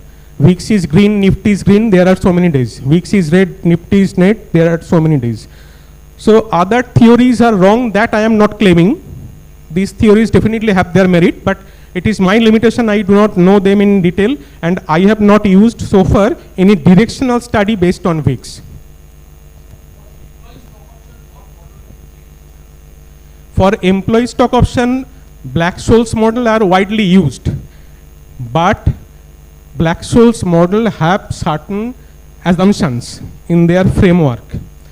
These assumptions, if you read minutely, they are widely different from the assumptions of employee stock options. So people without having any option, they are marking on the Black-Scholes, but it is not the proper tool, that I can assure.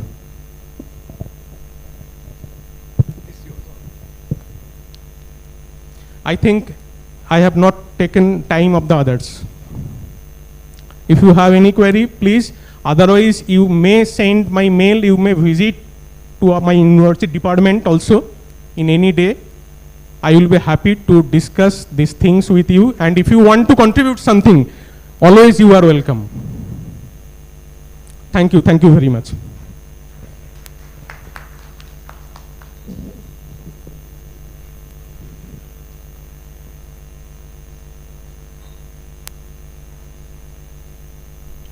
Thank you, Dr. Mukherjee, for your very knowledge-based and thought-provoking lecture. Now I'll request Mrs. Shushmita De, our Executive Director, to felicitate him with a token of gift.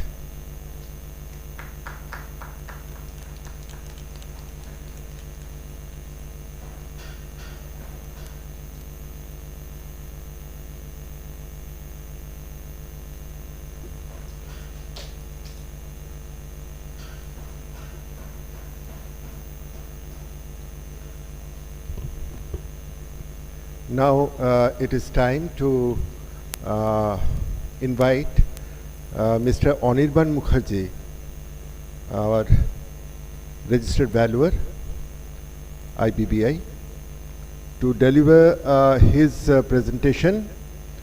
It is Unmasking Real Estate Valuation Fraud in India. So Mr. Mukherjee, please come.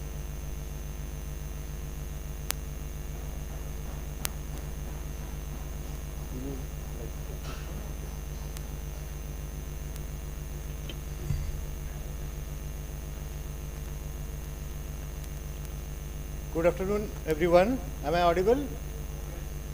Great. So, this session, I'm going to talk about certain things which are almost, part of this whole financial system, and we are dealing every day and every, like this type of problem, fraud, is inbuilt in the real estate system.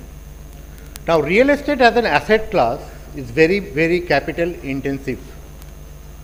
And from the conception to delivery, the time taken is also, let's say, a simple project of G+10 takes 4 years time to complete. So a lot of variables are there. So when you think we are starting the project, you are putting some kind of money, and then you are going for, valuation. The micro market aspect or the total economical situation right there when the project is starting, the interest rate scenario, your capital availability, and your at the end or mid section of the project cycle, that may change in a dramatic way. Now, due to these, and we find that there is a lot of diversion of funds and real estate fraud happened in India, mostly in last decade. And we took for this IBC framework and all those, the IBBI was introduced to regulate this kind of fraud to a certain extent. The introduction of RERA and all those things are introduced because of that. Now, when we think about fraud, fraud can be against the lenders. Lenders means you are a banker, you are funding someone, some individual or builder, and they are not paying you, and when you try to resell the property, you repossess the property and try to recover your loan, you are not getting back that amount. Sometimes it may so happen due to 3 aspects. That one aspect is the collateral value, the valuation given at that point of time, and now when you are selling it, there is a huge difference, and difference towards the negative zone. So you are not being, as a banker, you are not being able to recover your money. So that's the one kind of fraud towards the lender. Next, what happens between when developer, banking personnel and home loan applicant, they all come together. Nowadays, bank is not being, जो बोलता है कि bank dacoity, that is not being done by showing guns, but by forging documents, by forging income documents, by forging property documents. These things are rampant, and every day some frauds are happening all over the India.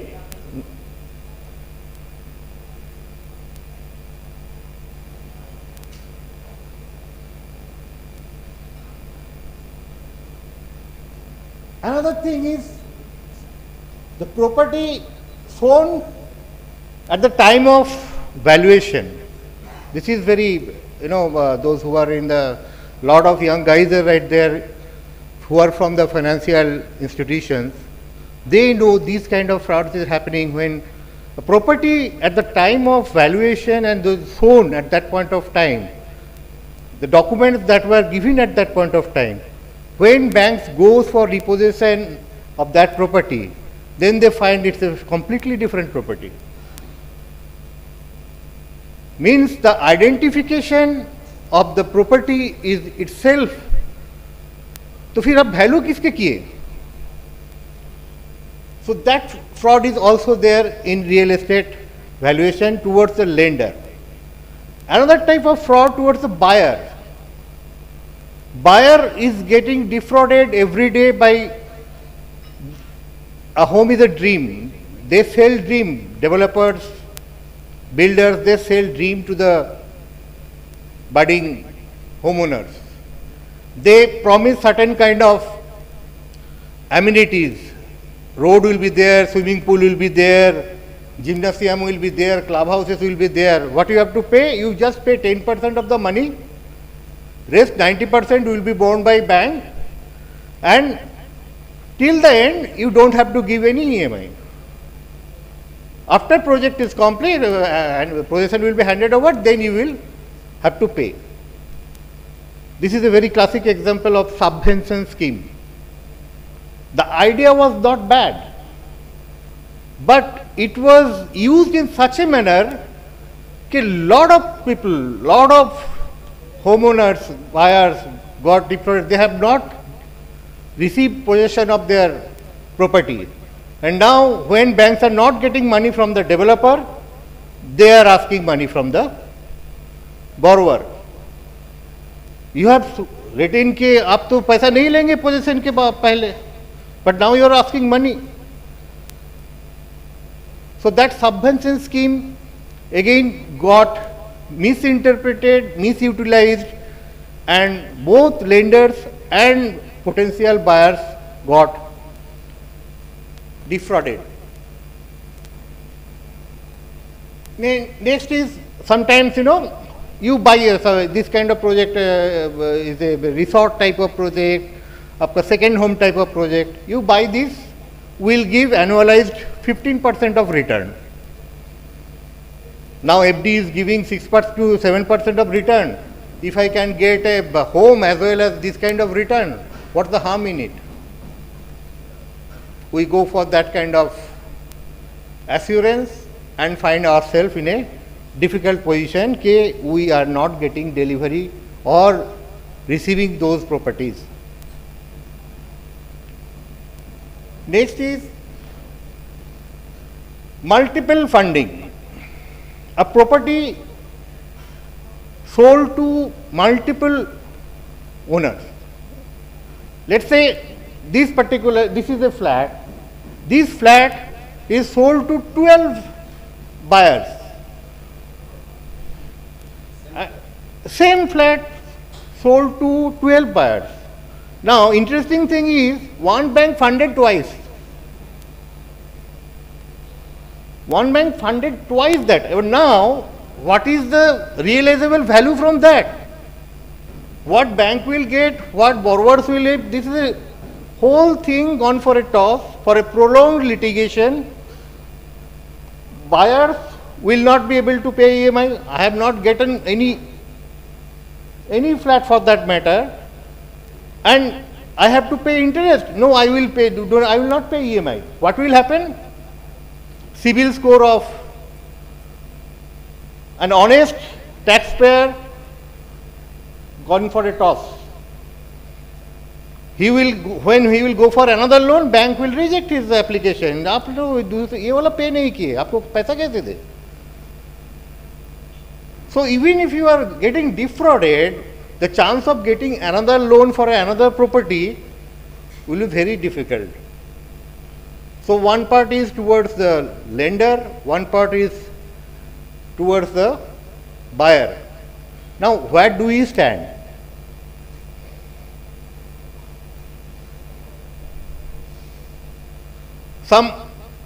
You can see the slides, this Amropali group, your Unitech, there are a lot of names. Those who are from different parts of the country, they will tell another 2-3 builders and developers' name, where dreams were sold but not delivered. And the problem became so big that will not become to the only problem for the developer or the buyer. That will become problem for the whole country, your financial system, your financial stability. So in general, government has to intervene, court has to intervene, they has to, some projects were being finished by NBCC probably. That is getting completed and sold. But in the meantime, thousands of crores of rupees siphoned off. Amropali Group, your Unitech, and you will find smaller names every now and then.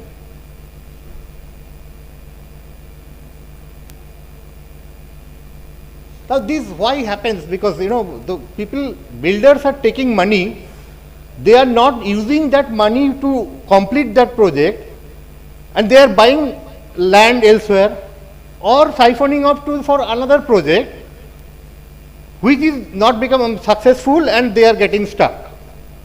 And interest amount is so huge that cumulative interest will make the profitable project is not feasible right now.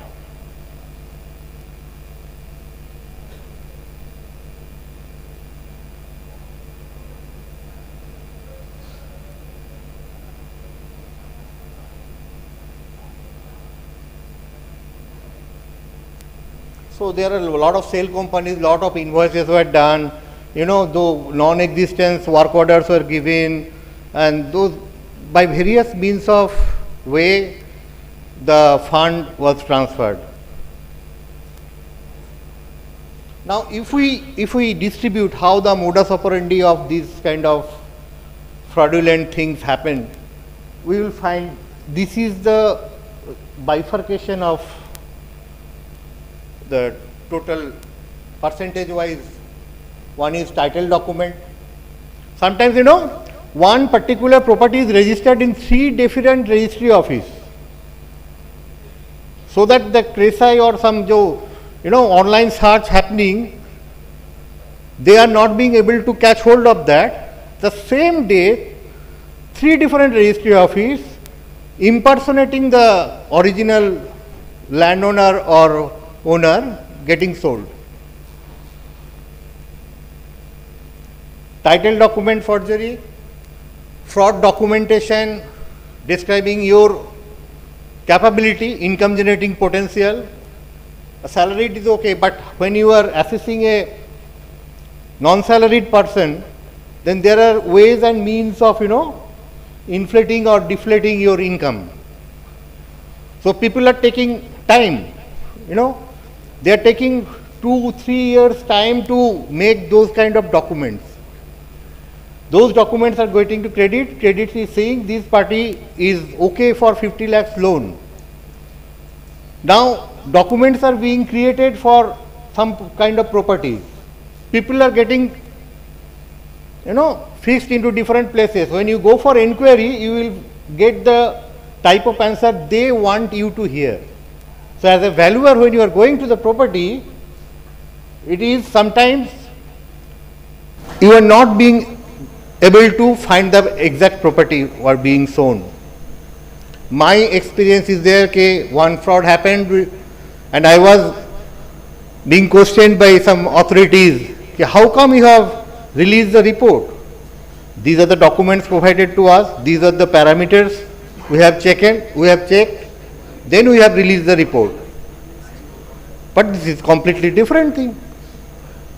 So, as a valuer, you must realize that fraud is happening every minute, every hour, and your work, your due diligence will save banks and financial institutions from losses and vice versa. So any loss, you will be questioned what type of due diligence you have done, what precaution you have taken. So it is very important you keep the data very methodically from site visit to report writing, what are the different steps you have taken, so that in case of any kind of inquiry, you will be able to show that to the proper investigating authority. Now, inflated valuation is another thing. Now, the valuation, inflated valuation, sometimes 20 crores valuation becomes 30 crore, 15 crores, that we all know, okay, what is happening, you know, these are part and parcel of the system. But what is right valuation and what is wrong valuation? Valuation is the art, valuation is the science. That all depends upon which cycle you are entering into. When you are going for a valuation for a prospective fresh loan, the kind of situation there, your interest scenario at that point of time, let's say in 2010, 100 crores were disbursed. It gone NPA, now through IBBI process, that particular unit, not slum sale, but ultimate realized value become 100 crores become 25 crore. Resolution happened at 25 crore. Again, the prospective buyer who put money to buy that 25 crore enterprise, they gone for a bank and bank has given them 75 crore loan. Within a span of, let's say, 330 days or 1 year, 1.5 year. So your original loan amount was 100 crore. It was settled in with 25 crore, and within 1 year, again it has become 75 crore.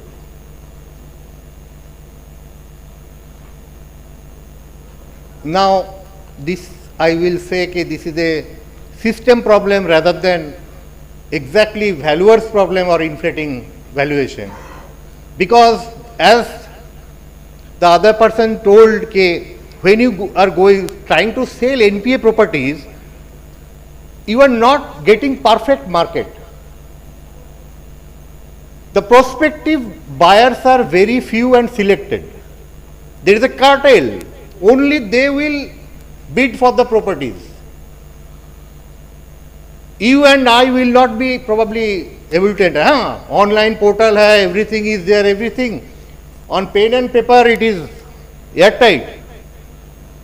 But you go to the actual situation, in reality, you will find that there will be very few buyers who can bid for that. Bank officials are reluctant to, if you want to, in your nearby situation, a flat is being sold and you find that attractive. And you are getting at an attractive price, so you want to bid. You will not be allowed to even see the property from inside, because bank officials are not interested to do the required legwork. They have few parties there, they will do all the things, and finally it will be sold off. So sales target is another type of target, one type of target. Collection target or this liquidation target is another type of target. As a valuer, which cycle you are in will depend what type of pressure you will get. You will not get pressure only for increasing the value. You will get pressure for decreasing the value. So, this way we valuers should understand the risk associated with real estate valuation field and make ourselves or position ourselves to say no to certain things. If this is not possible, say no to it. Business loss will be there. But someone told na, it's your reputation. That is the biggest capital in this particular field. One word of mouth, you are gone.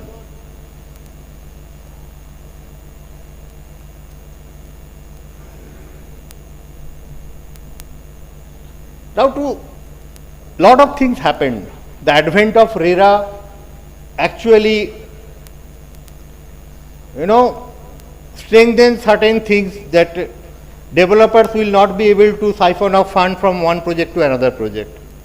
There should be a definitive completion date. Every quarterly check will be there.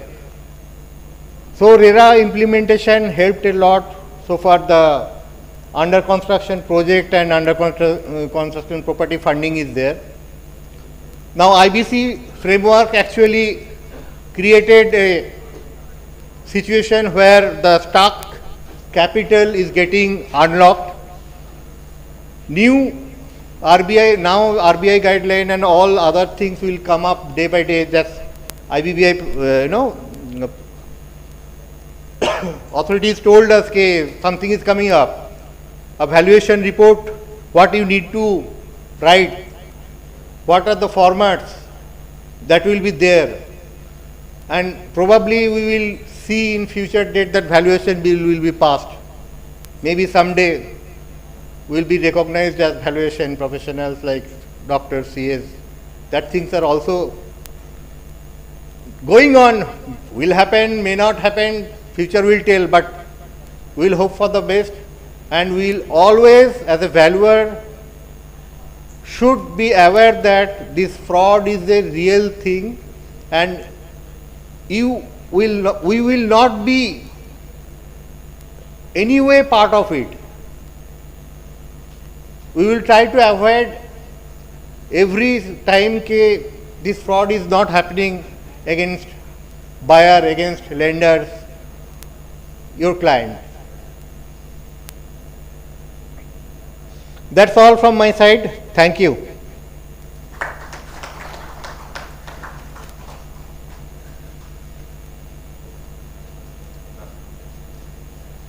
Any questions? Lot of questions will be there. If someone can share their own experience, that will be helpful. You will. Thank you, sir.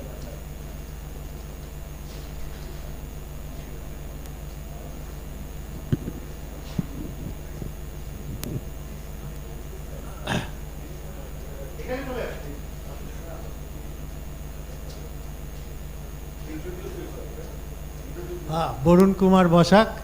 I am also an IRDA insurance surveyor and loss assessor.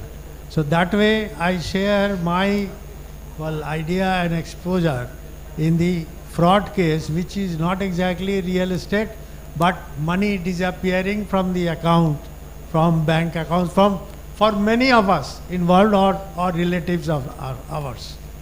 Now what I found in several reports that I had to prepare for my associate surveyor is that for a bank, for one bank only, at least 50 cases are there with us, and I have completed report of at least 15.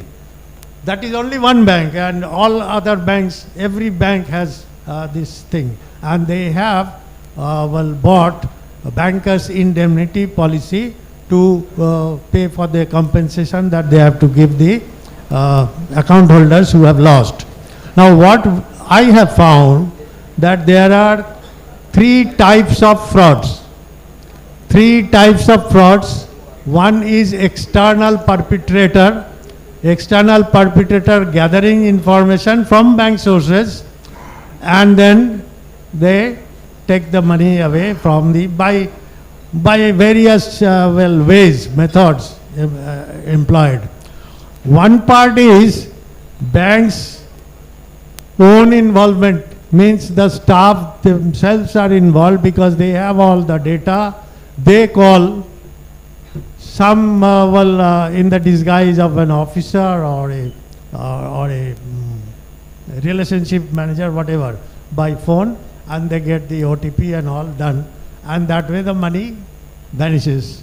And the third way is the bank account holder's own creation of the fraud to get the money, the extra money. The account holder himself creates the fraud and then complains to the bank that the money is gone, so you have to compensate me. Now that compensation also is almost mandatory. If you do not know, Reserve Bank guidelines, it stipulates that the bankers, all the bank systems should be such that it protects the consumer in all ways possible. But that velocity check or some other things are not really done in a disciplined manner, and that velocity check alert also do not come to you in time. So several transactions continue to take place and you are continuing losing money till you detect it the next day. So that way I have, well, it is not really real estate, but in the account related frauds that I have myself seen in the claims that has been put in the bank has paid to the customer maybe 60%, 70%, up to 90% of the loss suffered, and then got the claim amount from the insurance, bankers indemnity policy insurance. That is my experience. Thank you.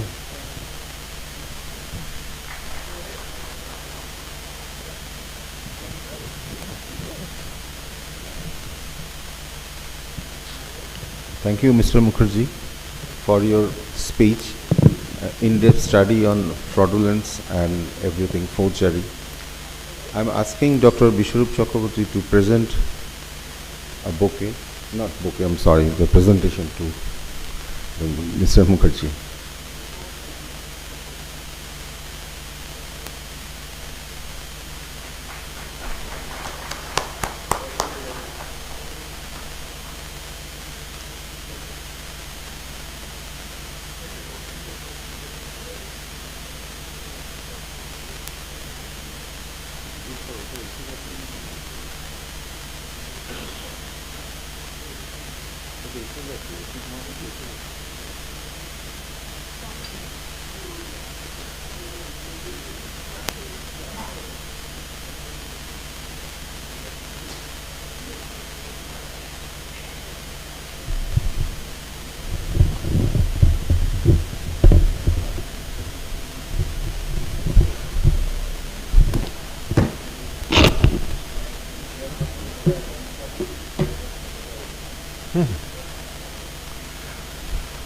Our next honorable speaker is Mr. Ashit Kumar Mahapatra from Odisha. He is the chairperson RERA Odisha.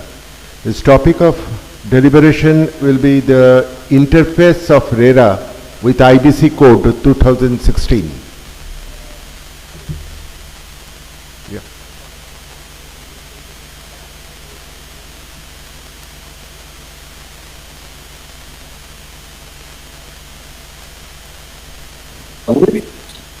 तो देखने में लगता है तो sir एक साथ से सभी जानवर भी इधर वीडियो बंद कर रहा है शुभंकर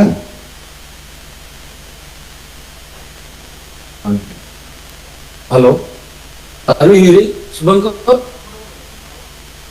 शुभंकर फोन में पसंद है हम देखो but I'm audible but I'm not able to see you all. It's okay? Shall I? What? Okay. A very good afternoon to all of you. This is, I'm so delighted that I have been given this opportunity for interacting in this annual seminar of RBO ESMA Foundation. I got this chance in Chennai last year, so I am delighted that you again invited me this year also.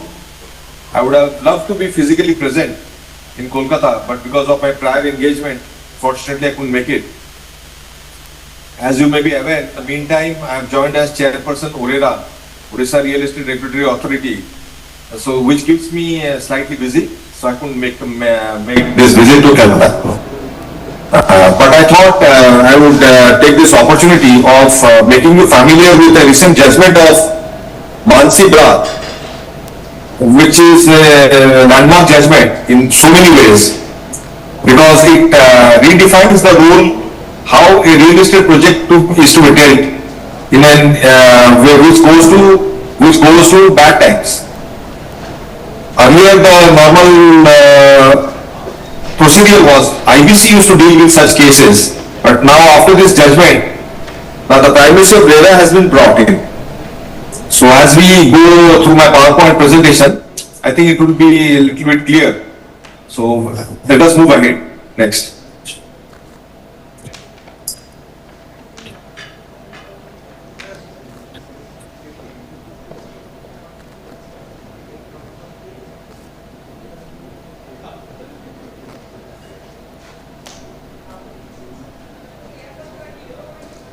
The Supreme Court in this landmark decision, Mansi Brar Fernandes versus Subhash Sharma, has rebalanced the interplay between Real Estate Act and the Insolvency and Bankruptcy Code for the real estate matters.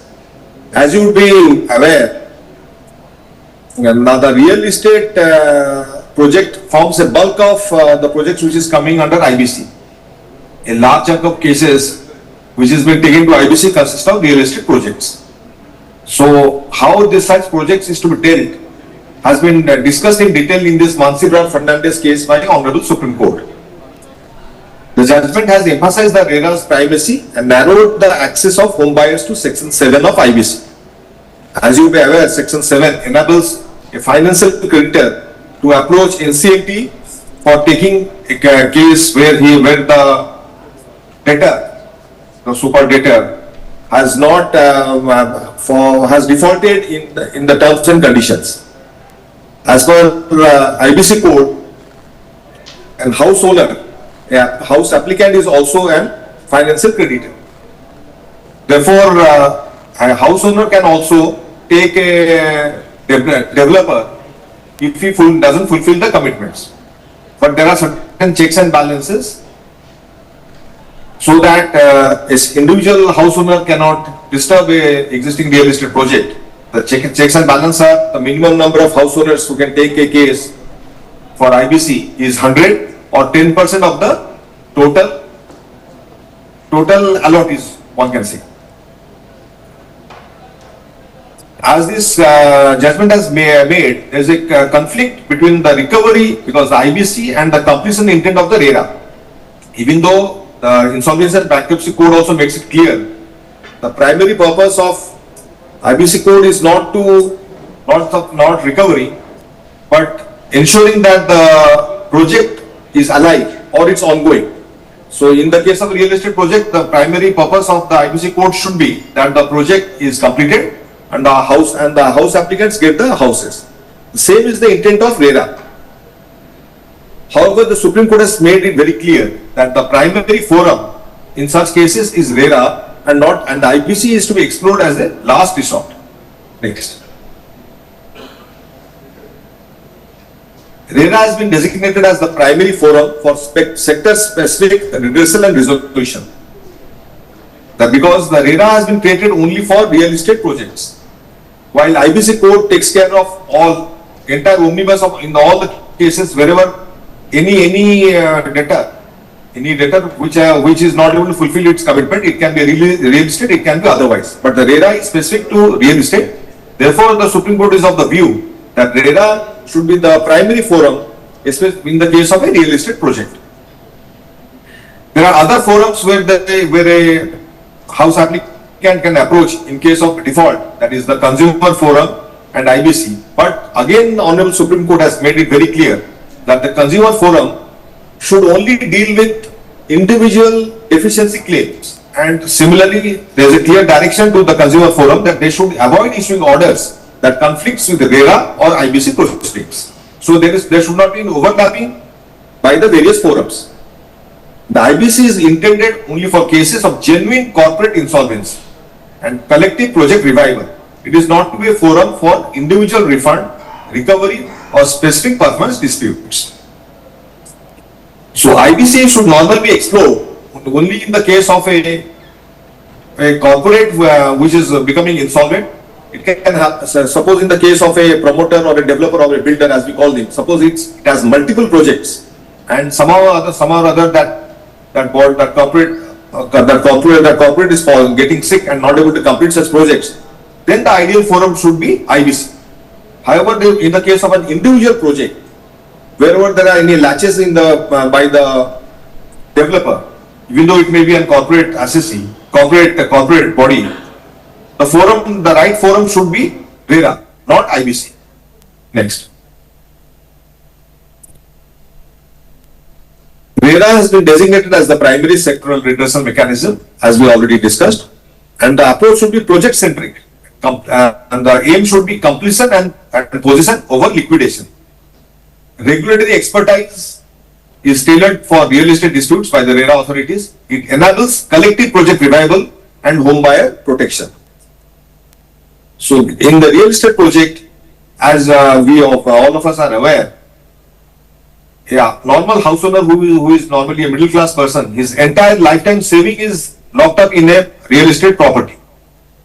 In such cases, unless the project is somehow or other completed by various means, a concerned person incurs a huge loss. It's his lifetime savings, which so therefore the primary focus should be completion of the project and not just recovery of liquidation, recovery of certain debts by few of the persons.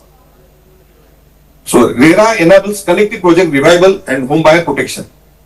RERA has provisions that where the project is falling sick, they can ensure that the project is completed through the various forums, either by the collective body of the house owners or even through the various state government construction agencies and other means.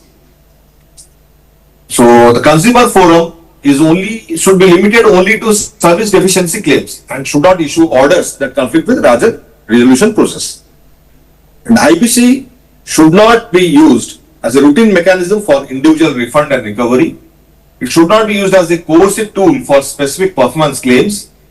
Only the genuine corporate insolvency of the developer should go to IBC. And only when collective project revival is the objective. Individual recovery or a group recovery should not be the purpose of IBC. Next. The judgment has stressed that in real estate distress, the priority must be project completion and possession over liquidation or pure monetary recovery for individual allottees. This strengthens the application of project-centric insolvency solutions like reverse CIRP aimed at completing viable projects. Let me elaborate the reverse CIRP, which has been floated by NCLAT in the case of Buyers Association, Winter Hills versus Umang Realtek Private Limited. This is an innovative way of dealing with cases which comes before NCLT. In such cases, the promoter is given an opportunity to act as an external lender by allowing it to infuse funds to complete a project. At the same time, the house applicants have to put in their share of money which they have not paid, and collectively this will give a chance of completing a project which is viable. Only when the project is not viable, then only the matter should go to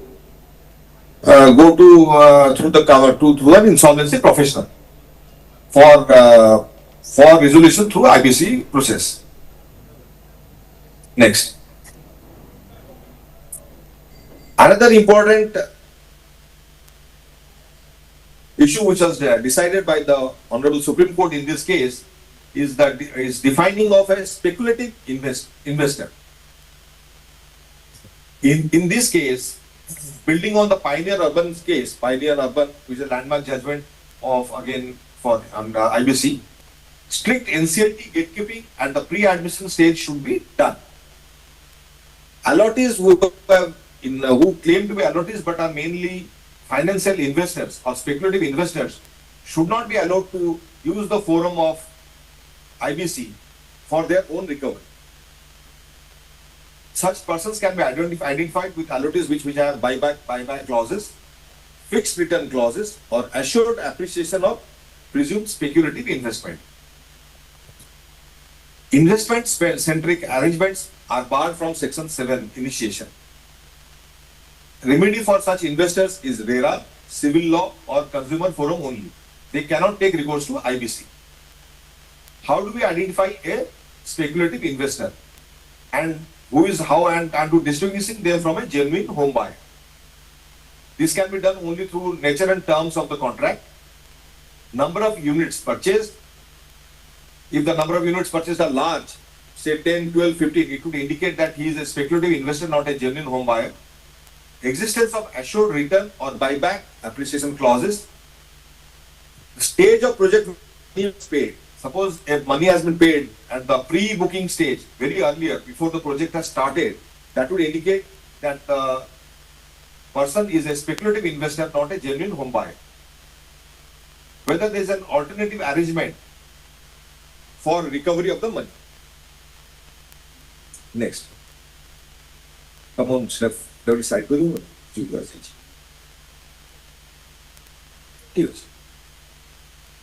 so how the position has changed post Mansi Brag decision? A home buyer continues to remain as a financial creditor under Section 5(8)(f) of IBC.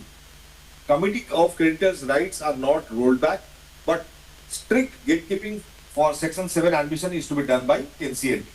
Under Section 7, if an applicant applies as a financial creditor, then the NCLT is supposed to examine whether he is a speculative investor or a genuine home buyer. Then only the case is to be admitted. Must demonstrate a bona fide intent to obtain possession. The investment merely should not be for getting back the money with a large sum of interest. Must meet the 100 allottees stroke 10% threshold as has been decided in the Manish Kumar test of Honorable Supreme Court and which has been now put into IBC code. Next.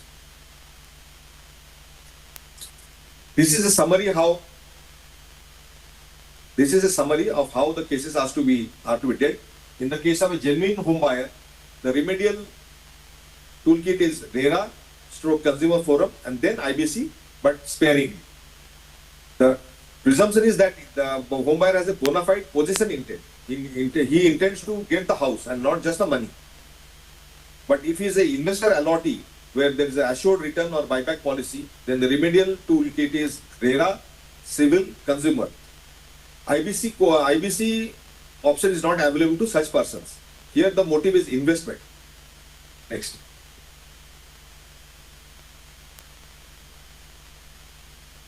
Again, same matter has been explained in a tabular form.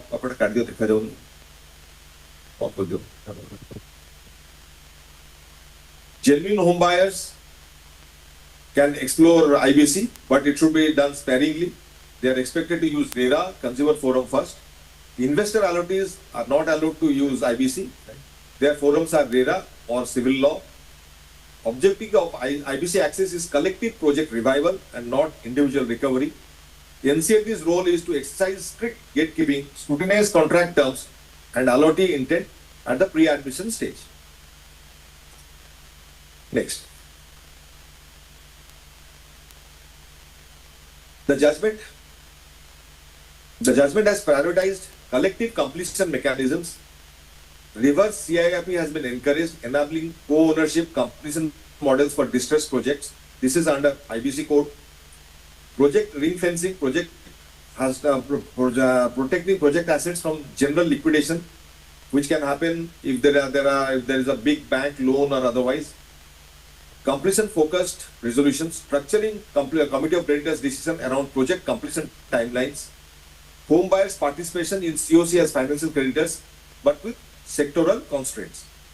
Because the COC can only be part of the COC the home buyers can be a part of COC only through a representative. That too, minimum number of home buyers has to be 10% or 100.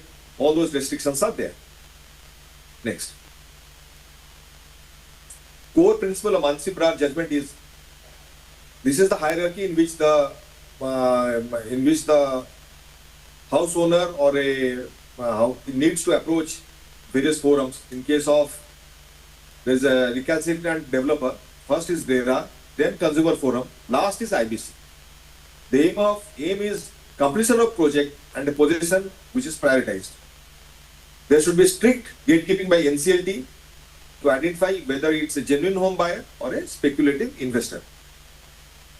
Next.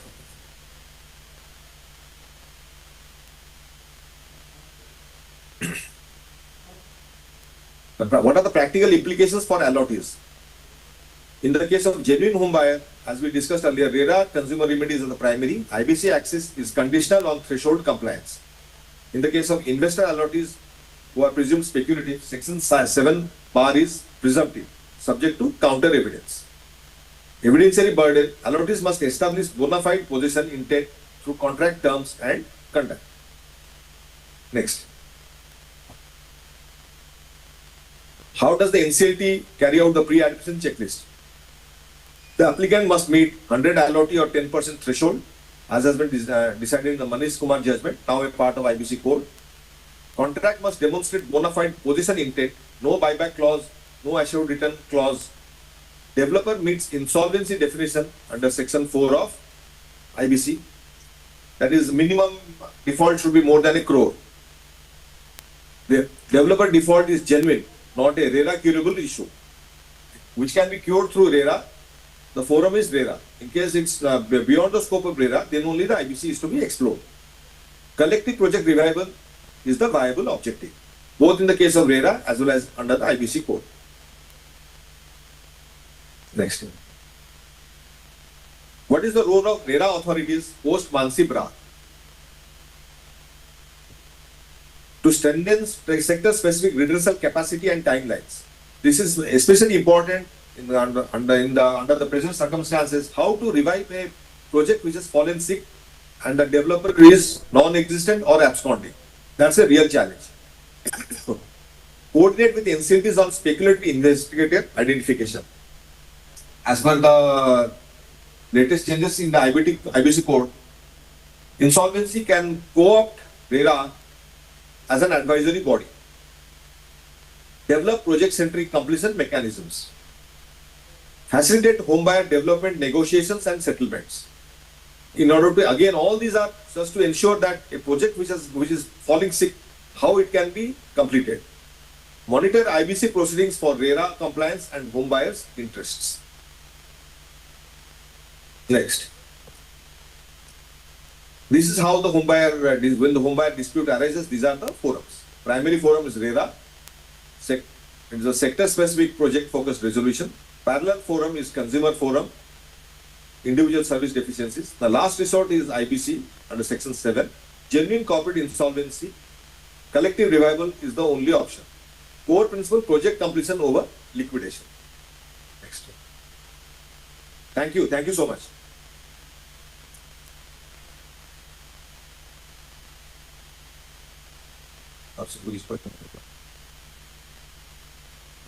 Thank you so much for your any questions? I'm not able to hear you. Yeah, please continue. Do you have any question? Please, you can ask. If there are no questions, then I can close this. Thank you. Thank you so much. Yeah, thank you so much, Mr. Mahapatra. Now,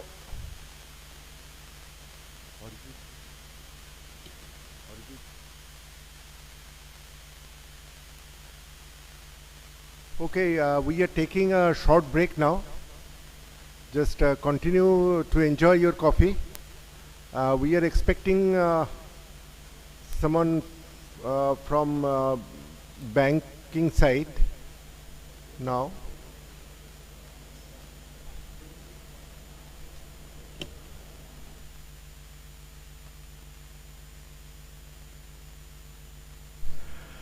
Okay. Now I am requesting Mr. Debashish Ghosh.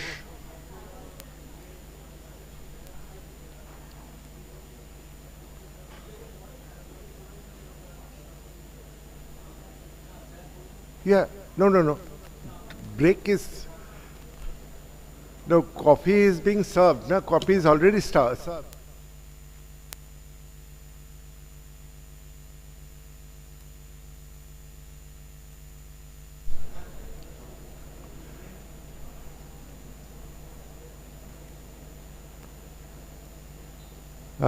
Inviting Mr. Debashish Ghosh, Registered Valuer, IBBI.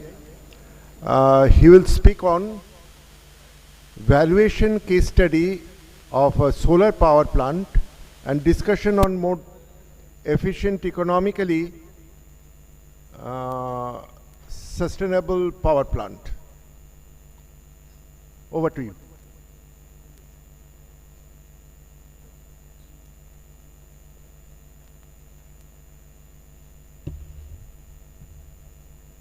Hello, good evening.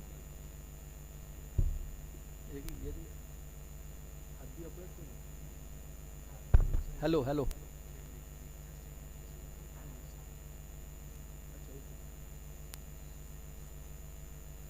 Actually, the background of this presentation is I did this valuation a few years ago, but when Amitabh sir told me that he has kept a slot for me in this program today, 2 months back he told me. So that time I contacted a solar power manufacturer in Kolkata, renowned solar power manufacturer, and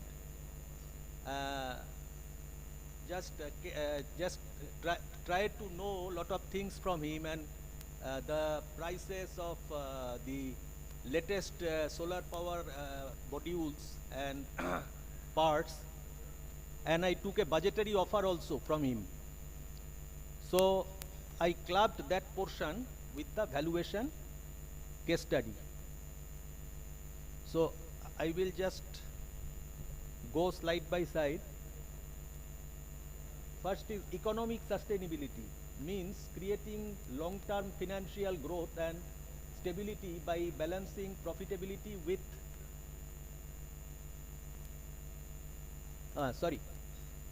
economic sustainability means creating long-term financial growth and stability by balancing profitability with positive social and environmental impacts, ensuring resources and opportunities remain for future generations, rather than just focusing on short-term profit at any cost. It involves smart resource use, investing in people and green technology, and aligning business models with societal well-being, creating resilience and shared value. Economic sustainability examples include circular economy models, which is nothing but recycling, reuse. Number 2 is renewable energy adoption, that is solar energy, which is the topic of this session. Then wind energy, you must have heard wind power plant. Then resource efficiency, which is water conservation and waste reduction.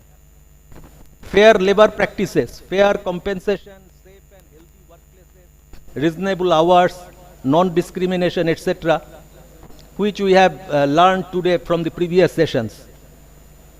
Sustainable agriculture, farming that meets present food need without harming future generations, using methods like crop rotation, water conservation, and reduced chemicals to build healthy soils, protect ecosystems, etc., and green infrastructure, eco-friendly buildings, smart transport that balance profit with long-term environmental and social well-being.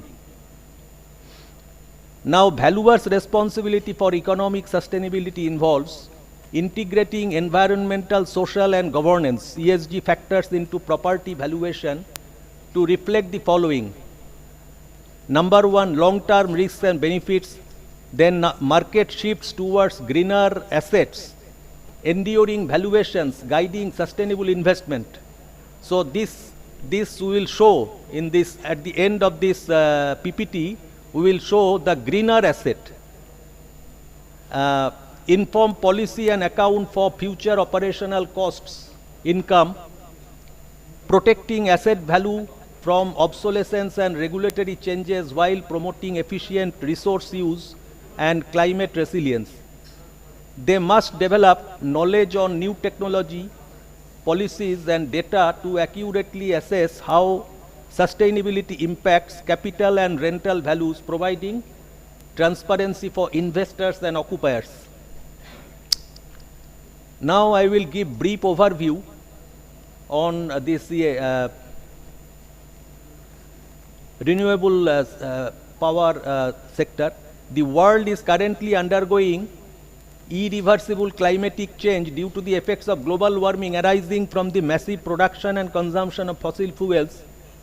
To mitigate the impacts, many countries have taken collective decision to reduce the usage of fossil fuels and find alternative energy sources. Among the alternative energy sources, renewable energy sources have huge potential to meet the energy requirements and mitigate the climate change impacts. India's current renewable energy goal set under the Panchamrit commitments is to achieve 500 gigawatt of non-fossil fuel-based installed electricity capacity by 2030, aiming for 50% of total capacity from these sources, with significant growth in solar, targeting 300 gigawatt by 2030, and wind, supported by schemes like PM Surya Ghar for rooftop solar. The solar sector has expanded at an unprecedented pace over the past decade, growing from just 3 gigawatt in 2014 to 129.92 gigawatt by October 2025. A remarkable over 40-fold increase. This rapid growth has made solar the largest contributor to the renewable energy portfolio, surpassing wind, hydro and biomass capacities. Solar energy, the most abundant natural resource, is easily capable of providing many times the total current energy demand. The average intensity of solar radiation received is 200 megawatt per kilometer square. India is endowed with vast solar energy potential, about 5,000 trillion per energy incident over land area, with most parts of the country 3 to 5 kWh per square meter per day. Based upon the availability of solar radiation and land, the potential of solar power in the country has been assessed to 750 gigawatt power. Solar energy can be used in two ways, thermal and electricity. Solar thermal energy uses the solar heat energy to heat water or air or power production. Solar photovoltaic technology, on the other hand, converts solar energy directly into electricity using photovoltaic PV solar cell.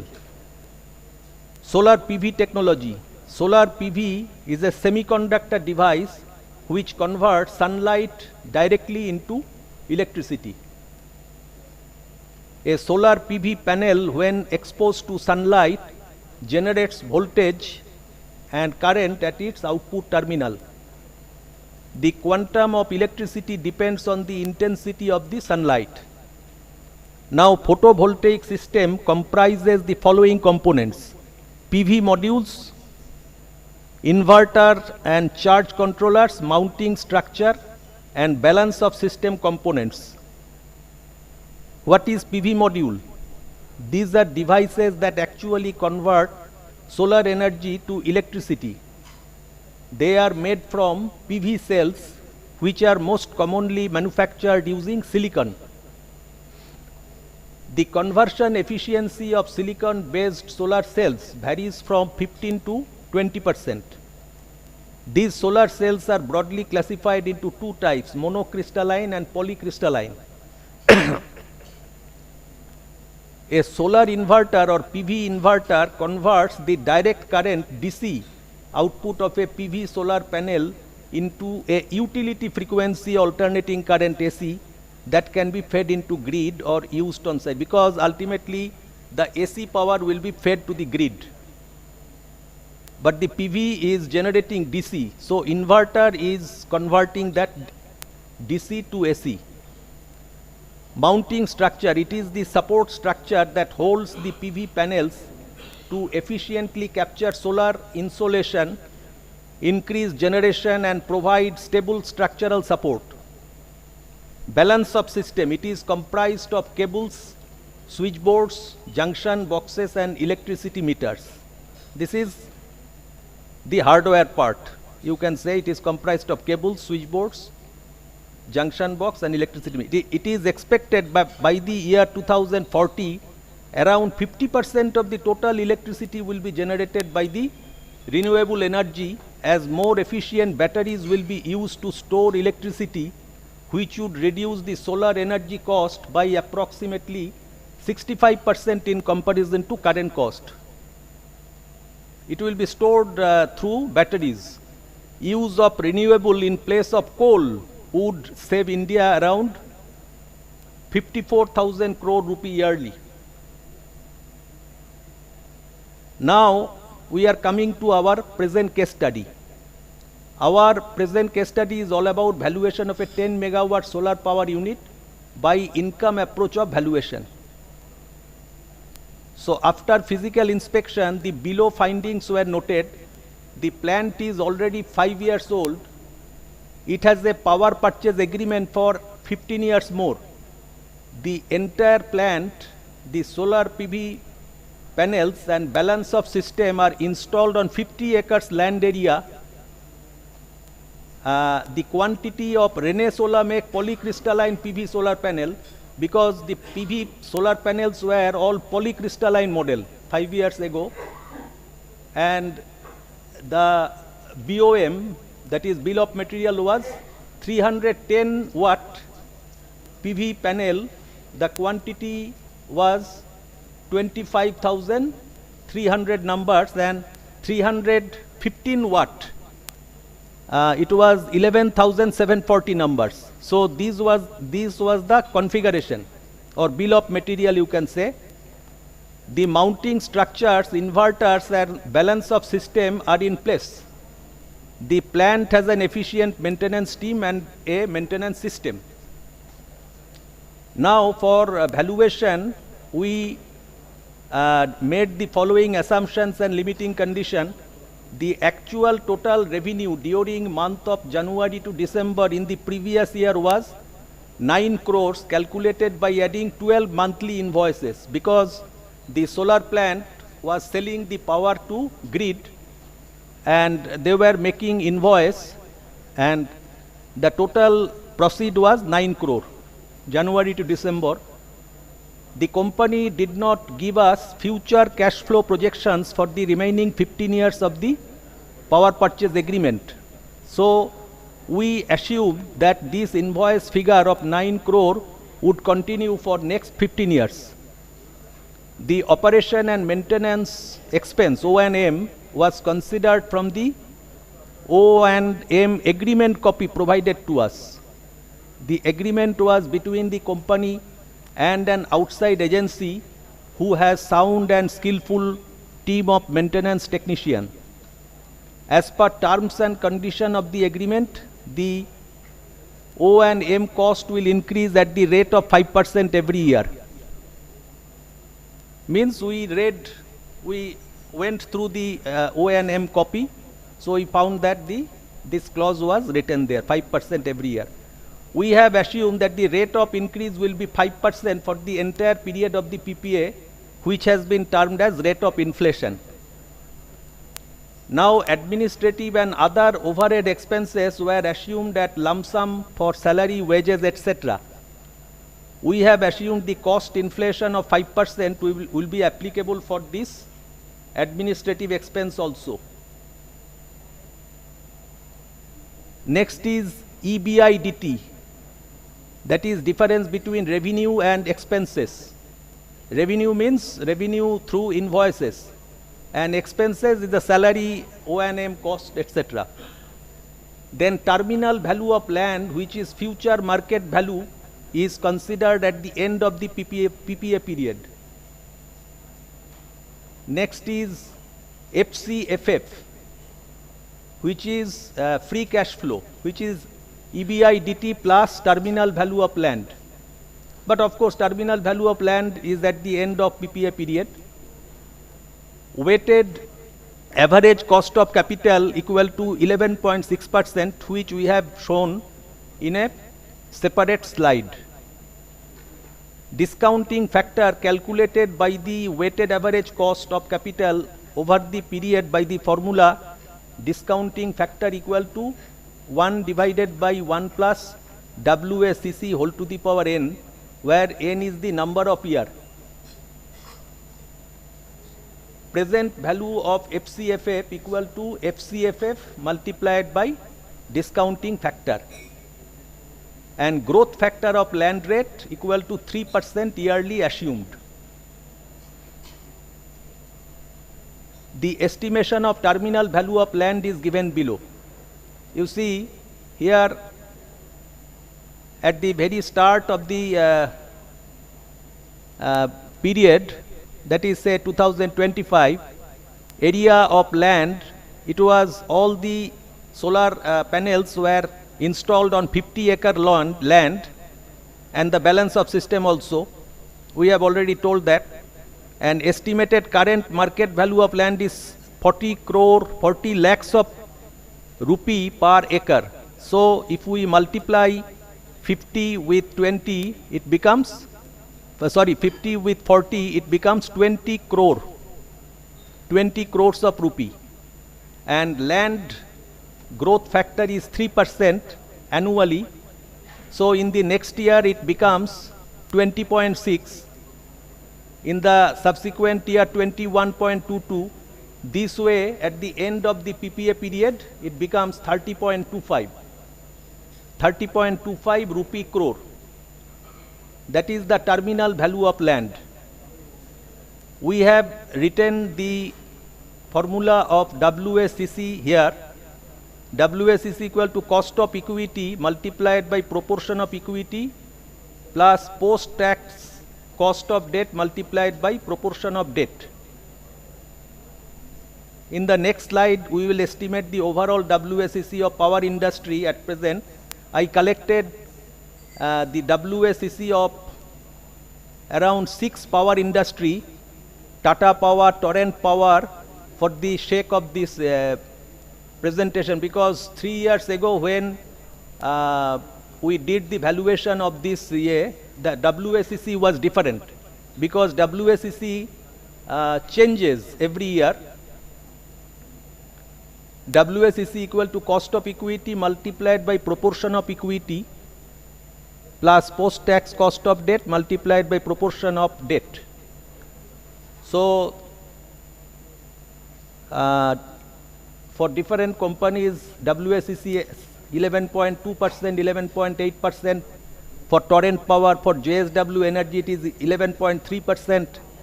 For Adani Power, it is 15.1%. NLC 9.6%. Ujash Energy 13.3%. And we have found out the median of 6 figures, and that is 11.6%. So this figure has been used in the valuation. Now this is the final valuation worksheet. You see the estimated revenue is 9 crores. Operation and maintenance cost is 0.6 crore. Other administrative and overhead expenses 1.5 crore. Now EBIDT in the start year, it is 6.9. 6.9 is how? 9 minus 0.6 minus 1.5, that is 6.9 crore. And Then FCFF is 6.9 crore.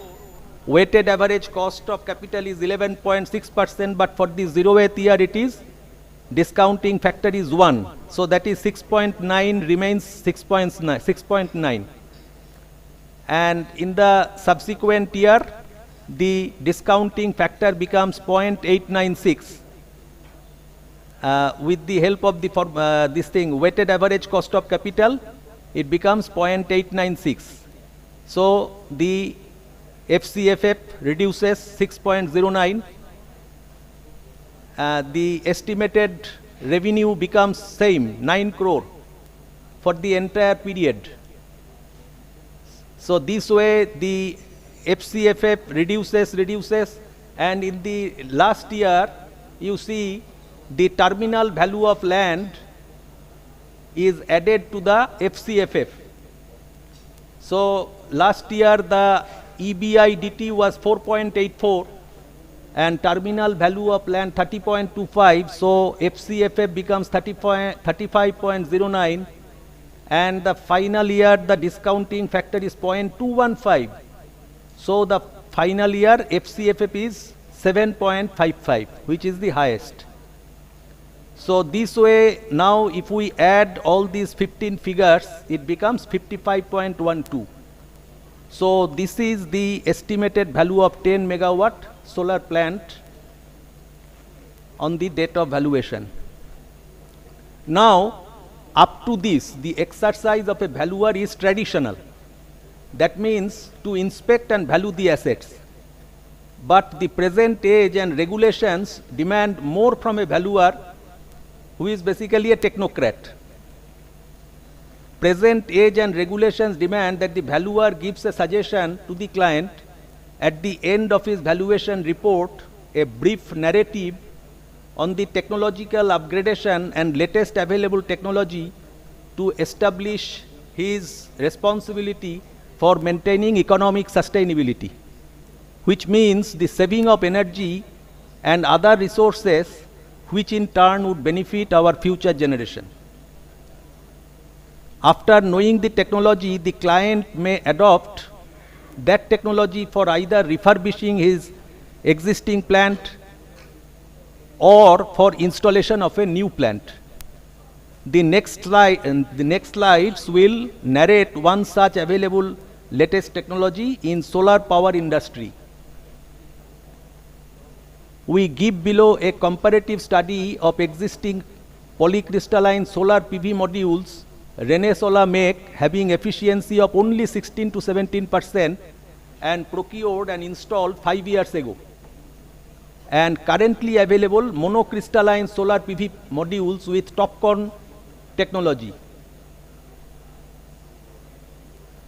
Now quantity of existing polycrystalline solar PV modules Renesola make of efficiency only 16 to 17% is a mix of, as I already told you, this was the configuration, 310 watt solar PV panel was 25,300 in numbers and 315 watt was in 11,740 numbers for the 10 megawatt power plant inspected. Total installed DC capacity was 10 megawatt. Now market availability of identical Renesola polycrystalline modules is now extremely limited, and prices of older generation polysilicon modules have substantially reduced due to technological obsolescence, because these polycrystalline modules have become obsolete nowadays. It has more degradation rate. I will explain in the next slide. Now current indicative market price for equivalent polycrystalline modules 16 to 17% efficiency is 13 to 15. So this was the budgetary offer I received from the solar power manufacturer depending on importer stock. Old polycrystalline module 13 to 15 rupees per watt power. So for calculation purpose we consider it rupee 15 per watt power. Therefore, the estimated cost of 10 megawatt replacement of polycrystalline module old model If I consider old model, so then by current market price, the price becomes 11.776 plus 5.55 equal to 17.31 crores of rupee. This is for supply of PV modules only, not the other things like balance of system, inverters, etc.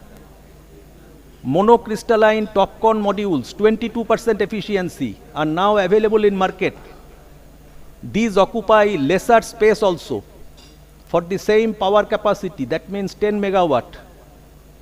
So for producing 10 megawatt, required number of modules reduces significantly due to higher output and reduced area, because these solar modules are having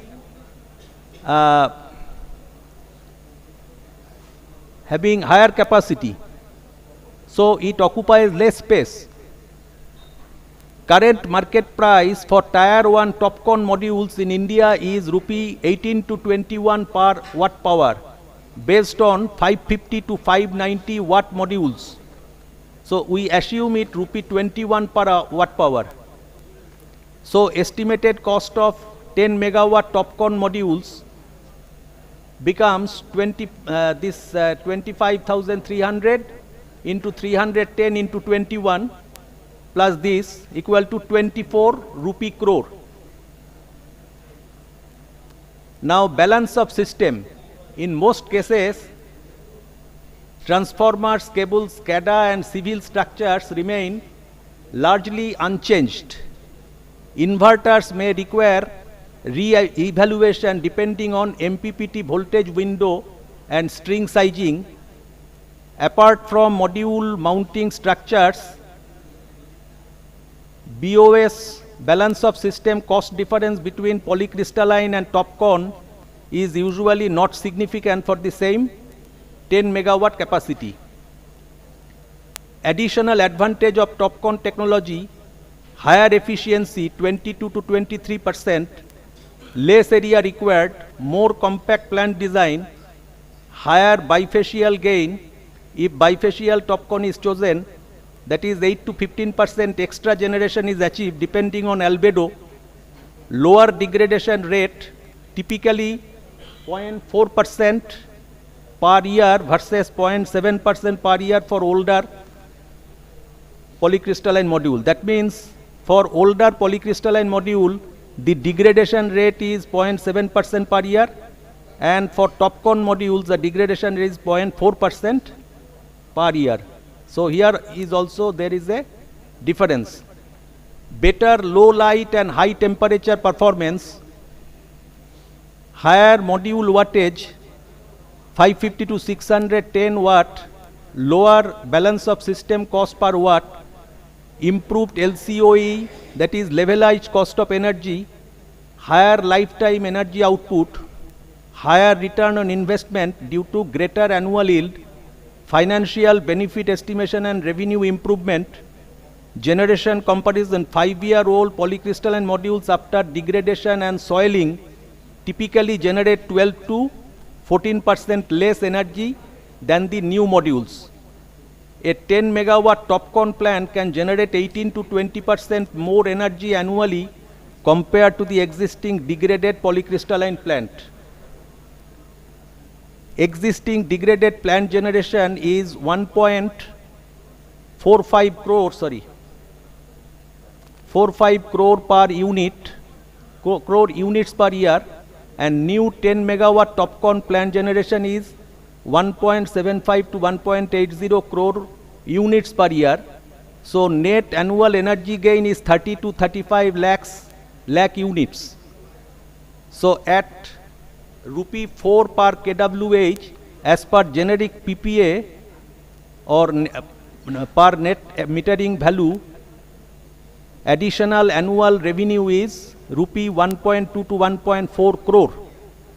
So payback period will be very attractive depending on tariff. So these are the budgetary figures or budgetary figures I got from the solar power plant supplier in Kolkata. Name is Resolves Power. So that's all. My presentation is complete.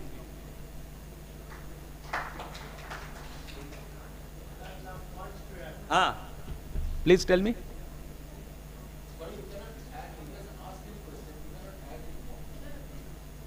No, please. Borun Bosak again. My exposure to solar is that I got one 5 kilowatt plant at government project installed at IPHE CK58, which is operational since December 2020. I have got my own plant in my own residence, rooftop solar power, which was applied to WBSEDCL in 2022, but it failed, so I am fighting consumer court case against them.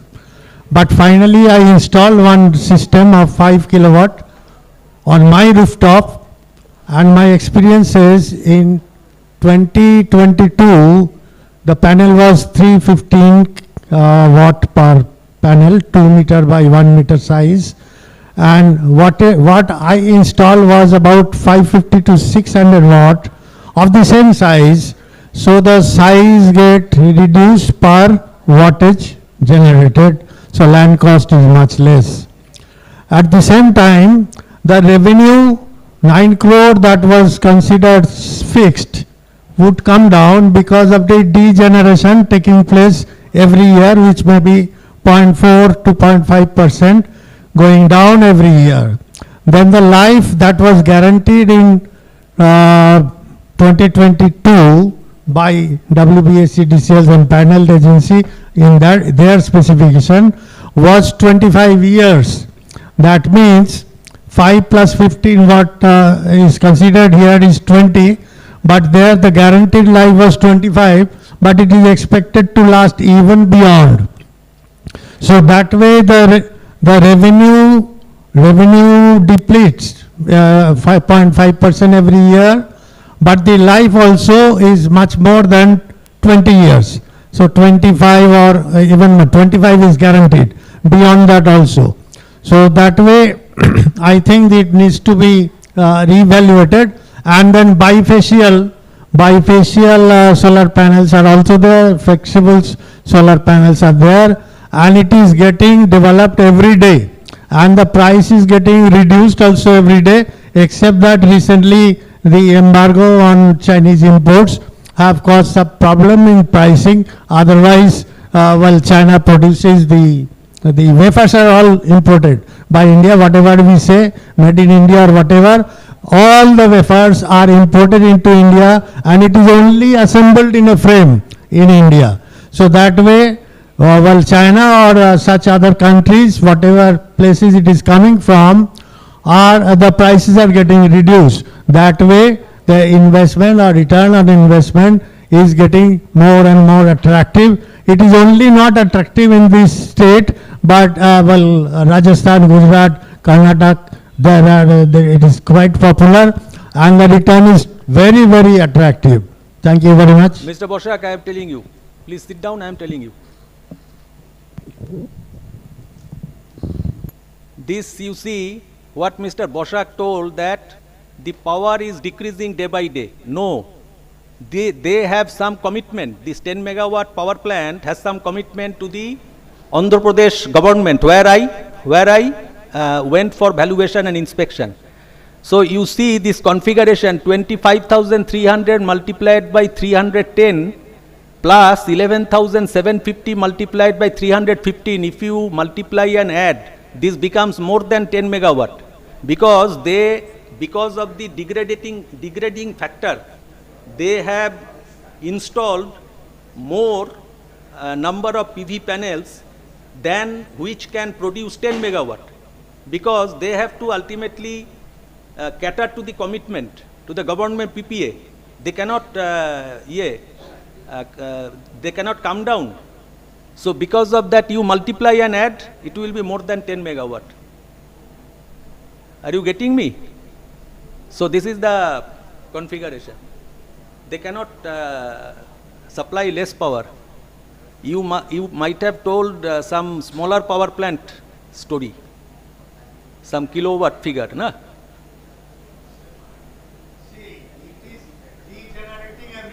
Every year. That is why. So that is why they have installed. They have kept more number of solar PV panels, which I have shown 25,300 into 310 watt plus 11,750 plus 315 watt. If you multiply and add, it will be more than 10 megawatt. Just see. Okay. Thank you. Sorry. Hello. Sorry. Okay.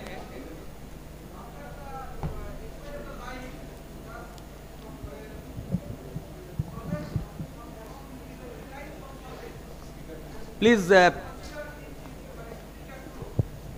please tell with speaker.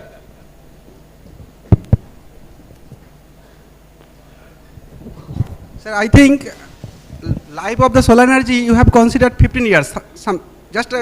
I have not considered. The PPA is for 15 years. No, that is not question. So that means the income stream of flow, income flow will be for 15 years. So the valuer will calculate the present value of 15 future income. That is my not question. Just whatever, 15 years, 20 years, whatever. After the expiry of the solar energy, after the expiry of the life of solar energy, whatever realized amount from sale of the salvage, that should be considered in free cash flow, and that should be considered in present value of free cash flow in valuation report.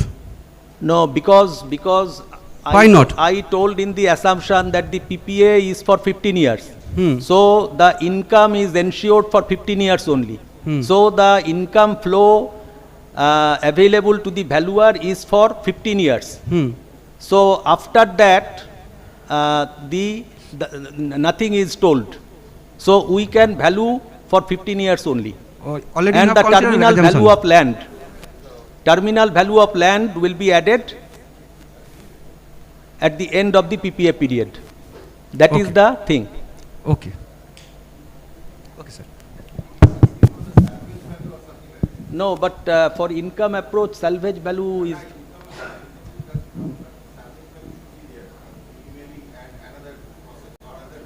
Though that may be something else.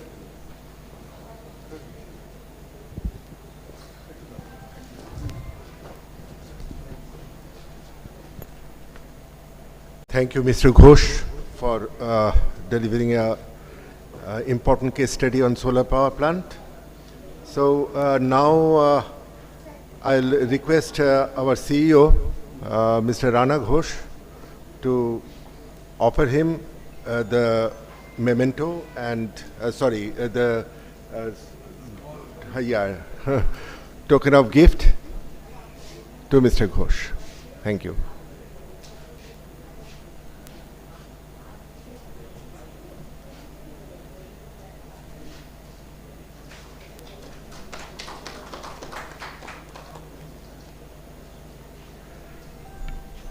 Now we have in our expertise bench the Chief Data and Analytic Officer, Bandhan Bank, Dr. Arijit Ghosh, and I'll invite him to the podium for delivering a lecture on AI use in property valuation. So, Mr. Ghosh, please.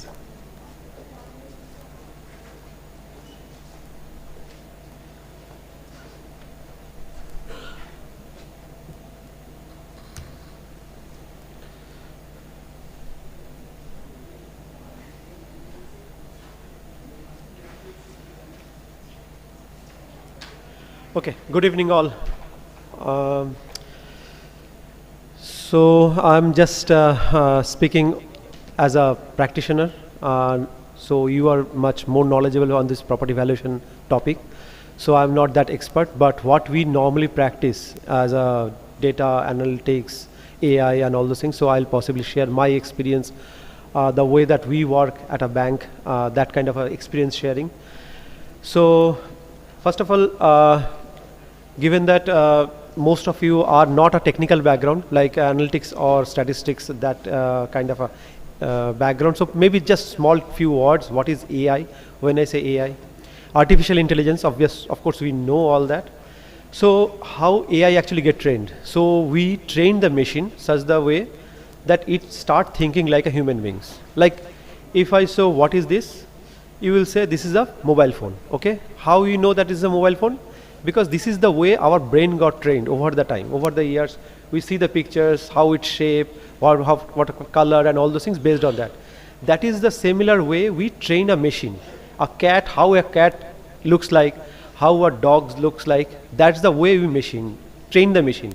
Similarly, when we go to the field, what type of property valuation, like the way that you think as when you go for a proper valuation background and that kind of training, same thing we try to kind of train the machine that they can also think in that way. Okay, so one common technique is that automatic valuation model. So just kind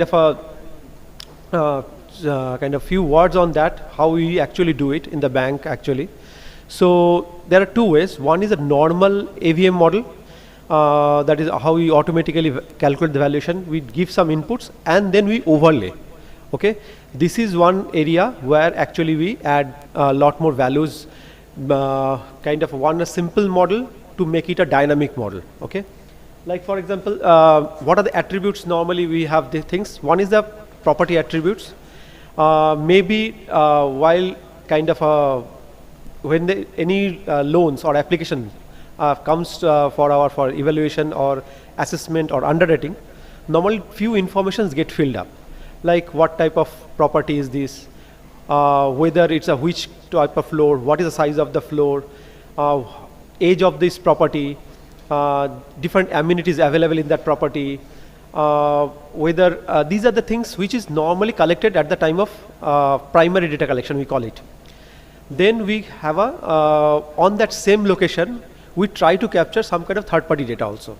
There are a lot of multiple realtor data available. Okay, we have to sometimes buy those data also. Okay, lot of online e-commerce sites are also there who shares this data, particular different pin code level, street level data also we get. Okay, so we overlay. So what is the normal price? So I know this much square feet of the price, costing and all those things. This should be the price. On top of it, it is a very kind of a good kind of very posh area. Possibly the price will go up if this proper price area is not so good. Depend on the schools, different. This is a location factor also coming in. How many schools are there? Hospitals, transport, infrastructure, different things. What is the things we are over here? So that is the another factor also we use in that same model. Last but not the least is a market trend. Now whether that area, locality, the price is going up or down. So that is also third-party data.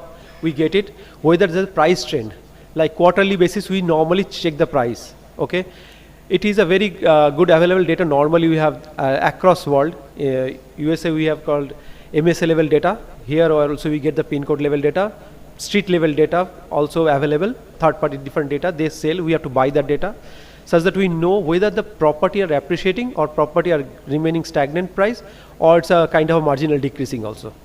So with that kind of things, our first phase AVM model get ready. Like with these things, this property, if a flat is there or if a house is there, what should be the normal price of that thing? Second part is the geospatial and satellite data. This is one data which is also kind of currently it is available mostly freely. From the Google actually you get the satellite data. How much infrastructure are coming up in that area, whether bridges are coming up, whether highways are coming up, whether lot of luminosity in the night, how much lights actually are coming up. So based on that, we know how whether that local area is prospering or not so prospering. So we normally get a quarterly basis trend data from the satellite images and all those things. We get these things informations. So overlaying these informations, we try to see whether that property or that area exactly pinpointing the right prices of that data. So this is the way normally we kind of capture, as well as there is a macro market dynamics data. Now, if some macro or geopolitical situations is not good, particularly for that time, we also incorporate that. That's a stress testing factor, we call it. So those are the dynamic factor also we use in that model, such that if some certain things are sometimes like same property, same price, but if certain political instability or some kind of a legal or communal things, uncertainty or kind of a tension is going on, same property price can go down also. But if there is some communal harmony and something goes up, sometimes property price goes also. So those informations, so that's the way we make these models bit more dynamic rather than a static model. So this is the first part, is the model development part. Second part is the model property. Now given that we have the AI and all those things we have used, so a lot of things we have to make sure that these model satisfy those conditions. First is that stress testing, as I was talking about, model should be having a, guys, excuse me.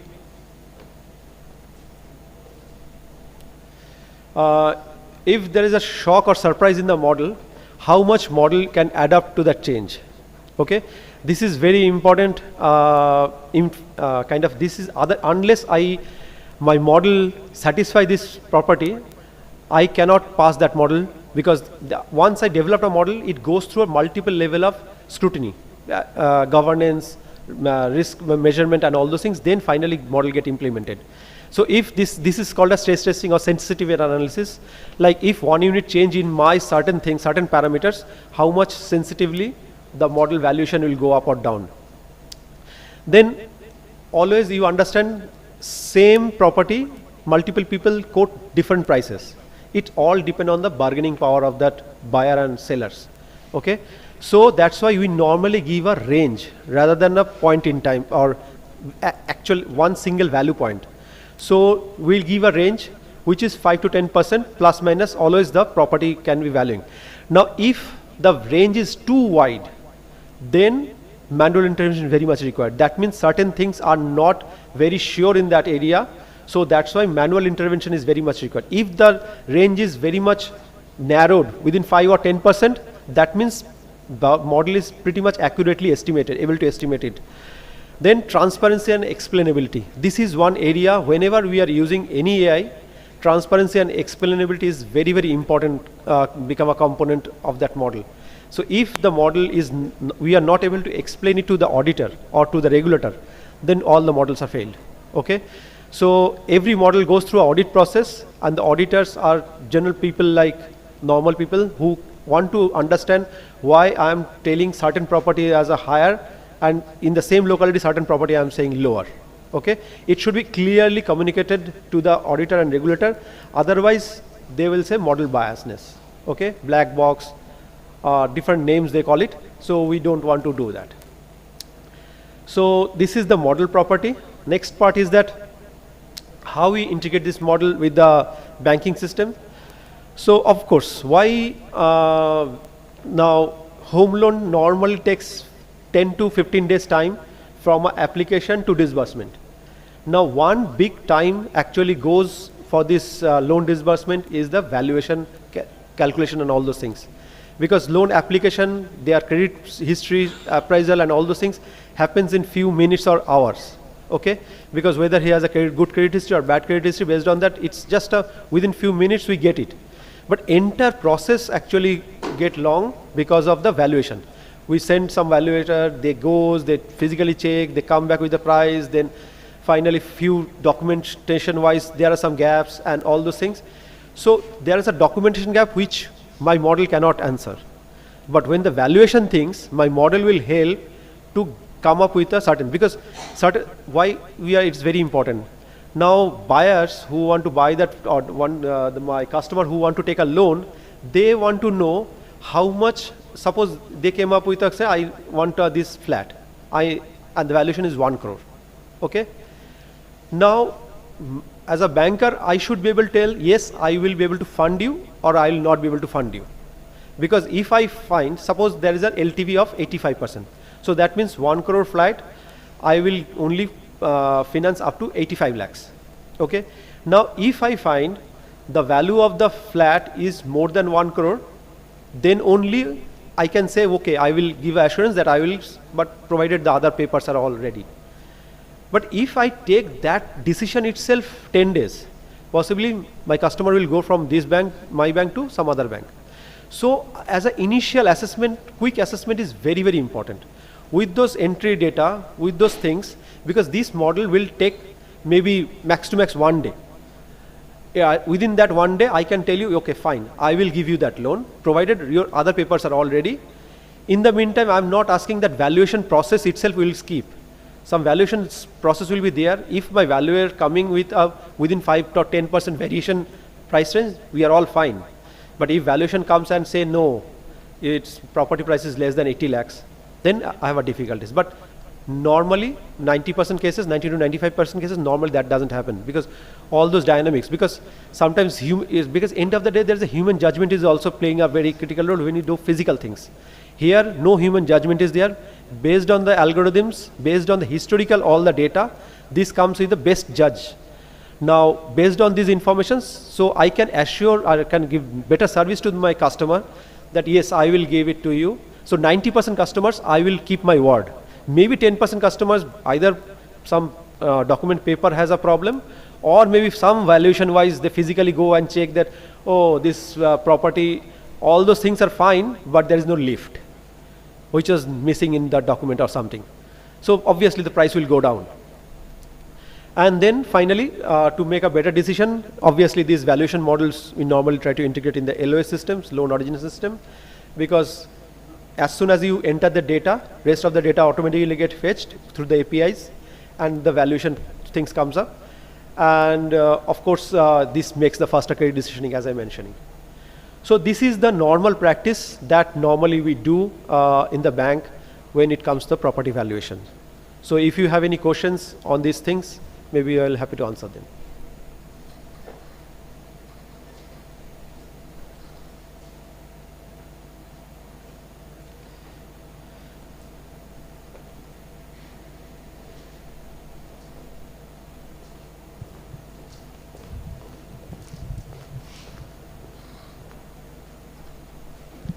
So how much reliance would you typically place on a physical inspection?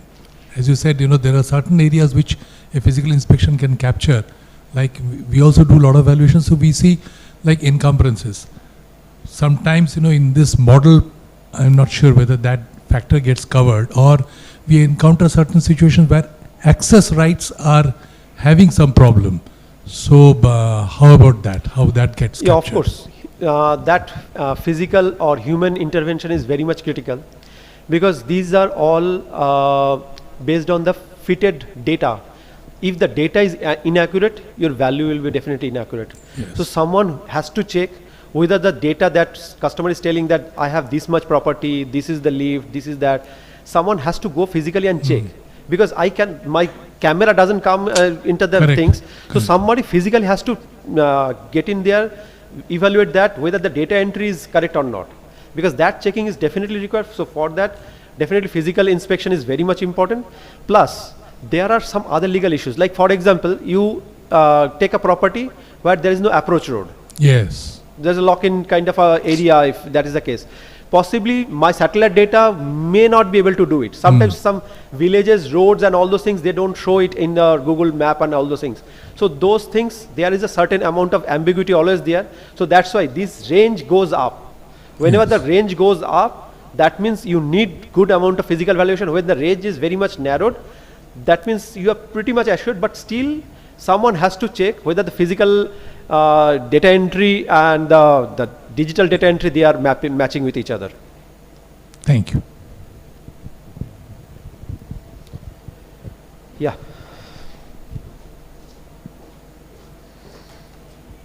See, in India, data is insufficient. We don't get data sufficiently. So how can you use this AVM with the data where the data is insufficient? Data is insufficient, yes, used to be, but nowadays lot of data are coming. Like for example, this satellite data, these data were not there 2 or 3 years back also. Nowadays these data is coming up. Lot of e-commerce sites or this realtor site data, They were not available earlier. They are coming up with the their own data because they are customizing. They are making money out of this data. Right. But data monetization. I think you are not talking about this registry office data. No. Okay. We are talking about the private data. Private data. Like realtors. Realtors. Magic Bricks, 99 Acres, Makan.com, blah, blah, all those sites are there because they encash their data. They want bank use their data because that is one revenue channel they have.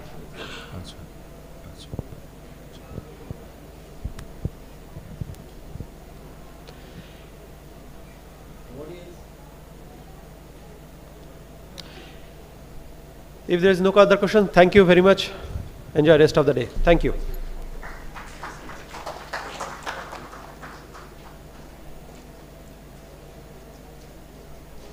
Thank you, Dr. Ghosh, for his deliberation. And now I'll request our Executive Director, Mr. Amitav De, to just hand over a token of gift to Dr. Ghosh.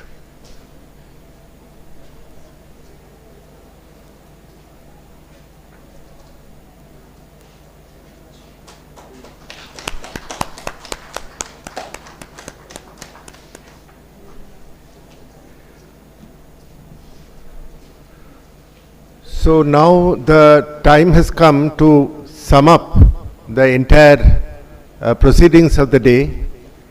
I request Mrs. Shushmita De, our Executive Director, to give to sum up the entire thing and give the vote of thanks. Thank you.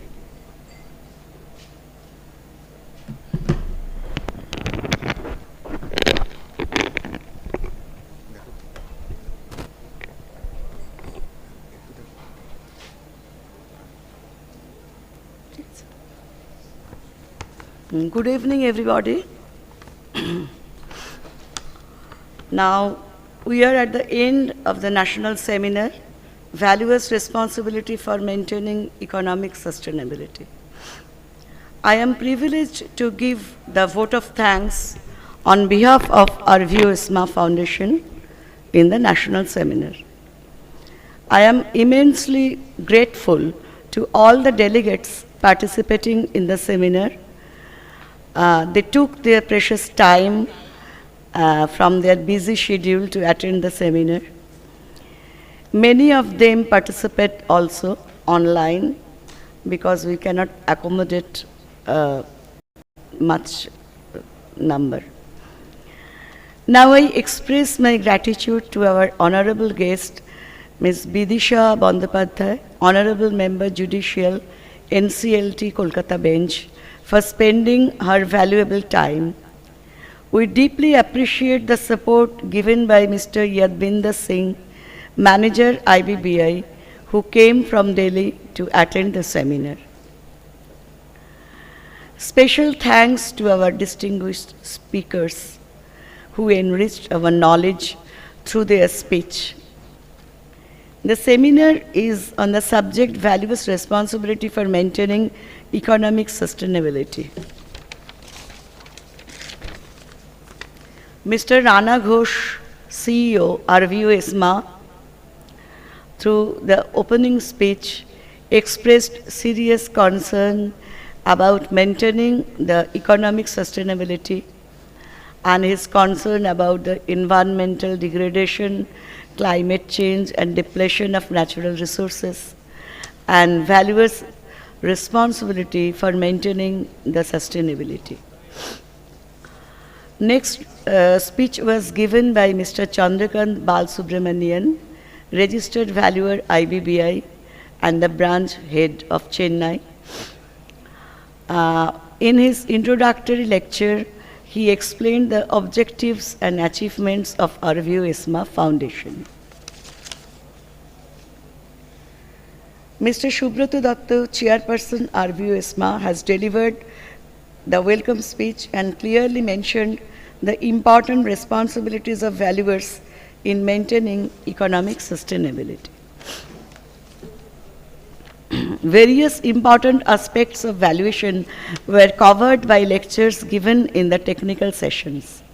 First technical session starts with a lecture given by Amitabh De, Director, RVO ISMA Foundation, on the topic AVM use in valuation. He emphasized the additional use of AI in valuation standards, which can help to make the economy more stable, transparent, and sustainable. Next lecture was delivered online by Professor Dr. Shubhankar Dhar from San Jose State University, USA, on the topic Harnessing the Power of AI in Property Valuation. He explained how prediction of property value through AI model can be done with remarkable accuracy and speed. Next lecture was delivered by Mr. Yadvinder Singh, Manager IBBI, on the topic Credible Valuation Enabling Sustainable Economic Outcome. The speech put emphasis on the credible and efficient valuation framework, which is indispensable for the healthy functioning of markets and long-term economic sustainability. Mr. Rishabh Dutt, advocate, gave speech on the topic Sustainability Aligned Values, exploring the concept, evidence, and legal framework. Professor Obhirup Sharkar, Chairman WBI DFC, gave a speech about third-party valuation. The talk was about the importance of third-party valuation in case of uncertainties. He explained the cases with real-life examples. Mr. Kanchan Dutt, Registered Valuer and IP, IBBI, delivered his lecture on the new labor code and freedom from the web of legislations, a move towards a sustainable economic future. Technical session 2 starts with the speech of Dr. Tuhin Mukherjee, Associate Professor, University of Kalyani. The topic of his speech is Role of Volatility Index in Option Valuation. Next speaker was Mr. Anirban Mukhopadhyay, Registered Valuer IBBI. His speech was on the topic Unmasking Real Estate Valuation Fraud in India. Mr. Ashit Kumar Mahapatra, Chairperson RERA Odisha, delivered his lecture on the topic Interface of RERA with IBC Code 2016. Technical sessions 3 starts with the lecture of Mr. Debashish Ghosh, Registered Valuer IBBI. He discussed valuation case study of solar power plant. Mr. Arijit Ghosh, Chief Data and Analytics Officer, Bandhan Bank, gave his lecture about AI use in property valuation. I extend my gratitude to the speakers for their valuable discussions and sharing their experiences in different fields of expertise, which have enriched our knowledge base. I am extremely thankful to those who helped us a lot to give sponsorship for the seminar, like Deutsche Bank and Resolute Valuers and Consultant Private Limited and Zaitun Education Society. Your support has made this event successful. Lastly, I express my thanks to RVO ISMA team, including all the independent and executive directors. I am extremely thankful to our young executives, Mr. Shubhankar Jana, Ms. Purnima Kamti, and Ms. Nikita Patra, whose dedication and sincere effort have made this event possible. Thank you.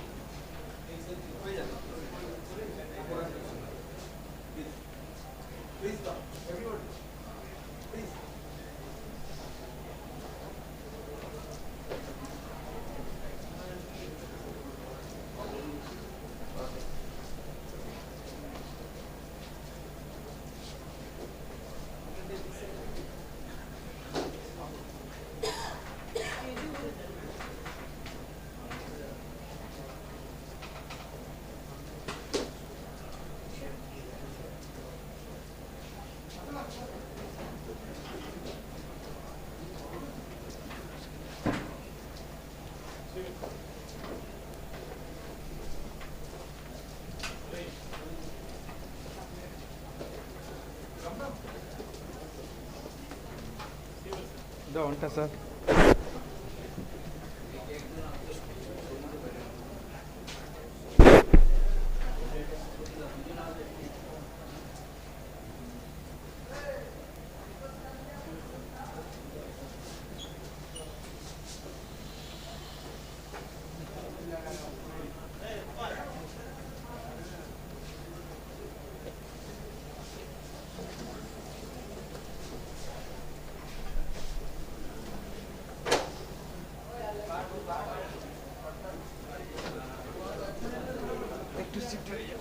थोड़ा